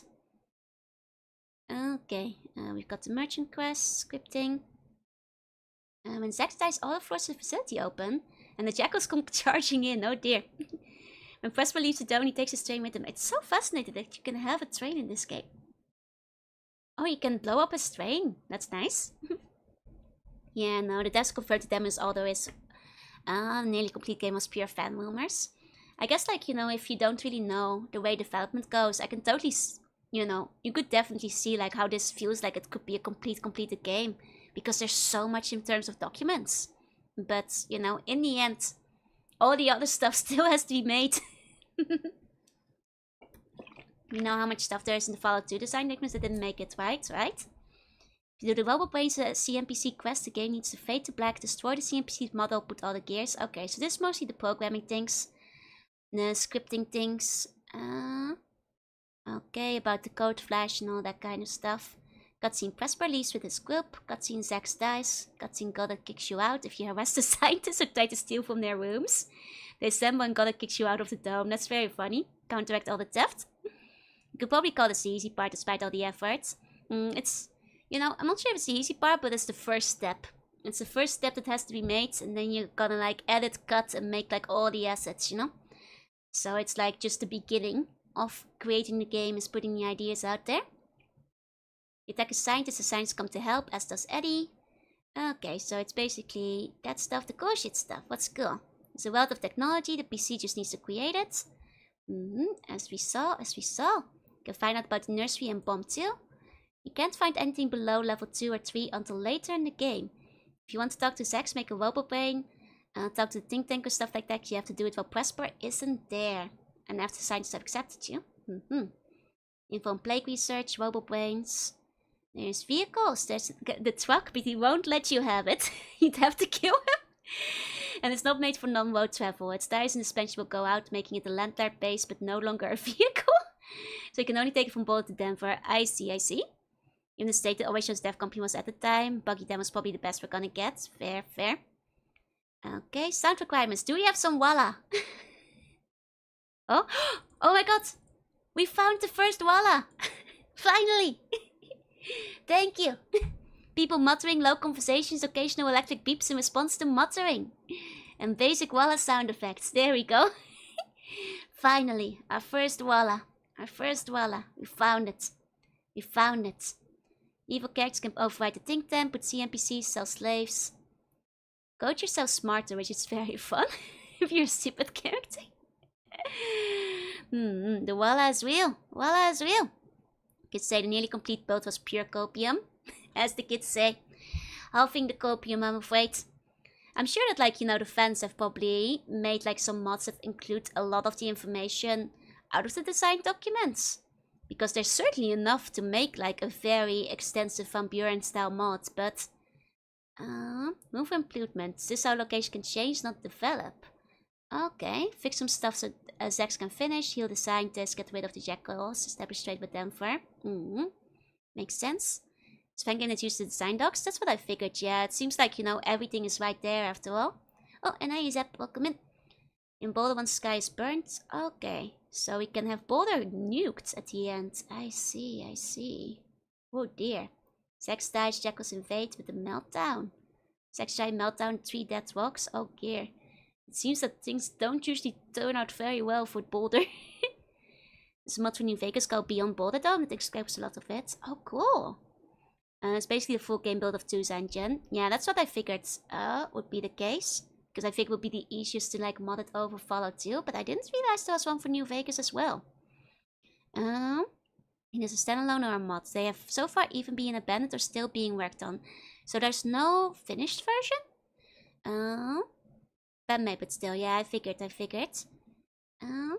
Okay, Fallout scientists fail, everyone dead or sleeping. Nursery cured, dome abandoned.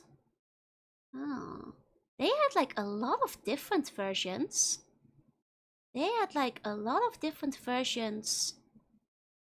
Of like the different endings in this one. I feel like they added like a lot more than before. Interesting. Okay. But this time we have like a couple of the dialogue sections here, I think. Who was it? Like Frank Pierce? I think were 2 of the Sion? Yeah. Like some of those guys. Wait, no, not Frank. We already read that one. Pierce is a great outlaw of the wasteland. Wait, is he like... Wait, was that the one? Oh, he talks about Presper. Yeah, we know how many of them would have actually made it in the final game. That's true. A lot of it might have still been cut in the end. It's about time we met. Too bad you're not going to be walking away alive. You've become quite the outlaw during your time in the wasteland. So have you made the mistake of stepping on Presper's plan one too many times? It's time for you to die. Oh, okay. Or you've become quite a hero. You've been quite busy. Okay, it's depending on which level of karma you have. There's one I still know is being worked on. Fallout yesterday. Anything else I found is beyond ancient in modding terms and long abandoned. That's a shame that there's like no finished projects for it yet then. Okay. Pierce, Captain Pierce. My employer's been watching ever since you left Tibbetts. You've become a potential threat to him, which is why you have to die. They've expected you to have heard of Dr. Presper by now. He's got great plans for the wastelands. Plans which you've been interfering with. Presper's going to erase mistakes of the NCR and make civilization into what it should have been after the Great War. You yourself have seen how badly the NCR screwed everything up? Okay, you're a soldier. Violent, unpredictable, and civilized. Once he's got what he wants, Presper's going to remove you just like he wants you to remove me.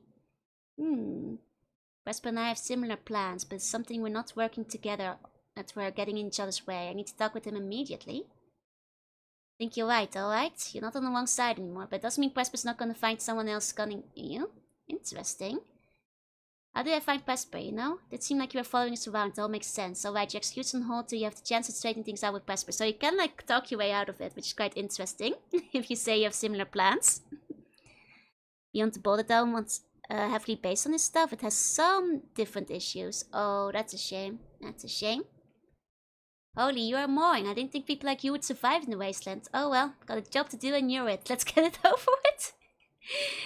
The special like stupid lines. Got better things to do than try to explain things to a moron. Good try. You almost had me there. Now it's time for us to make some noise between the ground. Think I'll just take the chance to deal with Presper the time comes, but right now it's time to deal with you. Okay, we're supposed to run the first place called Bloomfield. I can show you where it is, but I can't promise Presper will be there when you arrive. Okay. Every day we lose more storage space. Oh wait, this is what we saw. Oh, are all these dialogue pieces just what's in the design documents? In that case, I don't have to like open them separately. I'll just come across them naturally eventually. Okay, got it. Because we already saw that. Did like the hazard armor from a door. That armor looked neat. Okay, which one to look at next? Take a sip of my drink.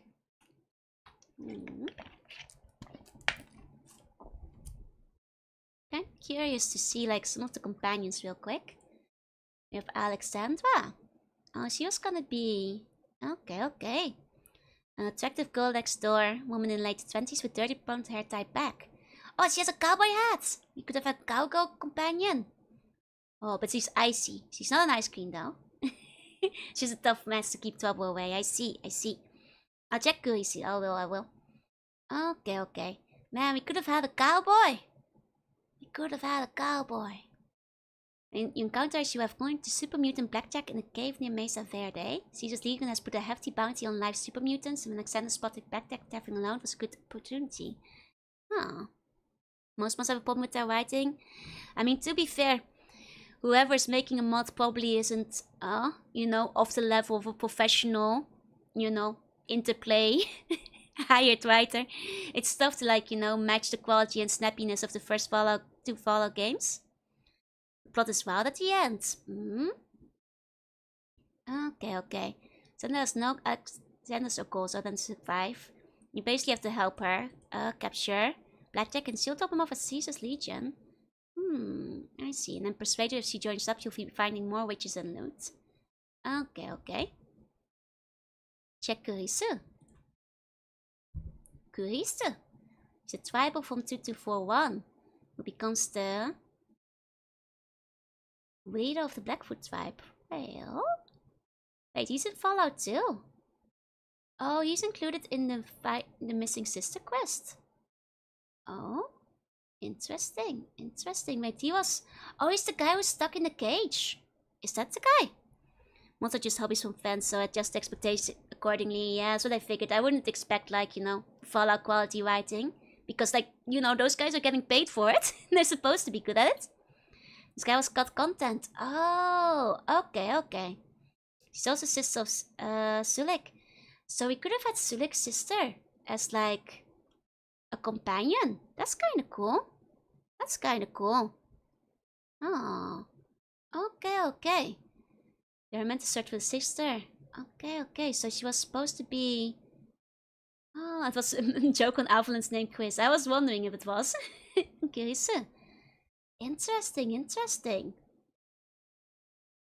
Oh, that's like a very nice little callback to, like, you know, the quest they had in the other game. That's very neat. Who are other companions? I already checked Devil Dog. Chagas. Oh, a female super mutant. Bouncer for Dusty. Oh, big, bad, and about as smart as a bag of hammers. Perfect for the bouncer duties. She used to defeat any wild animal that was foolish enough to attack her, and being attacked by assorted raiders here and there, who she killed and ate as well. She has limited pleasures of being in a vault-like structure with others similar to herself, but she cannot remember any details. Okay. Oh god, she's a cannibal. For the ones with that craze, they are quite tasty. Oh man, she is a cannibal. So, I mean, maybe she changes her ways when she joins you. Restoration mod for Fallout 2, they complete the sister quest as best they could. Likewise, fixed mod for Fallout. Yeah, I heard they added a bunch of quests in. I think it might be fun to, like, look at those at some point. But after some more time has passed. There's only one person having nice there, which was Dusty Heart. In the kind gesture was be met in kind, and sure enough it was. She became the bodyguard for the Dusty Bar. Okay. During a bar fight, 3 individuals with catapults and super sledge will try to get the best of her. Okay, if you help her, even if the player did very little damage, Beatrice will be grateful and ask the players to be the player's bodyguard. Dusty will not be happy about it, but she won't argue with you. She will, however, jack up her hooker and drink prices if you take Beatrice along. That's very funny. Normals aren't expected to match professional, but I feel it's important to mention. That's fair. Okay. Then we have measles. Oh, I guess that's a goal. Yeah, that's a goal. Oh, that's another bodyguard, but for a different person, for the reservation's leader. He has very few ghouls conceived rather than transformed by radiation. Born the ghoul. They seem very uniformed, almost if they were meant to be there and serve a function. He does seem smoother than other ghouls. Maybe it's a result of the breeding process, maybe Misha just got lucky, no one really knows for sure. This known is that Misha is a gifted hand-to-hand and melee fighter. Okay. Which is surprising from a ghoul, yeah, unexpected.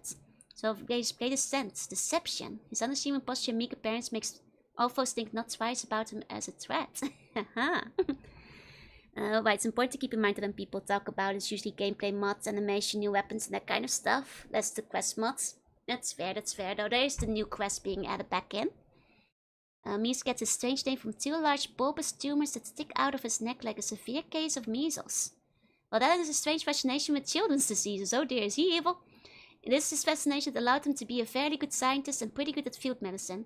He hates humans but will go with the player if Willem orders him to. He's only hospitable to other ghouls. He has hidden an agenda that differs from the prisoners and is willing to critically hit the PC in the back of his head, cool or not, to make sure. Oh dear, he is an evil NPC. And the mods are also a pain in the head to make no matter what the game. Fair. Like, you know, you need to actually like both be good at writing and able to like program it in. So you can't really pump it out, the same way you can, you know, do replacements and that kind of stuff. Okay, Clark is the Messiah, is a ghoul Messiah of the reservation. Okay. Wants to know about the other settlements in the wastelands. Once he has learned enough, basically, after visiting Hoover Dam. You were ordered to go into prison. Okay, he will actually request to go back. Interesting. So it's a ally that actually leaves you once he has done enough spying and scouting for the guy who let him go. So he doesn't stick with you. That's a very interesting system. Willem has burned a dirty bomb out of uranium. Left on the reservation, he wants to deliver via rail and nuclear Nelly. Set the bomb in the community he perceives as a different stress. So we have our first nuclear bomb. I'll open that page. It's meant to slow down the community's progress and hopefully dissipate the people after radiation gets in. Okay. The preference on which the bomb is to be decided, possibly depending on how much the PC helped each community to better itself or screw up. Willem will then bomb the battle of community? Oh my god, the community most likely to prosper. Willem will then mount the nuclear Nelly on the makeshift train, park the railway about 30 miles outside the animal location, and fire his dirty bomb. Oh, so you are indirectly selling the bomb to the community you helped the most. That's that's incredible. He's just doing the same thing Ian was doing. Is he? Ian didn't leave. Needs voice actors if you have more than a couple characters. That's also true. Or like if you wanted to speak at the very least. If in the new title, fair. And possibly source edit, that kind of things, texture work, custom outfits, models. Exactly. It's a lot of work during the whole quest line. Okay, so the second type of Meso's mission is to establish a will system with the player's help. Oh, I got to drop the bomb. That's so crazy. He does shoot you in the back. Well, that's true. But Ian doesn't do it on purpose. Lastly, if the player has to go to the Grand Canyon and discover the uranium mines, Ben will want the will system to go there so he can mine more uranium. So Optimus goes to eliminate all possible traps using the newly mined uranium to make the dirty bomb arsenal. To pervert the perfect ghoul procreation process. And wipe out all the smooth skins so the children of the wasteland may rule the earth. Oh, so there was like just a ghoul supremacy group. That's kind of interesting. And like the fact that like, you know, they actually send a spy into your team to basically make you unknowingly work against yourself by potentially nearly blowing up a village. You've been invaluable to me. Allow me to show your appreciation. A lot of times it can be funny. That's fair. To be partially on voice only, voiced by the mod author. I mean, to be fair, if you're making a mod, you might have to make do with what you can, right? Okay, so how it's looking cannon. Okay, so it's a nuclear warhead shelled cannon style to target something 30 miles away. That's very neat. So they were actually gonna do a whole bombing plot. Serverways, wait, Robodog! Yay! I love Robodog. Okay, so you could have still gotten a Cyberdog. It was one of the Dogtown quests to get rid of the robots, as they would continue to harass the player. Alternative is to reprogram them to follow you as a companion, or to change priorities. Okay. Makes sense. You can take your dog with you. I love Robodog. Remember taking you for the first time, like, what's wrong with this guy? It's good old Ian. His aim isn't the sharpest. Job! Broken Mr. Handy. Okay, you can find a broken Mr. Handy unit. Needs a few parts, but the fixed term ability will serve as loyal companion. Not equipped with weapons and has some flaws that make it less than ideal, but it's good at stalking electronic traps. Okay, cute. He suffers from a number of problems, including lack of battery. Okay. Oh, Job will not leave Denver unless we program to. A lot of places people don't want to leave Denver. Not the dogs, not Job. Job Give is so cute, right? Like, I wonder It does seem that Denver seems to be the biggest document out of the whole set. Otto's teeth is a goal. Oh my god. He looks like a goblin. Huh. He's the chief engineer at downtown and works closely with the engineers of the WIM. He's the only ghoul in all of the Hoover Dam. Surprisingly enough, he's treated quite well. He located in the Hoover Dam much like Beatrice once owned that he wandered in the wastelands. Okay, okay. When Otto was well enough to answer questions, he was very honest and said he was banished from the ghoul encounter and got the reservation far to the east. Okay, so you have to order Dr. Yuri to nurse Otto back to health. I see, I see. Okay, so then he started working at the dam. Got it. He's so gifted with mechanics that he doesn't even need to use a tool set to use his skills. Instead, he has bolts, screws, and an assortment of tools screwed into various parts of his head that he removes whenever he needs to use them. He's essentially a living tool set, hence the special perk. Oh, that's a fun thing. And the pick is one of those kids horror series like Goosebumps or Are You Afraid in the Dark? It kind of looks like something like that. He looks like Limp Bizkit. Yeah, an early 2000s rap album. I could see it. I wouldn't be surprised if it was from one of those kids horror series. Kind of looks like it, yeah? Kind of does look like it. Otto has been working closely with former scribes to try to make the filtered water drinkable. Okay, okay. If you agree to help, he gives you the baseline and become a companion. Okay, cool, cool. And I knew, welcome in, welcome in. Signed document number 13 has not been released, nor is the document for the Grand Canyon. Okay, interesting. So, I guess like there's some that we have to dodge on account of being potential spoilers for New Vegas, but we can probably look at this one, which is the space one. There we go. To save the Great American Way and secure the safe future. The plague on the airlock access wall. The Sentinel watches the wasteland from high above, with Scotland and Caring silently waiting to one day fulfill its destiny. It was once considered the protector, providing supposed security to naive children thinking they were invisible, as long as their Sentinel watched over them. Should any enemies threaten those the Sentinel is supposed to protect, it would rain down, exacting punishment. But once the enemy threatened, the Sentinel could not respond. It needed permission from its creator to exact its punishment, but that permission never came. So the Sentinel watched coldly as the children it was supposed to protect were incinerated with mushroom clouds. And it was over the Sentinel, known as the Ballistic Orbital Missile Base 1, merely continued its observation of the discharge pallet below, waiting for the day when it could get permission to exact its punishment. Well, Prosper is working on that, huh? The rocket things look so silly, it's kinda cute. But I think this is also, well, not clip art, but I suspect, judging by the watermark, not the final design, but merely the inspiration for what they were going for. I suspect. It's the final destination of the game, as I thought. That kind of sounded like it from the early documents we saw. It's a large donut-shaped space station capable of firing 24 nuclear missiles. Though it's currently only loaded with 8. It's capable of housing 6 people in an area designated for living, recreation, and medical treatment. It's interesting that there are actually people on it. Giant roulette new for giant gambling, yeah. They probably just looked like, got the space station from a different website. I mean, it's from website starships.com, so it's probably a fan site of people's own designs. Yeah, you know they were gonna make it look aggressively 50s, 60s. Absolutely, absolutely. Will there be an accidentally blew everything up at the end? Oh, I feel like there must be. Or at least a bad end when Presper gets his way, and like most people and things wind up dying, you know? Okay. Over the course of its 200-year race, the bomb sustained a bit of damage. Its circular outer hull remained intact, except for the damage to what could be called the northern section. Okay. So, I see. The inside living quarters were very sterile, plenty of silver. Beds fold out. It's a very sci-fi kind of looking place. Entertainment is now provided by a static-filled monitor.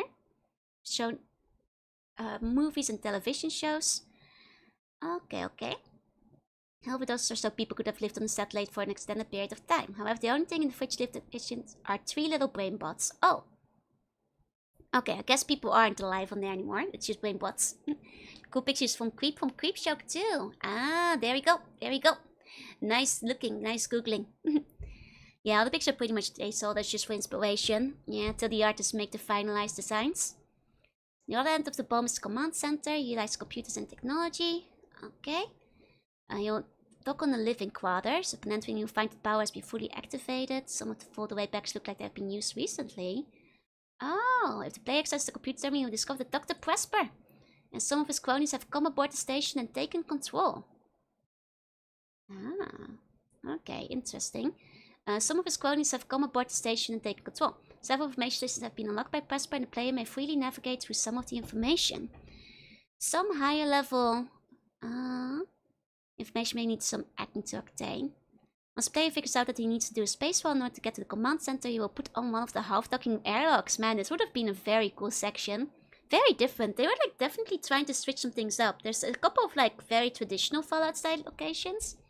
But between the nursery and like, you know, well this, it seems like there was like, they were definitely mixing things up and like putting some really fresh stuff in there too, which is interesting. While still having like the very sci-fi 50s kind of vibe with all the robots and all that kind of stuff. Definitely a lot more dramatic than the other endings, yeah indeed. I guess like, you know, it always feels like a bit of foreshadowing because you have the hobologist, you know, talking about space and like could we ever go up in space and the she and all that. To like, you know, actually go in space in the third one. Yeah, they were going hard on the 50 sci fiction stuff on this one. Like I feel like the nursery and the recovery of nature and stuff really plays into that as well, which is very interesting. The area is composed of 3 maps. Okay, living quarters and such. By a strange twist of fate, we designed convenience. There's actually no one in the living quarters when the player arrives at the station. Due to the fact that all of Dr. Presper's lecture and the command control center having to just start the countdown to the missile launch. A very audible countdown can be heard every minute, so the player will know Doomsday is near. Ooh, very dramatic final ending. If you actually get to hear the whole countdown. I see. It's a really beautiful photo for a nuke. It is. It's gorgeous, really. It feels more like a comet impact in a way. Okay. Let's see. So you can find the auto-dock can be used anytime by the player. I wonder how long the countdown is. They haven't mentioned. I wonder how much time you have, especially if like it basically starts almost immediately. Which is interesting. There's medical facilities. 4 file-packs are walked away. Computer terminals. Oh, you can see the targeting. So Hoover Dam, New Canaan, Shady Sands, New Reno. Vault City. Denver, Brotherhood, Main Bunker, Maxon's Bunker. Okay. Interesting. So they are aimed at some of the old school locations. Interesting. The player will also discover that it's only time to manually disable 5 of the 8 launches. You have to make a choice who lives and who dies. 2 launches will happen no matter what the player does for neat endgame stuff. Okay, so you can't fully end it. Oh, dramatic, you have to make a choice. Who's gonna live, who's gonna die? The player may program different targeting solution for the missile, but he will need to do it from the command control room. Even if the player sabotaged the reactor core, the resulting blast would set off the emergency launch protocols, drastically accelerating the missile launch. Either way, the reactor meltdown will be down to 2 to 5 minutes. Ooh. Think we can live without New Reno and Vault City? Yeah, no, they'll be fine, don't worry. That explains what happened to the Vault City, why we don't talk about it anymore, huh? The maintenance room, rec room, bathroom, kitchen, mini-mat room all go along the western side of the living quarters, and each room is open and accessible. Maintenance room holds a mini mechanic lab as well as several tools. Rec room holds a ping pong table. Let's go. 2 computers used for gaming. Let's go. A dining table for 4, large projection TV. The bathroom has 2 showers and 3 toilet stalls. The kitchen comes complete with pre-packaged food processor. Nice. You think so is way to describe the sentencing places to that, yep. But that is some very neat endgame stuff. And this will be basically hollow out to develop post-war worlds. Which is like interesting, especially because you kind of seeing like, you know, both how far humanity is progressing. It would have set a thing up for like a very dramatic 4th game. If like, you know, something, you know, 2 places would have been canonically nuked again. Which is very interesting, like as a consequence. For like a 4th game that's materialized even less than the 3rd one, obviously. But it should have been very interesting. We've got the spacewalk, which is very cool. The command center. Okay. There's engineering. Reactor room. Yeah, unfortunately reactor core don't kick in if emergency outs go. So you don't want to... I think that feels like a bit of a response to like the 2nd game. Where you do blow up the reactor. But in this case, it makes things even worse. You know? Map flowchart and layout for the bomb. A lot of missiles stored in the submarine. Broken access. Complete terminals, wall of beds. This is a cool little map. I like the layout. I like the layout. That's very cool. I very much like this. Oh, and on the other side, more missiles. Escape pods, command room. Very cool, very cool. Very cool. Why is it in space? Because that's where the endgame is. They're like using this to launch the nukes. Presumably you had to get the way up there, but then you have to like have the big showdown here, which is very cool. So these are from pre-war, obviously. Theoretically to launch missiles at any target in the world. But you need an onboard crew to launch it, so it couldn't actually do it. I see. Okay. The reactors never arrived. Okay. Its function as well is good with the temporary generator. Got it. Bomb 2 didn't do as well. Something big hit Bomb 2 and sent it crashing down to Earth. Piece can be found in the Grand Canyon. Do you have Grand Canyon design documents? We don't have Grand Canyon design documents. Okay, interesting. Yeah. This would basically, the establishing events and actors are basically how they've been keeping the setting game friendly. Active war signs, factions causing trouble. I think the tribal, like, setup in this is very interesting too. Bomb 2 did not fare well. Okay. Oh, there's the emotional porn again. There we go. Making Dr. Pressman's lackeys aware of the Doctor's deception. And the Alpha wants the bomb destroyed, even if it goes up. Audible and visual cues that immediately active PC know the missile will launch in 2 hours. Range brainbots must have been up there for years, desperate to launch the Dukes. Oh god, they want to launch them so badly. Even gave it a symbol this time, yeah. There's a wiki page for the Grand Canyon. Okay. Determine the fate of people eking out an existence on the Earth's surface. Player may reveal Dr. Presper's deception to General Coleridge and his men, thus causing strife within the ranks. Player chooses largely populated areas to hit with the nuclear missiles Armageddon's hand. Oh, you can make it even worse. War never changes. Does anyone ever really win? No matter how well a player does, someone's going to lose and the player never truly wins. Lives will be ruined, communities will fall, and that will reap its corpse. I see. Concept of resetting is something Chris couldn't let go of, no. I mean, to be fair, I feel like even with the reset, there's still like build-up of what's happened though. Okay. So, these are the quarters and stuff. Quick notes in the entry states that Brainwoods exhibited unusual actions and even emotions such as loneliness, anxiety towards Dr. Presper and his growing survival, and an even attempt to help Dr. Presper's plan. Aww. The PC may opt to reactivate the Brainbot and try to reason with it. Aww. The Brainbot will first identify itself and then go on a tirade about how he must stop Presper from destroying the populated areas.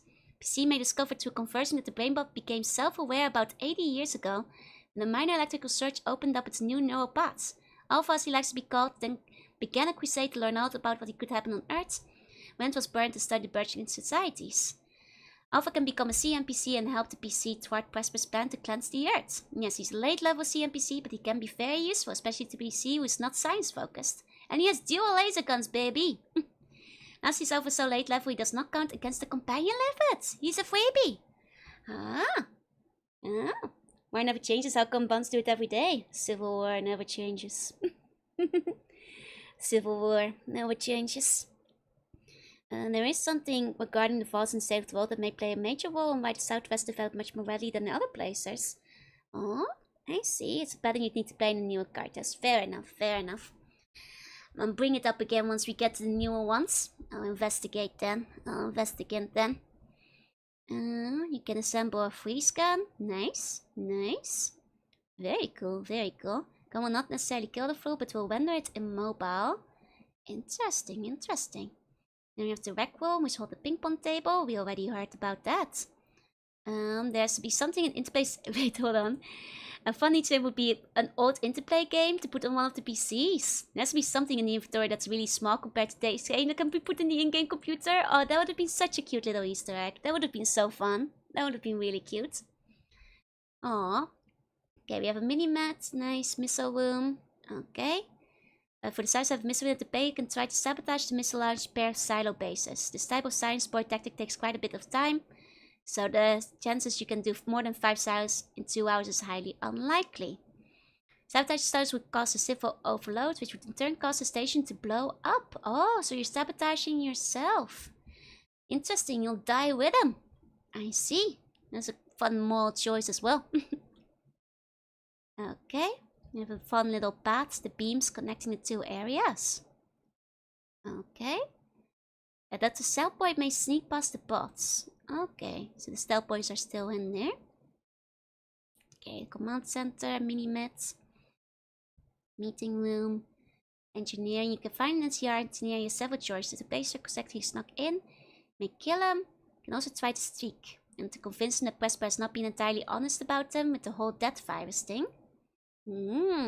Interesting. I wonder if this document will probably be the one that talks about how to deal with Presper as well, because it's the endgame area, which is gonna be very interesting to see. Okay, nuclear reactor meltdown will calm down, which lowers the time limit. We heard about that. Open the pod doors all. The command room. Directly you'll need large monsters. The targeting computer you can disarm. You can disarm all but 2. So the program was programmed to cleanse the areas that have been exposed to new plays. It will refuse to halt all launches and insist 2 monsters must be halted. The player must choose 2 targets to hit. Empty inhabited areas are not an option. The player does not choose, then the computer will choose the 2 largest populations. Oh, I see. All the factors take serious calculating times, especially since none of these variables are constant. The core information must be extracted on the fly and then worked into the target solution. The spikes of the player will not have time to reprogram all the missiles. So I have to choose carefully which ones to change first. Dr. Pressbank, he found fiddler around another computer that's left in the left-hand corner. The player decides to muck around. You will find the Presper was using it to calculate explosion scenarios. There's escape codes. Okay, all the PC needs to do is access the control panel and accept the MHD escape request. To keep the ending game Fallouty, the escape pod does not have a designated landing site. Because of its limitation, the pod will likely land like a 60 space capsule, parachute to an unknown remote area. This way the player will get an end movie CG of having the PC leaving the pod and wandering into the sunset of an unknown land. Play sad music and shed a tear, then Walden, and what happened to stills and narratives. That's very cool. That would have been a very Fallouty ending. You know, once again, we wander into the waste. All alone. Very interesting, very interesting. Okay, this is more about disabling fins. Ah, here we go. Presper. I don't know what I was expecting him to look like, but I was not expecting crazy Einstein. But maybe I should have. He ended in Australia. Exactly. Okay, he's the smartest man on Earth, except for possibly the player. He's at 0 karma. Classic crazy scientist. I don't know, I was thinking like, I guess in my mind I'd been like building up as like one of those charisma kind of villains, because he seemed to like have a lot of people working for him, but no, he's very much spec'd into mad scientist. I was like thinking like, yeah, for charisma is actually kind of low. He just, I guess, has a really convincing argument to get the people to work for him. Years haven't been kind to Doc Brown. Super Pip-Boy Monsters is held, acts as a motion center and has a program attachment built to it that allows him to instantly create and download his own program. He has a nuclear pistol, he carries a muted tool, radio, projects with a bulb. He will prefer to spar with words than with bullets. He does not seem super strong, no? He is a doctor after all. Yeah, Doc Brown. Dr. Emmett Brown from Back to the Future. Okay. Traits, all science traits. I mean all of them. He accrues double the fatigue as if on half rations because he's fighting sleep all the time. He's secretly afraid of being asleep and he will do anything to prevent being tranquilized or knocked out. He's also good at multitasking. Anything as 2 separate things he can do it both at half his normal skill percentage. He could code 2 computer programs, for example, or work out the math theorem himself while shooting someone with a tranquilizer gun. He really is the smartest. Damn! Convincing words of, come on, join me. Silent bonus perk, smartest man on Earth except for PCs. That well makes him on the smartest man on Earth except for the PCs. Did they just say that twice? Oh, that's just the perk he has. Okay. It allows Presper to directly input from the GM to perform his twisted action. Plus 2 AP. Plus 25 invention, master of science, and all other science-related perks.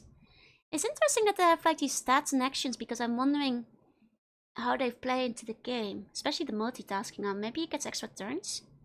You can like do 2 things on 1 turn or something. The good doctor was born and raised in the area formerly known as Shady Sands, not now known as the NCR.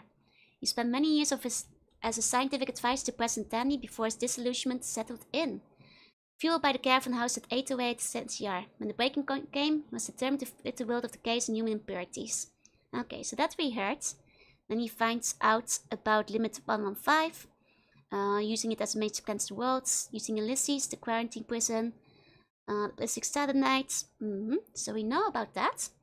They released the virus in Boulder and Denver. They quarantined the prison to spur it into action, but not enough for the populations. And then arrested enough people to fill up the prison. Presper infected himself, Coleridge, and a handful of soldiers so they could be taken into prison. Once there, the rest of Presper's men who are not infected would stage an attack on the prison would allow them to escape. Makes sense. Presper hates Danny, he does. Hates capital. This event would start the countdown of sorts for the missile launch on the bomb. Would assess the virus threat, try to gather up the escaped prisoners, and once 90% of the prisoners had been retrieved, launch the nuclear missiles to clean and prevent any further infection. By the time this happened, Presper had already planned to be on and in full control of Bomber 1. Okay, that makes more sense. That makes more sense. Okay. And reprogramming the targeting solution to clean the areas he wanted to. Humans of his choosing would wait out the second nuclear holocaust in the Boulder Dome until the day came where he declared the earth safe for pure-blood humans once more.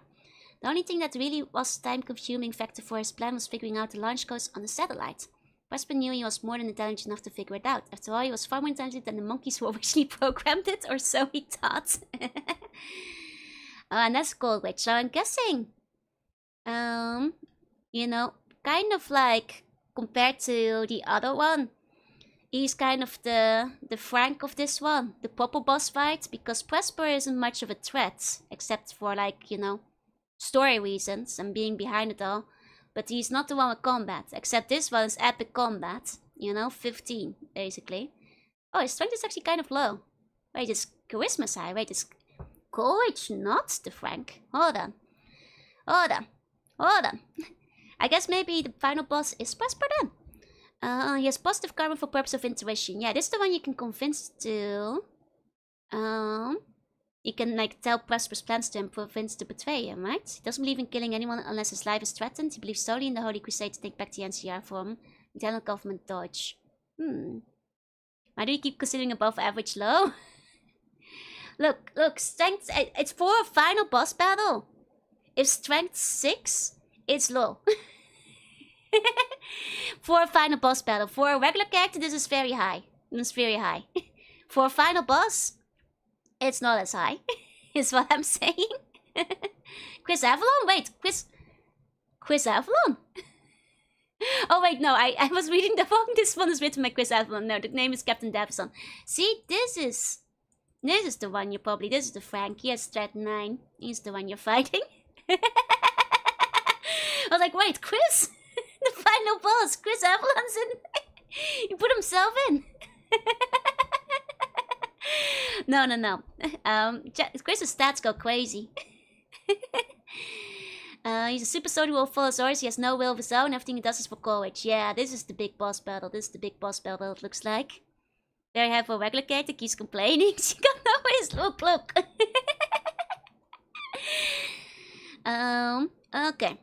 Okay, so he has a bunch of stuff. Frag grenade, assault rifle, catapult, combat knife. That's not as good equipment as I was expecting. But maybe they hadn't thought of the better equipment yet. That seems a bit low, relatively speaking. You know, he's got the big combat armor with like a 40mm pistol, really? There's better guns. Master's guns are the big boss fights. It seems so. Killed all the penguins, now he's aiming for a bigger target, yeah. Okay, Born Killer, not sure what it would do, except that he's designed to kill people. Okay, the rest seems pretty straightforward. Oh, Captain Curse. Oh, maybe you just fight all of them at once in a big battle. I guess that would be a pretty dramatic boss fight. Managed to get back. You're right on time. Hey, Darksec. Hey. Not one big guy, just several semi-thug guys, which makes sense. If you're fighting them all at once, that would be kind of tough. Pierce is a bad person. I see. Briggs is time and place useful will tell whether he's good or bad, so you can convince him. I suppose. And we've got Alpha. Oh, that's the one we can take with us. Right? Fun fact, Avalon was in Fallout 1 as a bounty hunter. I know. I wound up not encountering him. But I did, kill the guy for a donut. But, I luckily did not get bounty hunted. I did not get bounty hunted in the end. Okay, Alpha.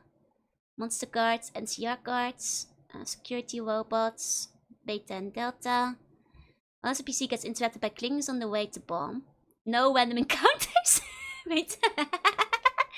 Yes, no random encounters surrounding the area. You are in space. No interception by Klingons. I mean, that feels like a funny random encounter they put in, but I figured it'd be pretty straightforward. Cheeky. Okay. There's a timed area. The time it takes a PC to do everything is very important. Yeah, because you have to figure it out. Okay, sure they would add a few aliens. There's aliens in 2, but turns out those weren't real aliens, so the Bible says. Play proceeds to be adapted by Grace, goes on a tangent adventure, costing the Southwest dearly. Indeed. Okay, you can disable the belt and data to contract, to the computer. Reactivate the Alpha, get them to join you. They're real to me. Well, they're real, they're just mutants. They're not actually aliens, unfortunately. Well, there's the alien Easter eggs, but I'm not sure if those are canonical. SPC repairs, so helping with the repairs. The limbs. Okay, find schematics for the free guns. Build the freeze gun. Disable 5 out of 8 nuclear missions. We heard about that. Sneak past them. Disable security bots. Especially knock out or kill the engineer. Overload the reactor core. Blow up the reactor core. Change the targeting. It's very interesting that you kind of have to choose who lives or dies. No arriving out cleaners or near awareness, 0 out of 10. Convincing courage that Vesper deceived about the new plague. Okay. Which is interesting because you can get the soldiers to turn on him. I guess much like you can with the scientists in 2. Players captured or noticed. Vesper will initiate dialogue and get the ball rolling. If the player is persuasive enough, he can convince courage that Vesper is not honest about the lighter strain. Instead, Vesper instead that Courage and his men with the fire that would slowly kill Courage and his men, guaranteeing neither he or his men would ever enjoy the brave new world Vesper had planned. That's so evil! This information does not sit well with Courage, and he will shoot Vesper in the face. He will then set bomb on one to self-destruct and exit via the escape pods, giving the PC 3 minutes to settle affairs. Missiles dance a jig, getting the escape pod, etc. That's so evil! Okay, it truly was a mad scientist. Okay, the sun is barely questing over the Earth's horizon when the escape pod launches. The camera pans away. As it tumbles towards Earth, nuclear flashes. I mean, once again, end the game with an explosion. Bomb blows up. A couple nuclear explosions on the Earth, and then the screen fades to black. Go into endgame slideshow. That's very cool. Do we have voila? Mumbling in the command room. Yes! There we go, we got some voila. Okay. No slide for the bomb because the player will see it blow up in the end movie. Makes sense. That's a very cool final location.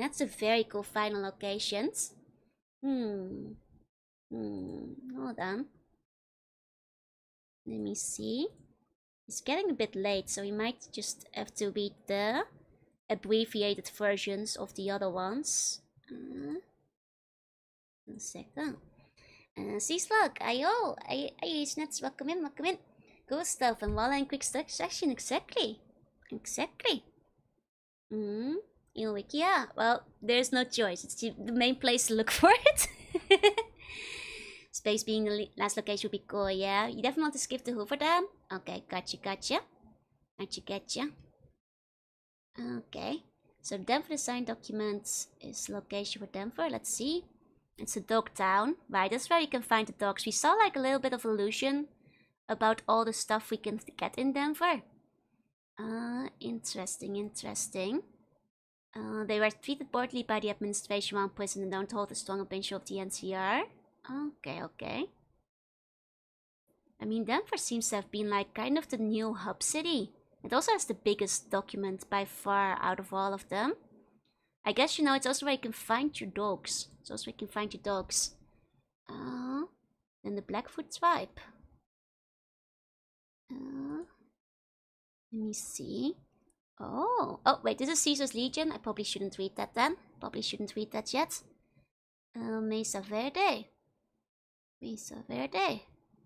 Let's see. It's the shadow of a large cliff. It's the home of the Ciphers, known as the Painted People, due to their extensive use of body paints. Oh, the schematic for a chip necessary to release the rocket at Bloomfield. Oh, so that's where we get the chip for the rocket from. I see. I see. Very cool. Very cool. Oh, each cipher is believed to have a personal number determined by the mnemonic at birth. What's your personal number? Mine is 9. From heading out on the hunt on the 6th day of the month to choosing who to remember. It's very confused to outsiders. No, I kind of get it. As like a kid, I was really obsessed with numbers too. And like, you know, you it happens sometimes. You can make a religion out of that. You can definitely make a religion out of numbers, I feel. Was a pre-war cell built by a senator for his family and himself. So it was never actually used for the purpose. It was eventually passed down as a family secret from one generation to another. Okay, so this is where the Brotherhood of Steel is located in this one. I see. I see. I figured like Maxon. I had heard that name before. 10 years after construction was complete, the war did break out. Right. In the wake of troubles. After my poster blade left there. Okay. Named the bunker after his famous ancestors and the full complement. For years the wars raged on. It was considered a victory for the Brotherhood of Steel. However, no matter how many troops fell to disability, NCR always seemed to have replacements available. So in this timeline, the NCR and the Brotherhood actually go at war. Which is interesting because the Brotherhood's... Well, I guess they weren't picking too many fights in the first 2 games.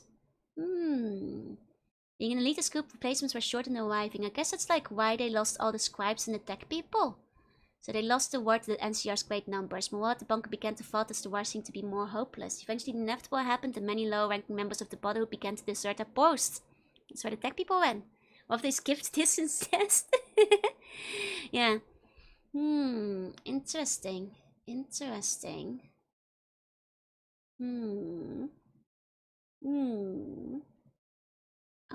Okay.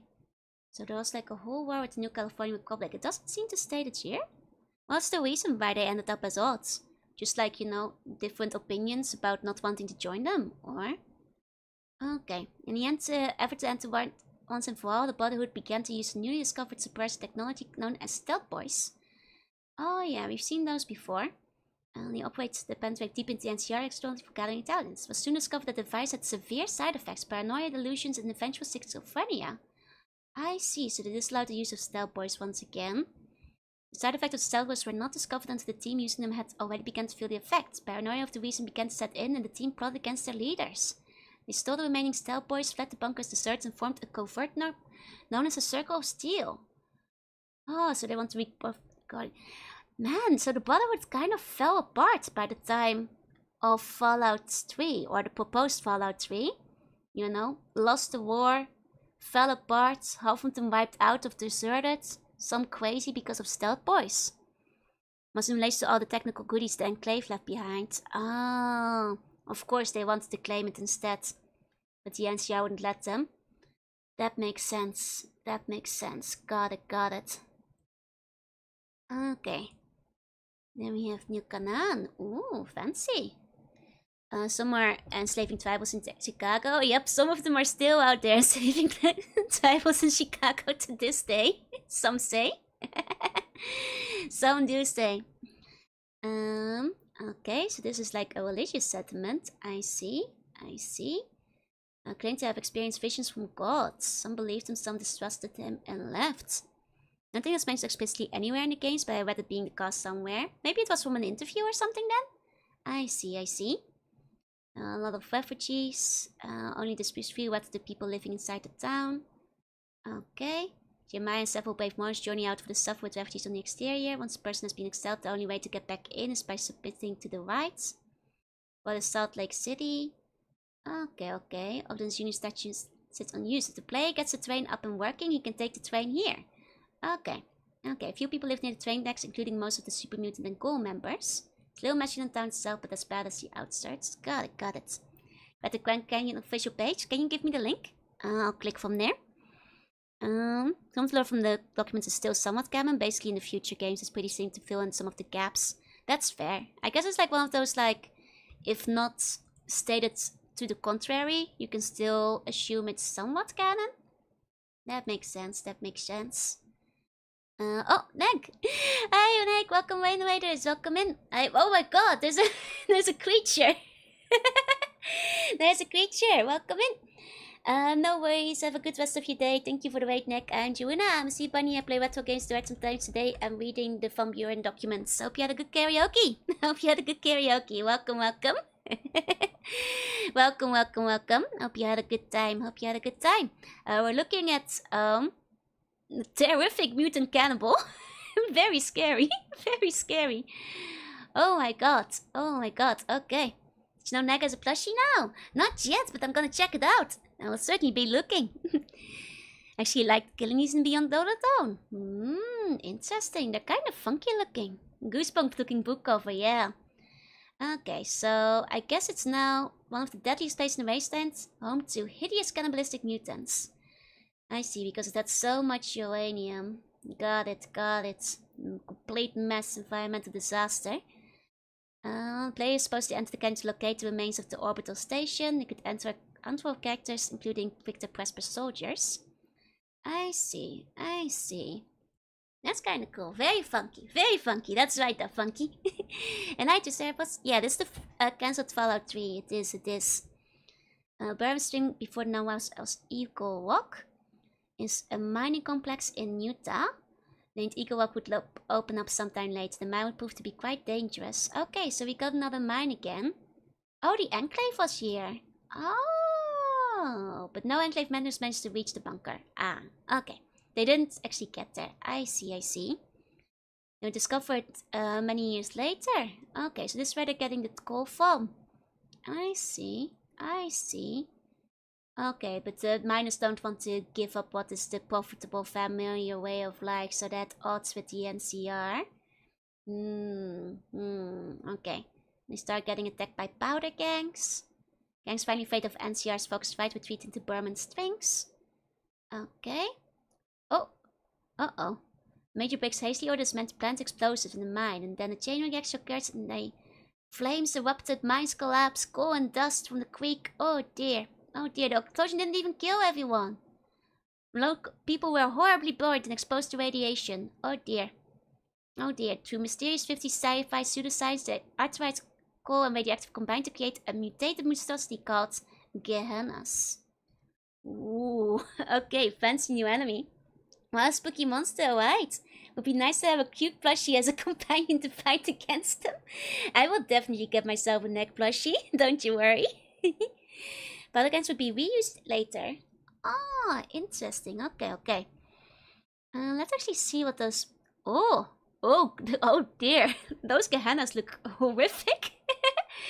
Did you guys see that? Okay. Oh my. Oh my. That is horrifying. That is horrifying. Oh dear. Very cool though. Very cool. Very cool. One day the bum plush. And the bum plush is already there technically. He's got gamer posture. He does. He's kind of caked up actually. Somewhat. Would have been awesome in the game. Yeah, very flesh column type. What did they do to him? He got radiated. He got radiated, it seems. Terrifying, terrifying. Later Molex, what do those look like? Oh, that's horrific. They have too many eyes. That's horrific. Oh my god. Can make an appearance as a mini-boss in Fallout London. Ah, you have meant the buns for that class. Look, I just stating the facts. I'm just stating the facts. Hey Reaper, welcome in. Games is melted or swelling someone's skin like gold? Maybe a little bit of both. Maybe a little bit of both. Either way. Oh, Hoover Dam I wasn't supposed to look at yet, right? Okay. Golem, be gone. Golem, be gone. Reservation before the war of the Los Alamos testing facility. Are we okay here? Sorry, I noticed that just there. Okay. The reservation was a top secret military facility. Oh, this one's connected to the bomb and the bomb stuff. Okay. Full of ghouls. I see. 1,500 people were on the ground. Only 40 survived and became ghouls. Did not venture out. Have you seen this man kind of image, right? Seem to be horribly mutated people sealed in some kind of hazard suit. Oh, that's horrific. That's kind of cool. That might have been an inspiration for the Grafton monster in 76. It's all too possible. They do reuse some stuff here and there. Basically just as a float voting. Just don't worry about it. That's normal, yeah? No, that's probably normal. Don't worry about it. Okay, then after walking the maze like Cornus for a decade, they eventually ventured topside. It was then that they were tasked with braving the radioactive wasteland and seeking out the other survivors. One of them was Dr. William Clark. We heard about him before. The return was celebrated among the goons, but he was unable to celebrate. He witnessed firsthand the prodigious and reprehensible treatments ghouls could receive. He proclaimed the reservation sanctuary for the children of the wasteland. Yeah, he's the extremist who wants to, like, bomb other cities that aren't ghouls. That's right. Okay, so the reservation is the whole group that's behind the nuclear Nelly. The nuclear Yanny. There was one thing I wish all the games did more, be into the horrible mutated monsters, right? It's very cool. Okay, the Bloomfield Space Center is the old Air Force Base. Let me guess, this is where we launched the rocket from.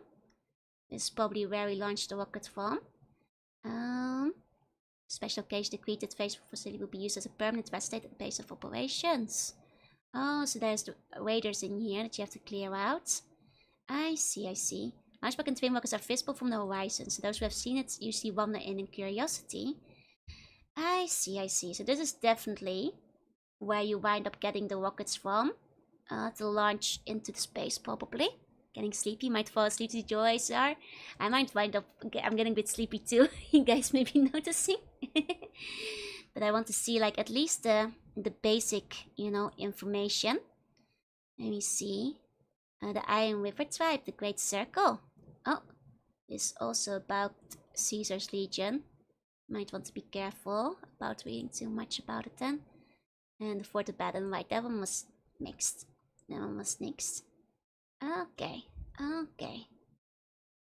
So I think we've at least, some of them in depth, but at least the other ones we took a glance. The other one, at least we took a glance at. This is so cool. I will probably read the other documents in depth in my own free time. I want to see, like, what else they had to say.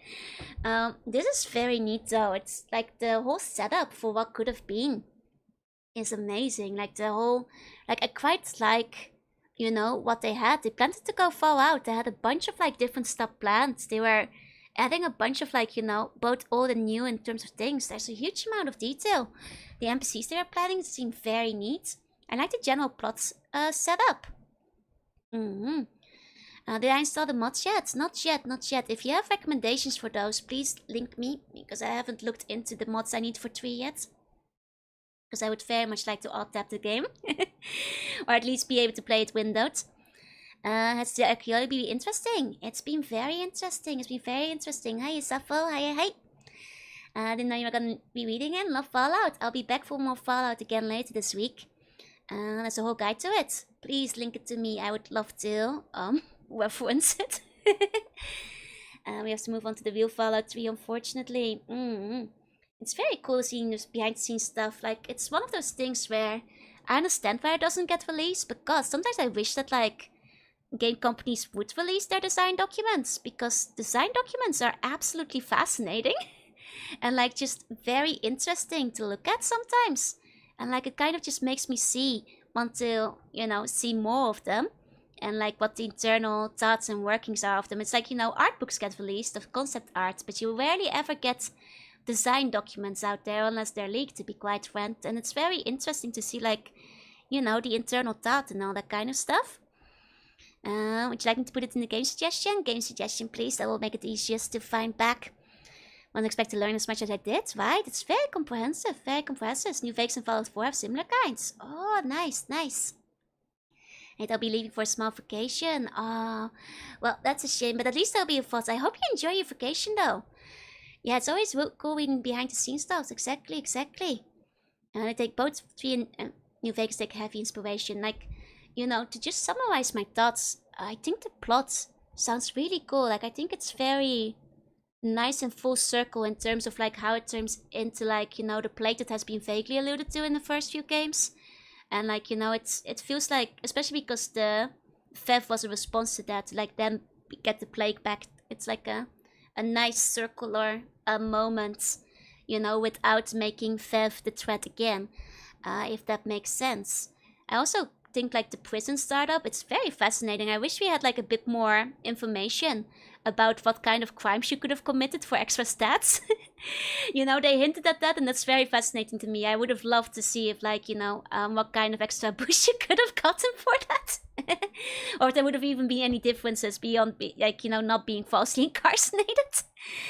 Because I feel like there is some potential there that is quite interesting, as they say. Quite interesting. I'm excited for 3 because I want to see how I shoot people. Yeah, they want this to be like a finale, though. Even so, like, I think a lot of times I was like, oh, that would be really interesting going into a 4th game, like, seeing how this wraps up, like, because, like, 2 places will be guaranteed to be bombed, though at the same time you have the nursery, which could, like, set up for, like, you know, more greenery in the 4th game, or even trouble with greenery, because they already have a sentient, overgrowing mutant plant man-eating problem going on that could have spread. You know, the most heinous crime of all, jaywalking, yeah? Like, it's very interesting. Like, you know, I know they're good writers. They were good writers for the first 2 games too, but, you know, everything that's there is extremely tantalizing. Very tantalizing. At least the finale for this game. That's fair, that's fair. Hope you like the color brown. It's that era of games, isn't it? That's fair. Oh well. It is what it is. We'll find out when we get there. I'm trying to go into it with, you know, knowing nothing else, positive kind of attitude. You know, best I can. And we'll see how it goes. Someone make come out to replace the dogs with puns would be fantastic. 3 did come out during that period, yeah. Well, we'll see. We'll see.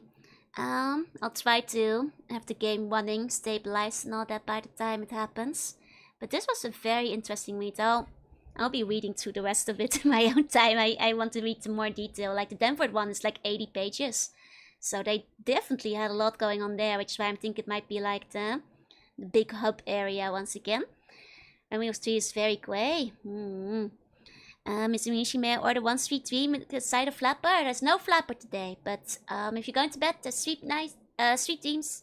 Sweet bunny dreams. Mwah, kiss on the forehead. I'm too sleepy. I can't even do my catchphrases anymore. Thank you all so much for coming. Urban wounds can be unpleasant just because of all the grey infrastructure. I see. I see. Oh well. Oh well. Good night. Thank you all to all lurkers. Thank you for lurking. I will be back again tomorrow, or rather it will be Jorunna who returns tomorrow, so that's the one you guys will wind up seeing. Till then, thank you all so much for coming. I'll see you next time. Bye bye bye bye. Bye bye.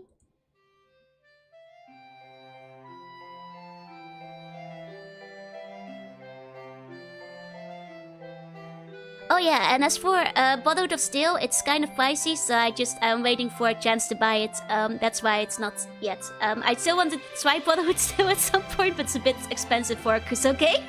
For like a gag game, basically. I'll get there someday. I'll get there someday, but that's basically why not yet.